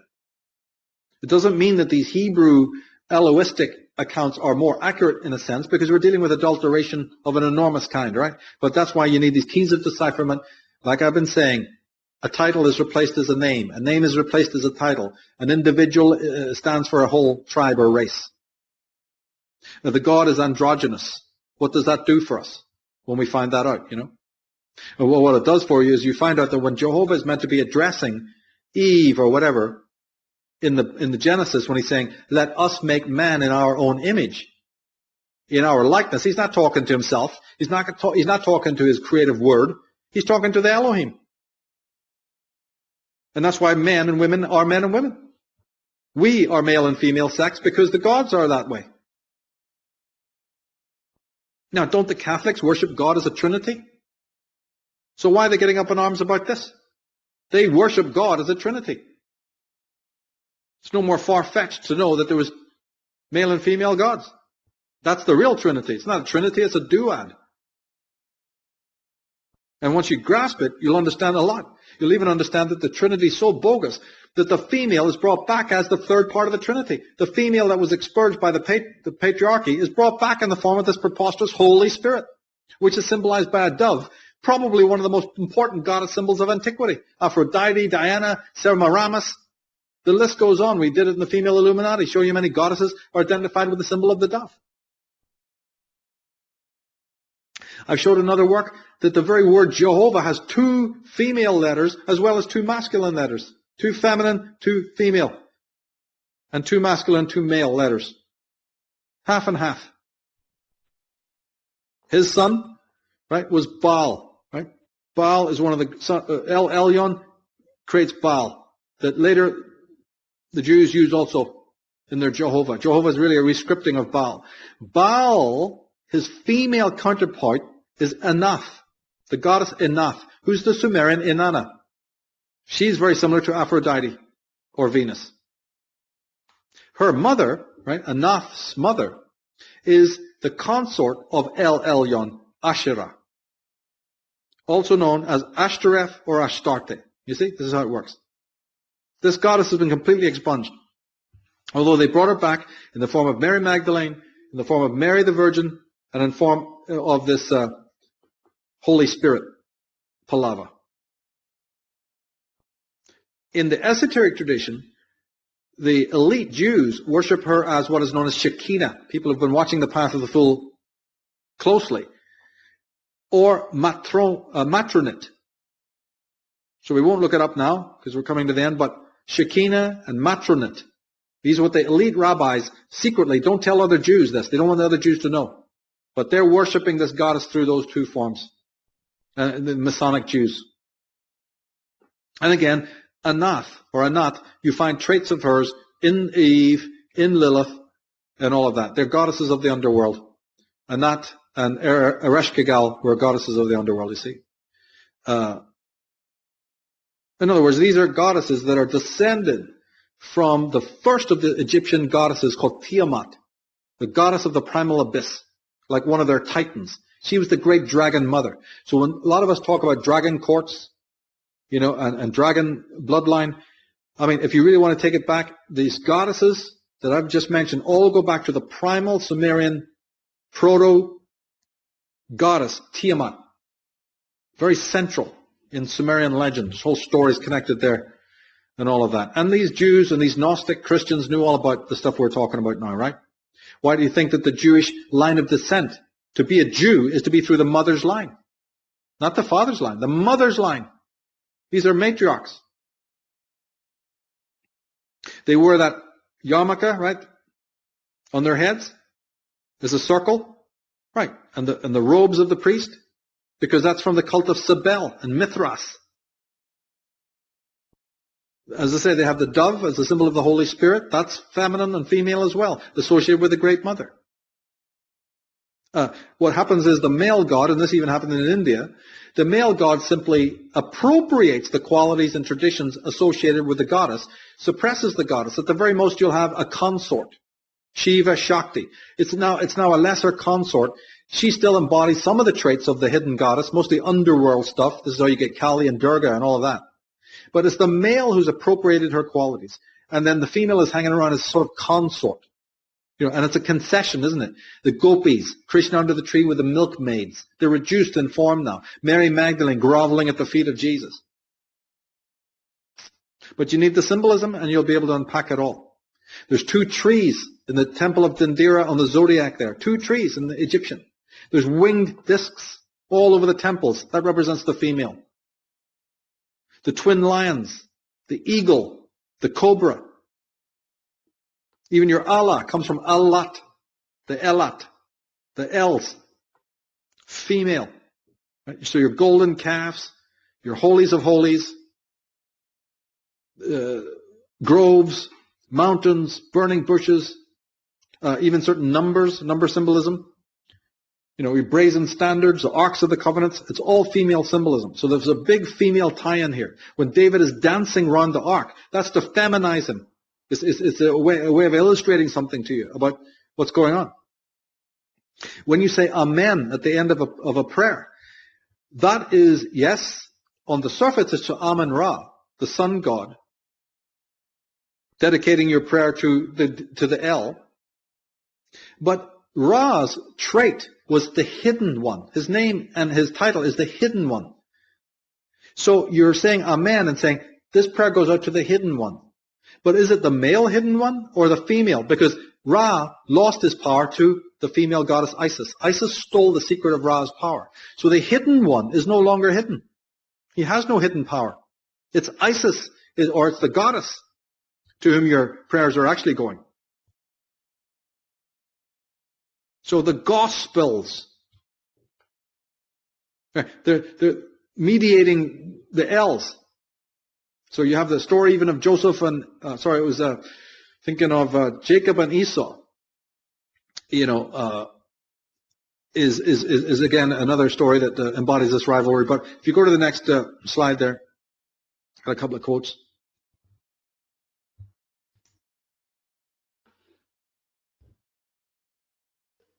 Yeah, that's the one. And Samuel spake unto all the house of Israel, saying, if you do return unto the Lord with all your hearts, then put away the strange gods and Ashtaroth from among you, and prepare your hearts unto the Lord to serve him only. So Samuel founds Israel, puts Saul on the throne, Saul being the son king. Then we have another one saying, then the children of Israel did put away Baal, that's Baal, and Ashtaroth, and served the Lord only. There you are. It's from the scriptures. And you have other ones like this in the book of Samuel and the book of Judges. You have many such passages, you see. So all what we're talking about would be gone, except for the fact that, like I say, these female cults sectioned themselves off and kept their own traditions and symbolism going. And it's because they did, because they have their own traditions, that we know what we know now. It's important to realize that part of the underground stream, you see, manifests as the Gnostics. And it manifests as your Masonry.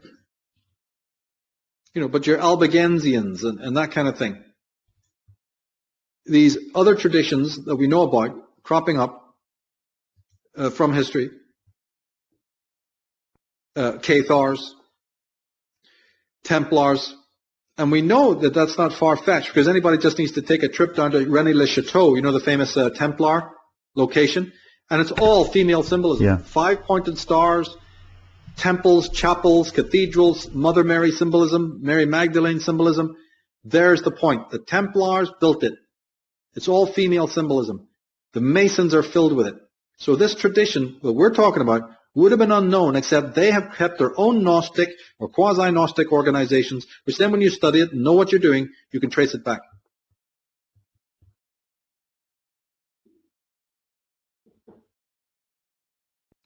In fact, if you go to the next slide.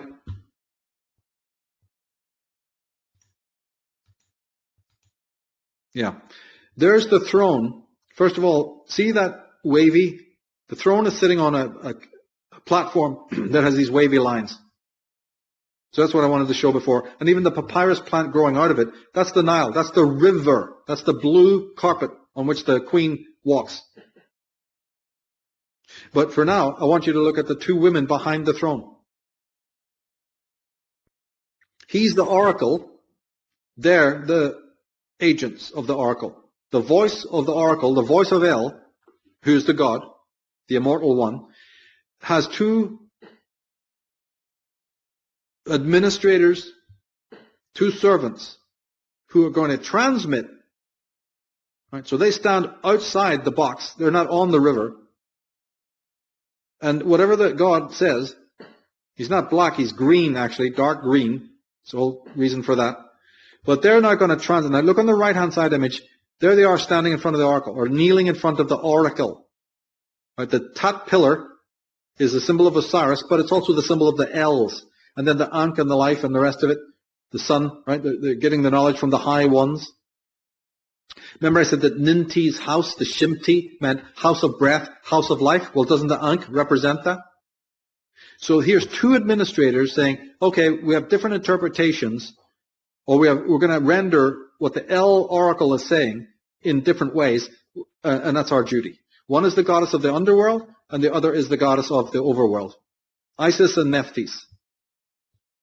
So this group, definitely as I'm saying it exists, we would know nothing about it except for that tradition has continued.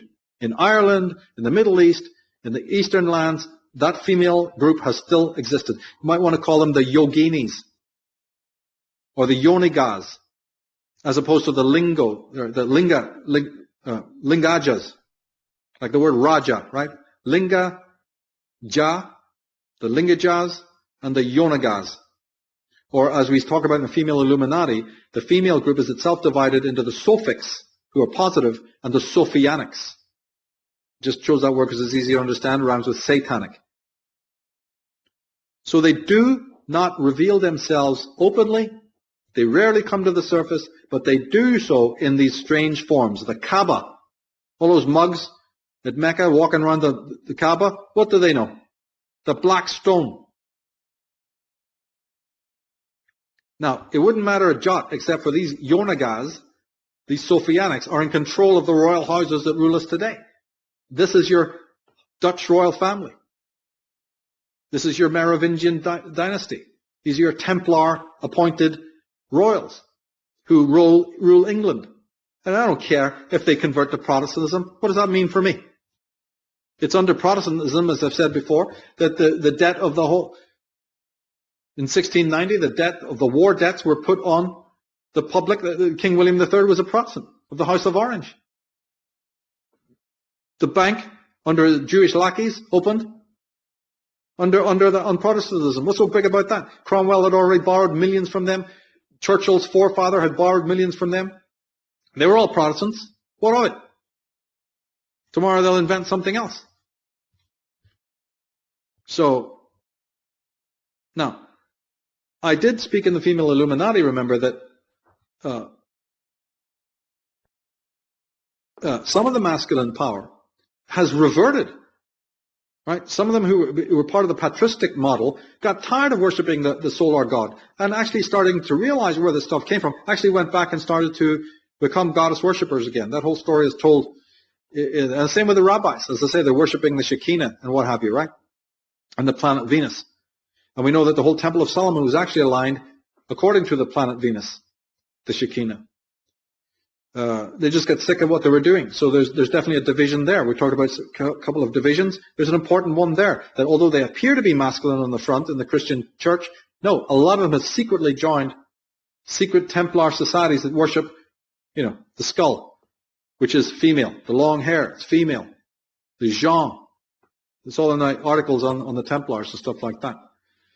And they created their own pseudo-history. You see these patriarchs. So we had one history that was already pretty contaminated and adulterated, but by the time these extreme malignant patriarchs got, they took the same information, expurged the goddess, and presented yet another hybrid. And by the time it got to Constantine, he did it again. And then other potentates have done it again. Then King James Bible again. And your average Christian knows nothing of this. And in every new redaction, Egypt is demonized at every step. Right? Or the women are demonized at every step. Or the story gets more and more preposterous at every step. It's like a snowball. And the man who should be clearing this up for us, why are children baptized? What's it all about? Where do these word roots, aisle and steeple and gable and spiral and aisle and altar come from? What's it all about? They're not helping you. They're obscuring the facts. Because they're the priesthood who wants to keep you in patent ignorance. And if they had their way, they'd be succeeding. And when they think a conservative model keeps them all in play, everybody's Victorian and stuck and rigid, great. But if a more liberal, left-wing approach looks like, for a more modern age, post-1989, we'll adapt. We're chameleons anyway. We've been adapting for 5,000 years, they're going to say. But in Canaanite mythology, the father of mankind, this is El, right? He seduces. We said he was a rapist. To get specific about that, because it ties into the female Illuminati aspect of this. And we'll end on this. He seduces two women. They're known as Shahar and Shalim. Right? The two women. And they are known as the Elm. Or the Eliam.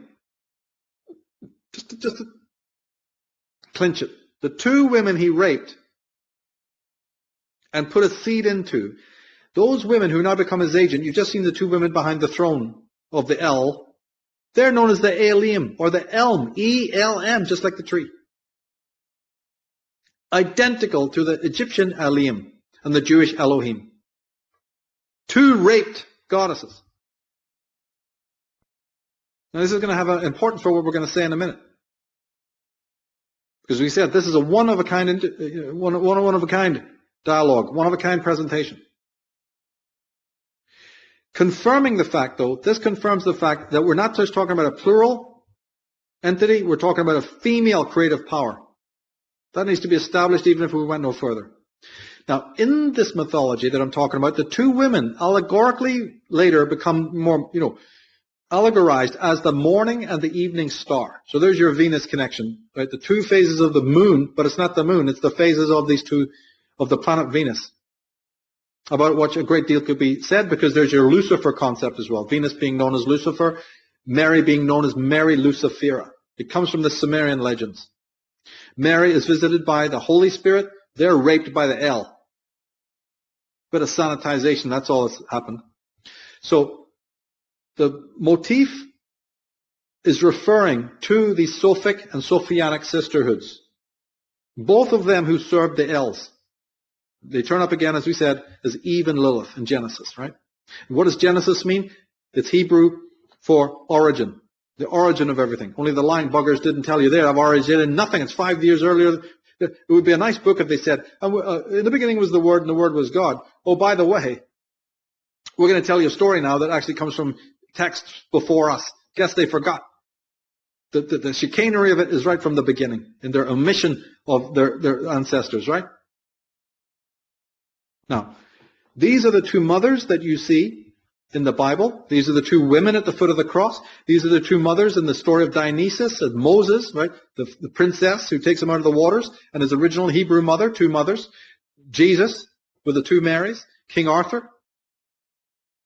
In the Tarot, you see these high priestess and the empress.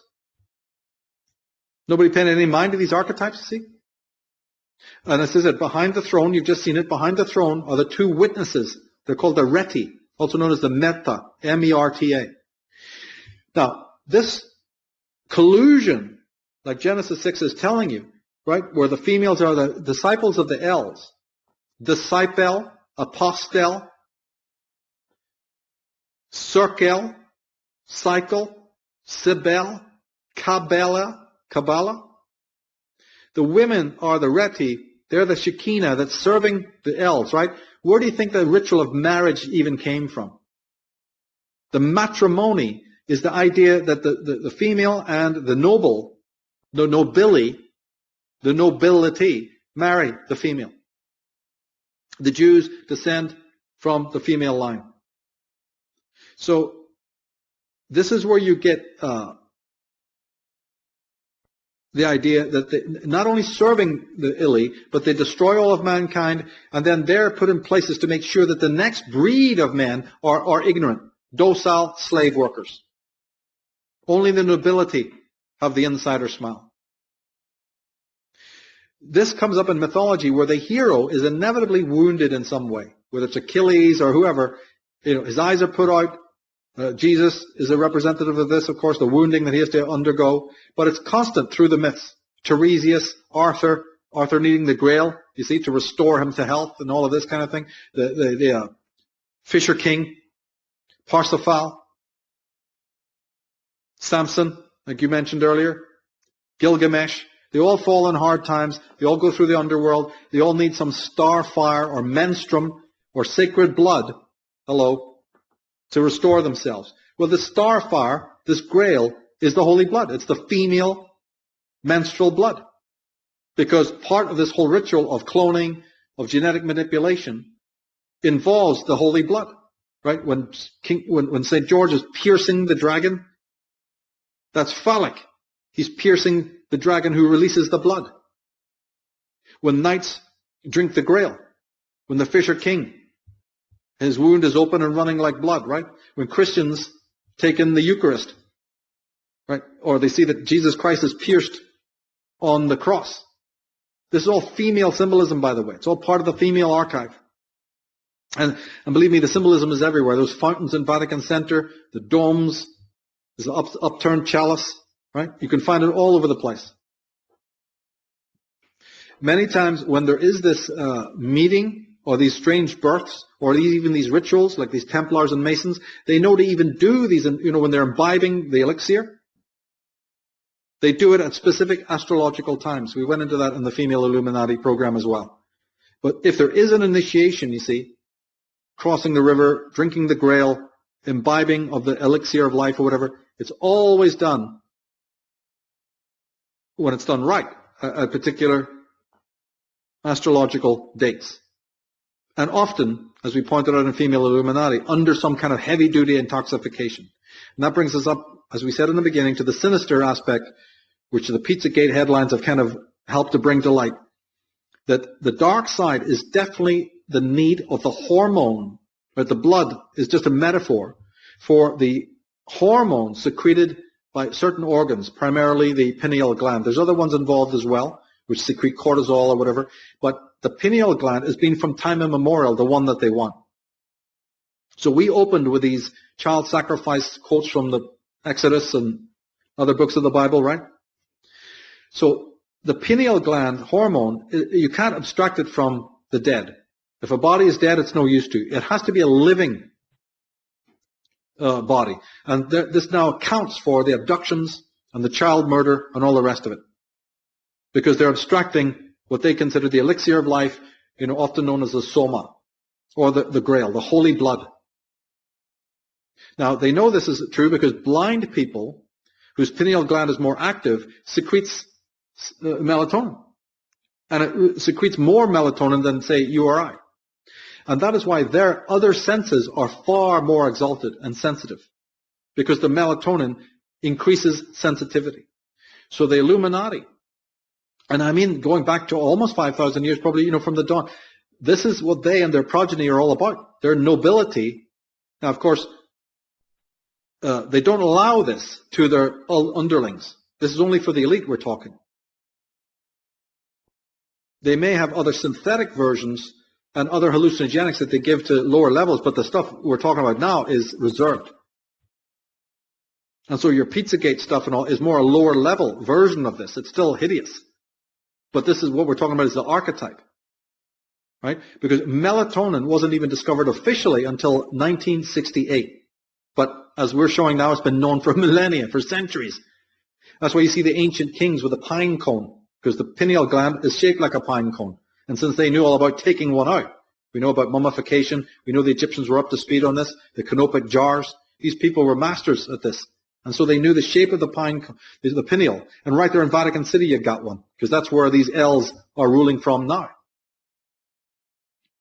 So this is the symbol of the pine cone. The kings hold it, right? They are the symbols of Dionysus, right? The pine cone, the Thrishus, as they call it.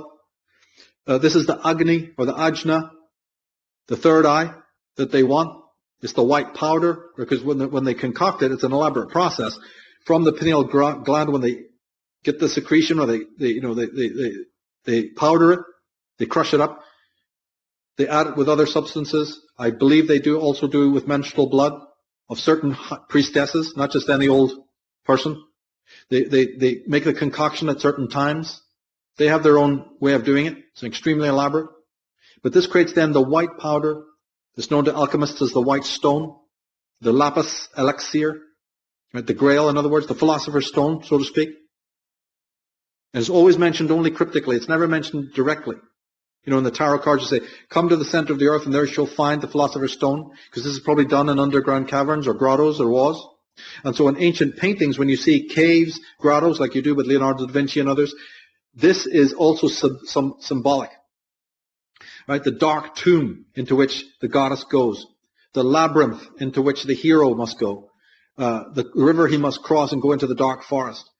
Stories of black nights and wastelands and having to endure crashing through dark forests or meeting dark entities and beings, and fighting them. It's all based in the initiation, this part of this gynocracy, their particular way of seeing things. So when you looked at the two goddesses there in front of the sun, and what I've been trying to point out in Path of the Fool and Other Work is this. There's two forms of light. Aton is a cover. Jehovah Yahweh, burning bushes, it's all a cover. That's the solar god designed for the people, to edify the people. The great eye in the sky, the great light. The real light that the nobility, right, the exclusive quorum at the top is interested in is awakening the inner light. And that you do through these psychotropic drugs. But very special ones. And human sacrifice is involved. Human sacrifice has always been involved. They're thinking, we gave you life, we'll take it when we need it. And all the other palaver that they're getting into, which would take us too long to delve into, like Kathy O'Brien and other people have exposed, that they even are generational. They even breed their own children. God knows what this Vatican's up to with the nuns. The nuns are the servants of the elves. God knows what's really going on with the harems that even the Vatican people are keeping, you see, so they can abstract all of this. But we want to get to the end now, so in summary... Well, just a quick little point there before you summarize there, Michael. Just as you're talking, my mind's racing, and I'm thinking of just the incredible amount of violence done to children across the board, across the world, across history, right up into the present day. When you think about, the child sex slavery rings, it's even shown in these movies like Taken, with Liam Neeson. They kind of hint at these kinds of rings, these criminal undergrounds that literally sell young children. I know this is a very difficult subject for people, but it's happening. And then it starts coming out in a couple little WikiLeaks and a couple little emails and a few little things about what's going on at the White House. Meanwhile, you have these Kathy O'Briens and many other whistleblowers that have come out, Ted Gunderson and all these guys, and to come out and actually say, oh yeah, this is going on at the highest levels within, police, military, government, it's happening all over the place with this attack on children. And the fact that this is happening, it's inexplicable to a rational thinking human being. But why children? Is it because to them the secretion of this is also like, you got people out there that talk about this as more of an energetic transfer, right? Like the psychic vampirism thing where it's energetically they want children because they're pre-puberty, so their energy is at a certain state, so they're looking for the fountain of youth kind of concept. And you're even talking about literal physical adaptations of the secretion of this pineal gland fluid or whatever.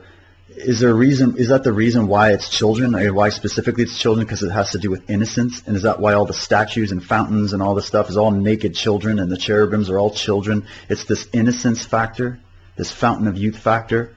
And then also in the Disney films, you see children are always the victims. It's everywhere, really, when you think about it. It's pretty freaky. Yeah, it's gone on for thousands of years. But what we're trying to describe here is that the women are the ones in charge of it. This is the most peculiar thing, these gynocratic cults. We dealt with it much more thoroughly in the Female Illuminati program, which members need to study, or just go back to the beginning of this discussion and look at those quotes. They fed them to the fire for aeons. Just let's put a proper face to who's been doing it. It's not so much the patriarchs. They frowned on it. If you read the Old Testament, many of the patriarchs were against it. We have those quotes in the Female Illuminati program. The females are the ones who kept it going. And the bittersweet thing about it is, because they kept a lot of their traditions going, wanting to have that voice, wanting to leak information, we can talk about these things now. They leak it through movies, they leak it through ad copy, they leak it through a million different ways, so through symbolism all over the place. And it's sad, but in a way it's good because we now can talk about it. It's not completely hidden from us. I didn't invent the story of the 1 million destructive goddesses that exist in the world. Why doesn't anybody compute why our goddesses, female, were meant to be the mothers goddesses of the earth or whatever, the most destructive? I want an answer to that. And then when you set out on the answer, when you're seeking truth, watch out. It's gonna kick your ass. It's gonna be difficult. But see, if you look at the account of Sekhmet, the lion goddess, rapaging through the world, or like I said, of Hathor, up to her knees in blood, filling the wells of the world with blood. The 10 plagues of Egypt that you can read about is actually cut and pasted from that. It's a destruction so ferocious, and it's unleashed by the females.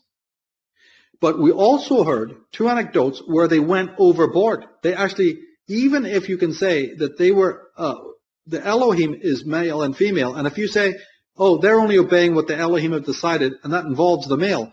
Yeah, but the male never told them to go this rapacious. So in conclusion, the thing we have to understand, which has never been brought out really before, is that the excessive violence, we would say today in language, modern language, going over the top. They actually had to be reined in by the very, by the gods who gave them the mandate to go out and kill.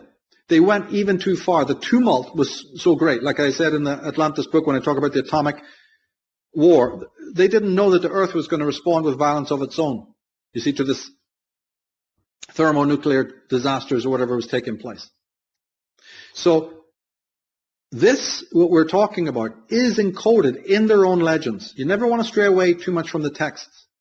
When Isis, one of the famous stories, the most famous story is, of course, the death of Osiris, the revenge of Horus, and the putting back together again of Osiris's body by his wife. Everybody knows that story. But the other famous story that all Egyptians and ancients knew was that Isis approaches Ra, the El. Now this has never been discussed, what we're discussing now. When you know that Ra's epithet, his other appellation, is El, then the whole picture is clear. That the female goddess, who is a servant of the gods, decides to steal the truth of the god.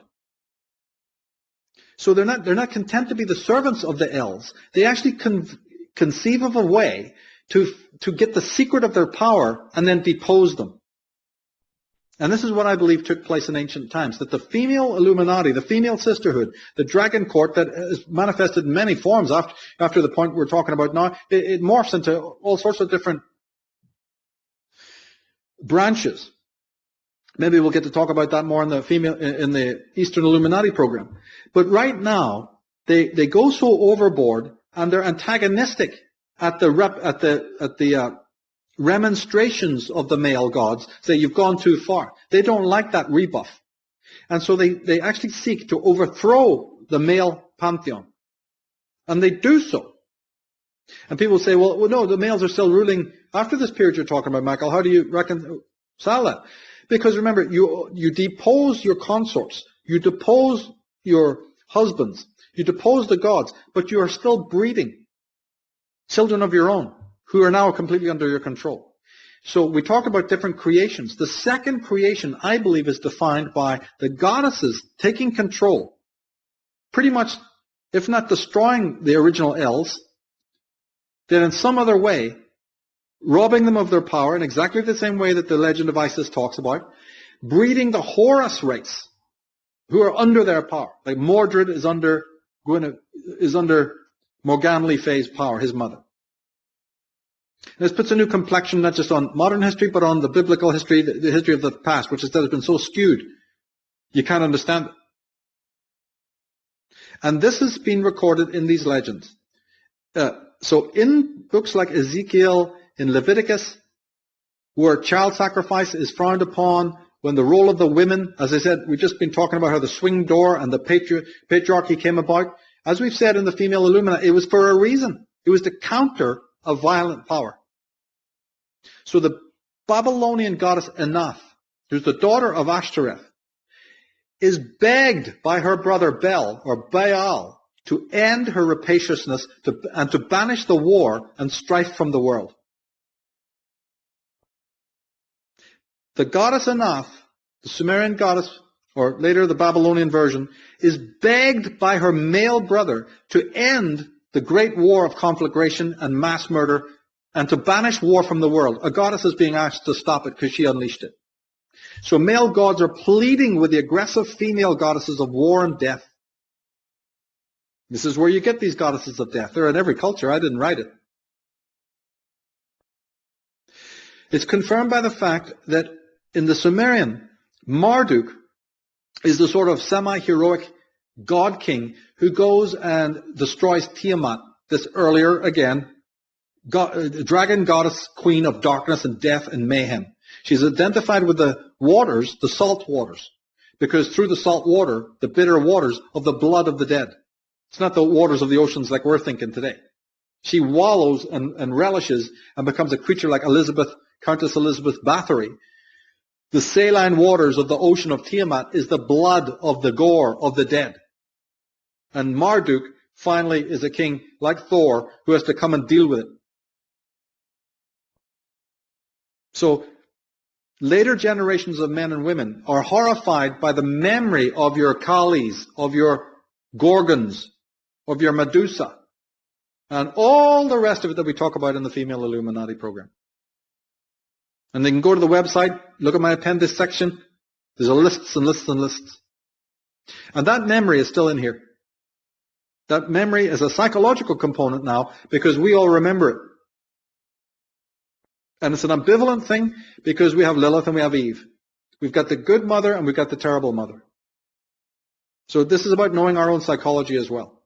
And in Genesis, when we read about it, and God divided the waters, and God broke the head of Rahab. He broke the head of Leviathan. Right? That's the Old Testament Tiamat again. They're just taking the old Sumerian and they're putting it into the Bible. God separates the waters. God divides the waters. The heroes of the Old Testament come up against Rahab or these monsters of the deep. It's confirmed, if people watch the Aeon program, they'll hear me talk about Sophia in her role as the terrible mother and the demiurge. This is the same thing we're talking about. The Gnostics are just retelling the story of the fallen replica world created by a demon goddess.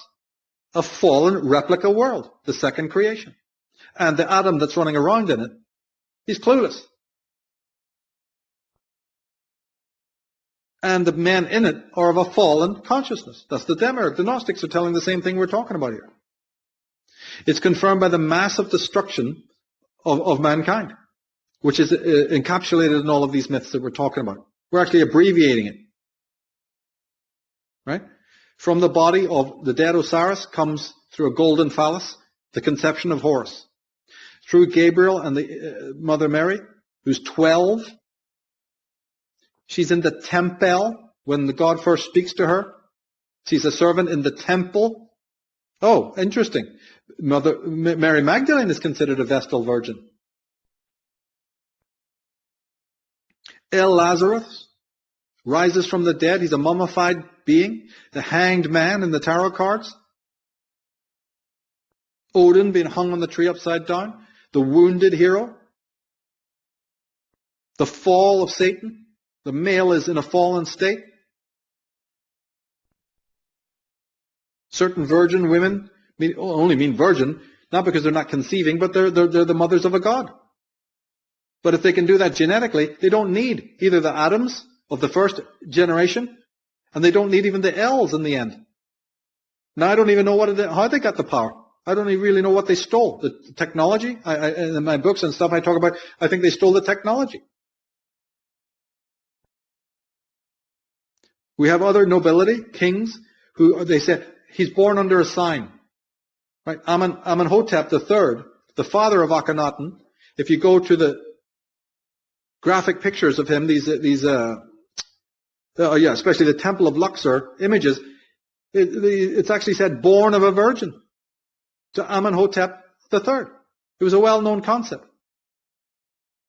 Other kings and potentates have said, oh, he's born under a special sign. We did his chart. This one is born under a sign. The star was in the heaven or whatever. Because, as I said, the ritual of the birthing, conception and birthing and the raising of these children of the gods is done according to astrological time. And many other things besides, to make them special.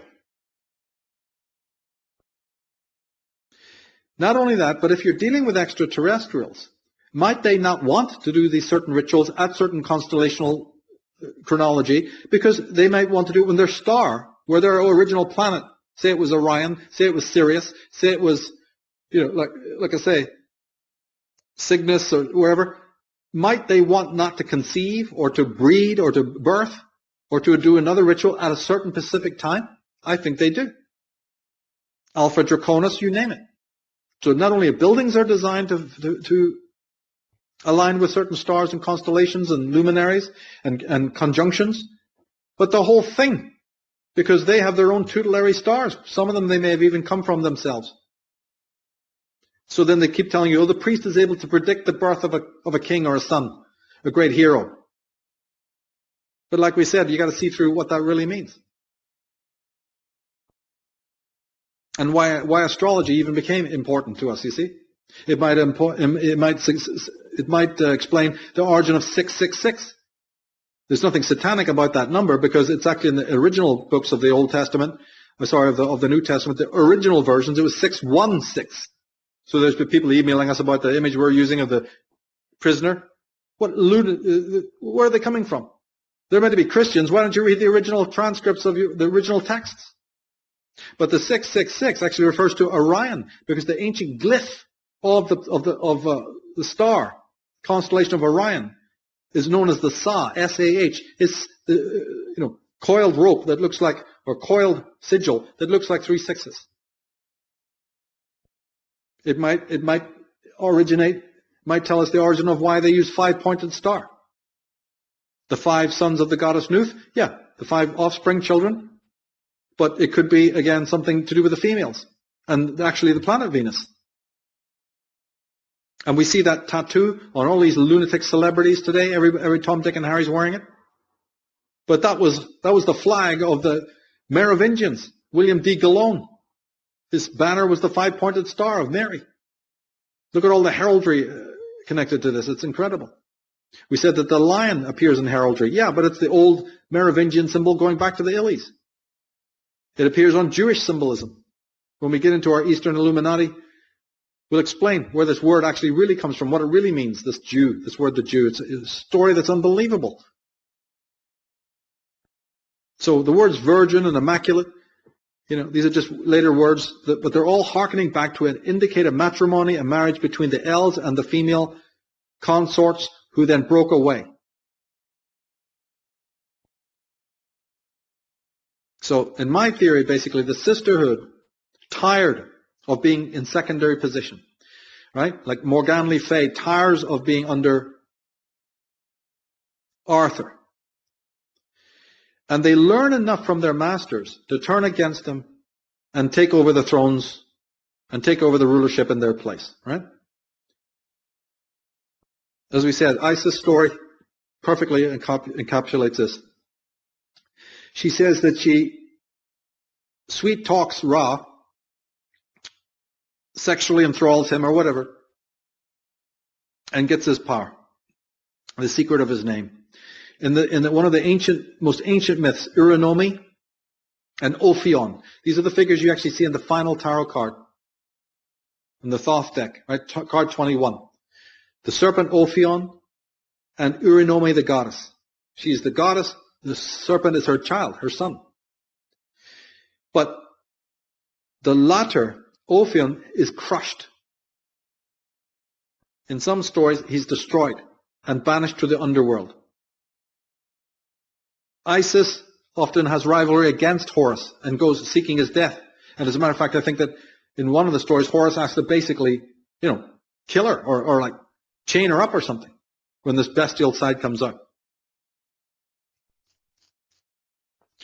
In the Sumerian story, Ninti banishes Enlil to the pit of the underworld. She actually sends him across the river. We've already talked about the river being the boundary out of the realm of the gods or into the realm of the gods. And Enlil, the supreme god of the Sumerians, is banished to a lower position out of the holy area by his sister, Ninti, or by the goddess, his sister or wife, I can't remember. Usually it's both. And as we said, in the hangman, if people have been following the path of the fool, what's this hangman starting the second tree? Upside down male. What's all the symbolism coming from? We talked about Inanna, or Anath. Yeah, but Inanna is also a rapacious, aggressive goddess of war. And through trickery, she steals the divine laws which govern mankind and the institutions of the world. Right? Inanna, another key goddess. She's a demoness. How does she do it? She gets Enlil drunk. This would be Ninti. This is very key. Isis has her own technique of getting the tradition. In the Sumerian, they say that the goddess was able to intoxicate the gods in order to get their power. Look at the word ale. You know, like lager, right? Ale is ill, the Illies. Look at Dionysius and Bacchus. Look at Priapus and the whole cult of merriment, which is just replete through accounts. Look at the Eleusinian myths and hundreds of other cults that made merry. Right? The very word merry is a female word. Beloved. But merriment, like Robin Hood and his merry men. The merry is merry. You're drinking. Right? You're celebrating. You're getting intoxicated and drunk. So what happens if the gods, when they came to this planet, either they knew it before or they didn't know it before, but the goddesses presented to them intoxicating drinks that they had made, you know, like mead and other intoxicants like that, and even spiced with the drugs. We know that hallucinogenics were involved, but let's even leave that aside. Just simple fermented drink, because that's what you see in these accounts of the gods, Pan and what have you. This frivolity, this pandemic, what do they call it? Pandemonium. So these gods started to love this so much that they were on all the time.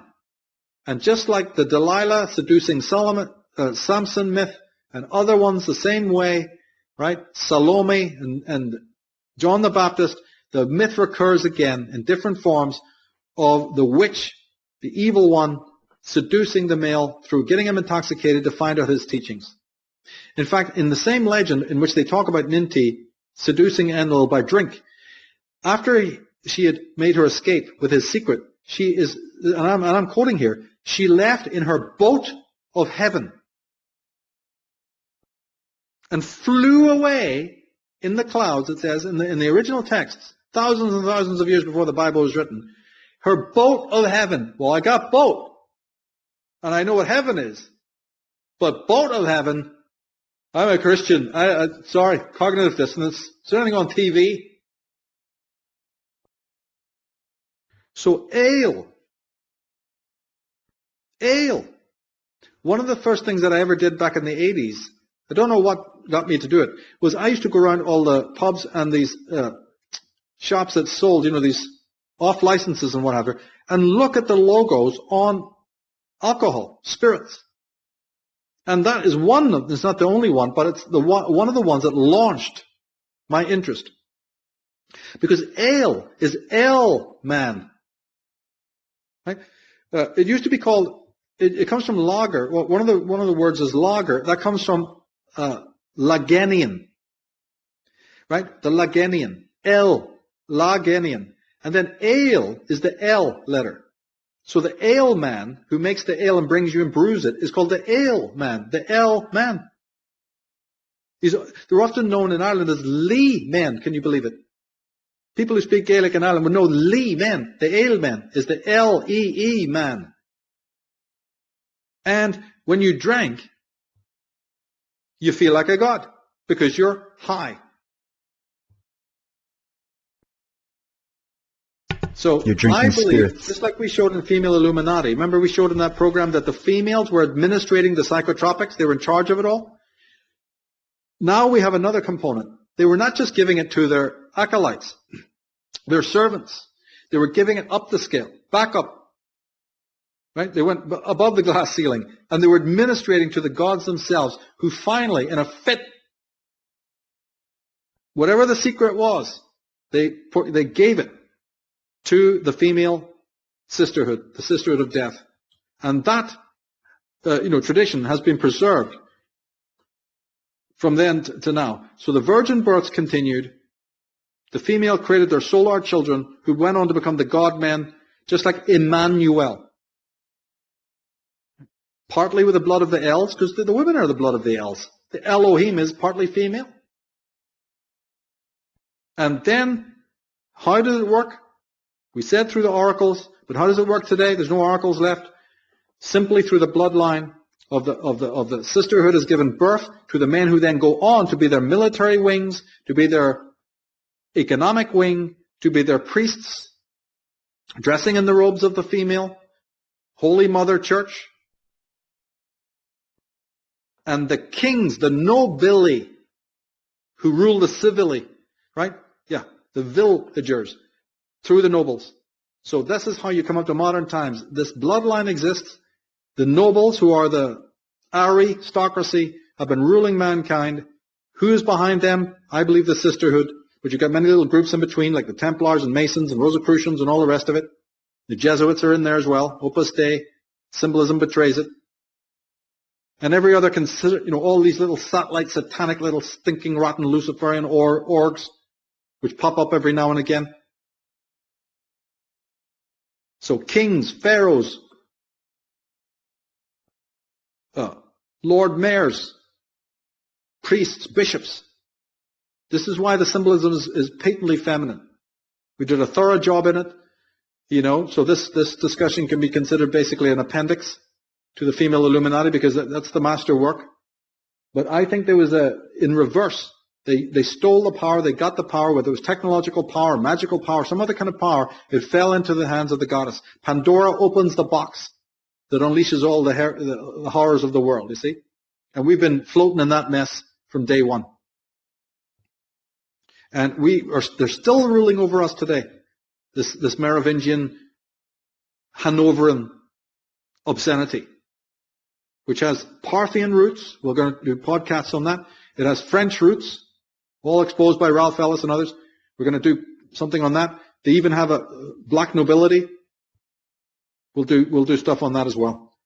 But never forget that this intoxication and inebriation is still happening today. The Dionysian cult is still busy.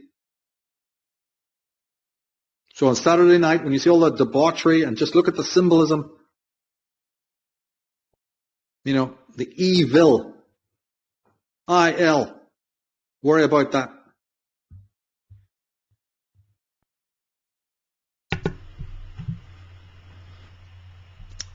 Wow, well that is incredible. It's so many different points and subjects brought into that, Michael. And definitely we can include this as an appendix to the Female Illuminati. People can check that out. We have it available for premium members at unslaved.com. And I think we're just under 5 hours for this one. Hey, we broke a record. 4 hours and 42 minutes. 4 hours, 42 minutes. Nice. Wow. Very good. Incredible. I know. Yes. Yeah. Time flies when you're having fun. I'm just sitting here. Now. We can do whatever the fuck we want. That's why it's unslaved. Unslaved. We can do whatever we want. And you know what's great is that this new system worked out beautifully. So we've got the ability to do this no problem, and we'll be bringing some more episodes on these things to you guys coming up soon. We're going to try to have some guests on about some key issues as well.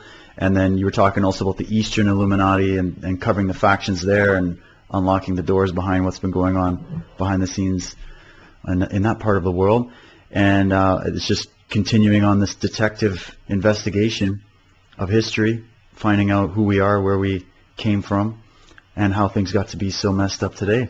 So, but ultimately, Michael, what I loved about this entire talk is that when we're getting into etymology and symbolism and comparing all these different things, once again, we always bring it back to the fact that we're on this path as individuals of trying to discover the truth of being, the truth of, we're all on this path of the fool. We're all on this path of learning about the world. And as we learn about the external world, we're learning about our own internal world and learning about consciousness itself and learning about the aberrations of it, when we call that evil. And we look at the fact that there's this penchant for control, and there are groups that are looking to maintain control and operate through that vehicle. And then there's also the positive forces that rise up in the world. Although they're often suppressed, they're there. And so we're here to try to introduce people to those works and to illuminate the path towards knowledge here. So with that, we have definitely broken some records with this show. I think it was fantastic. And we're going to catch up with everybody again next week. So be sure to stay tuned here on unslaved.com, and we'll catch you again for another episode of the Unslaved Podcast.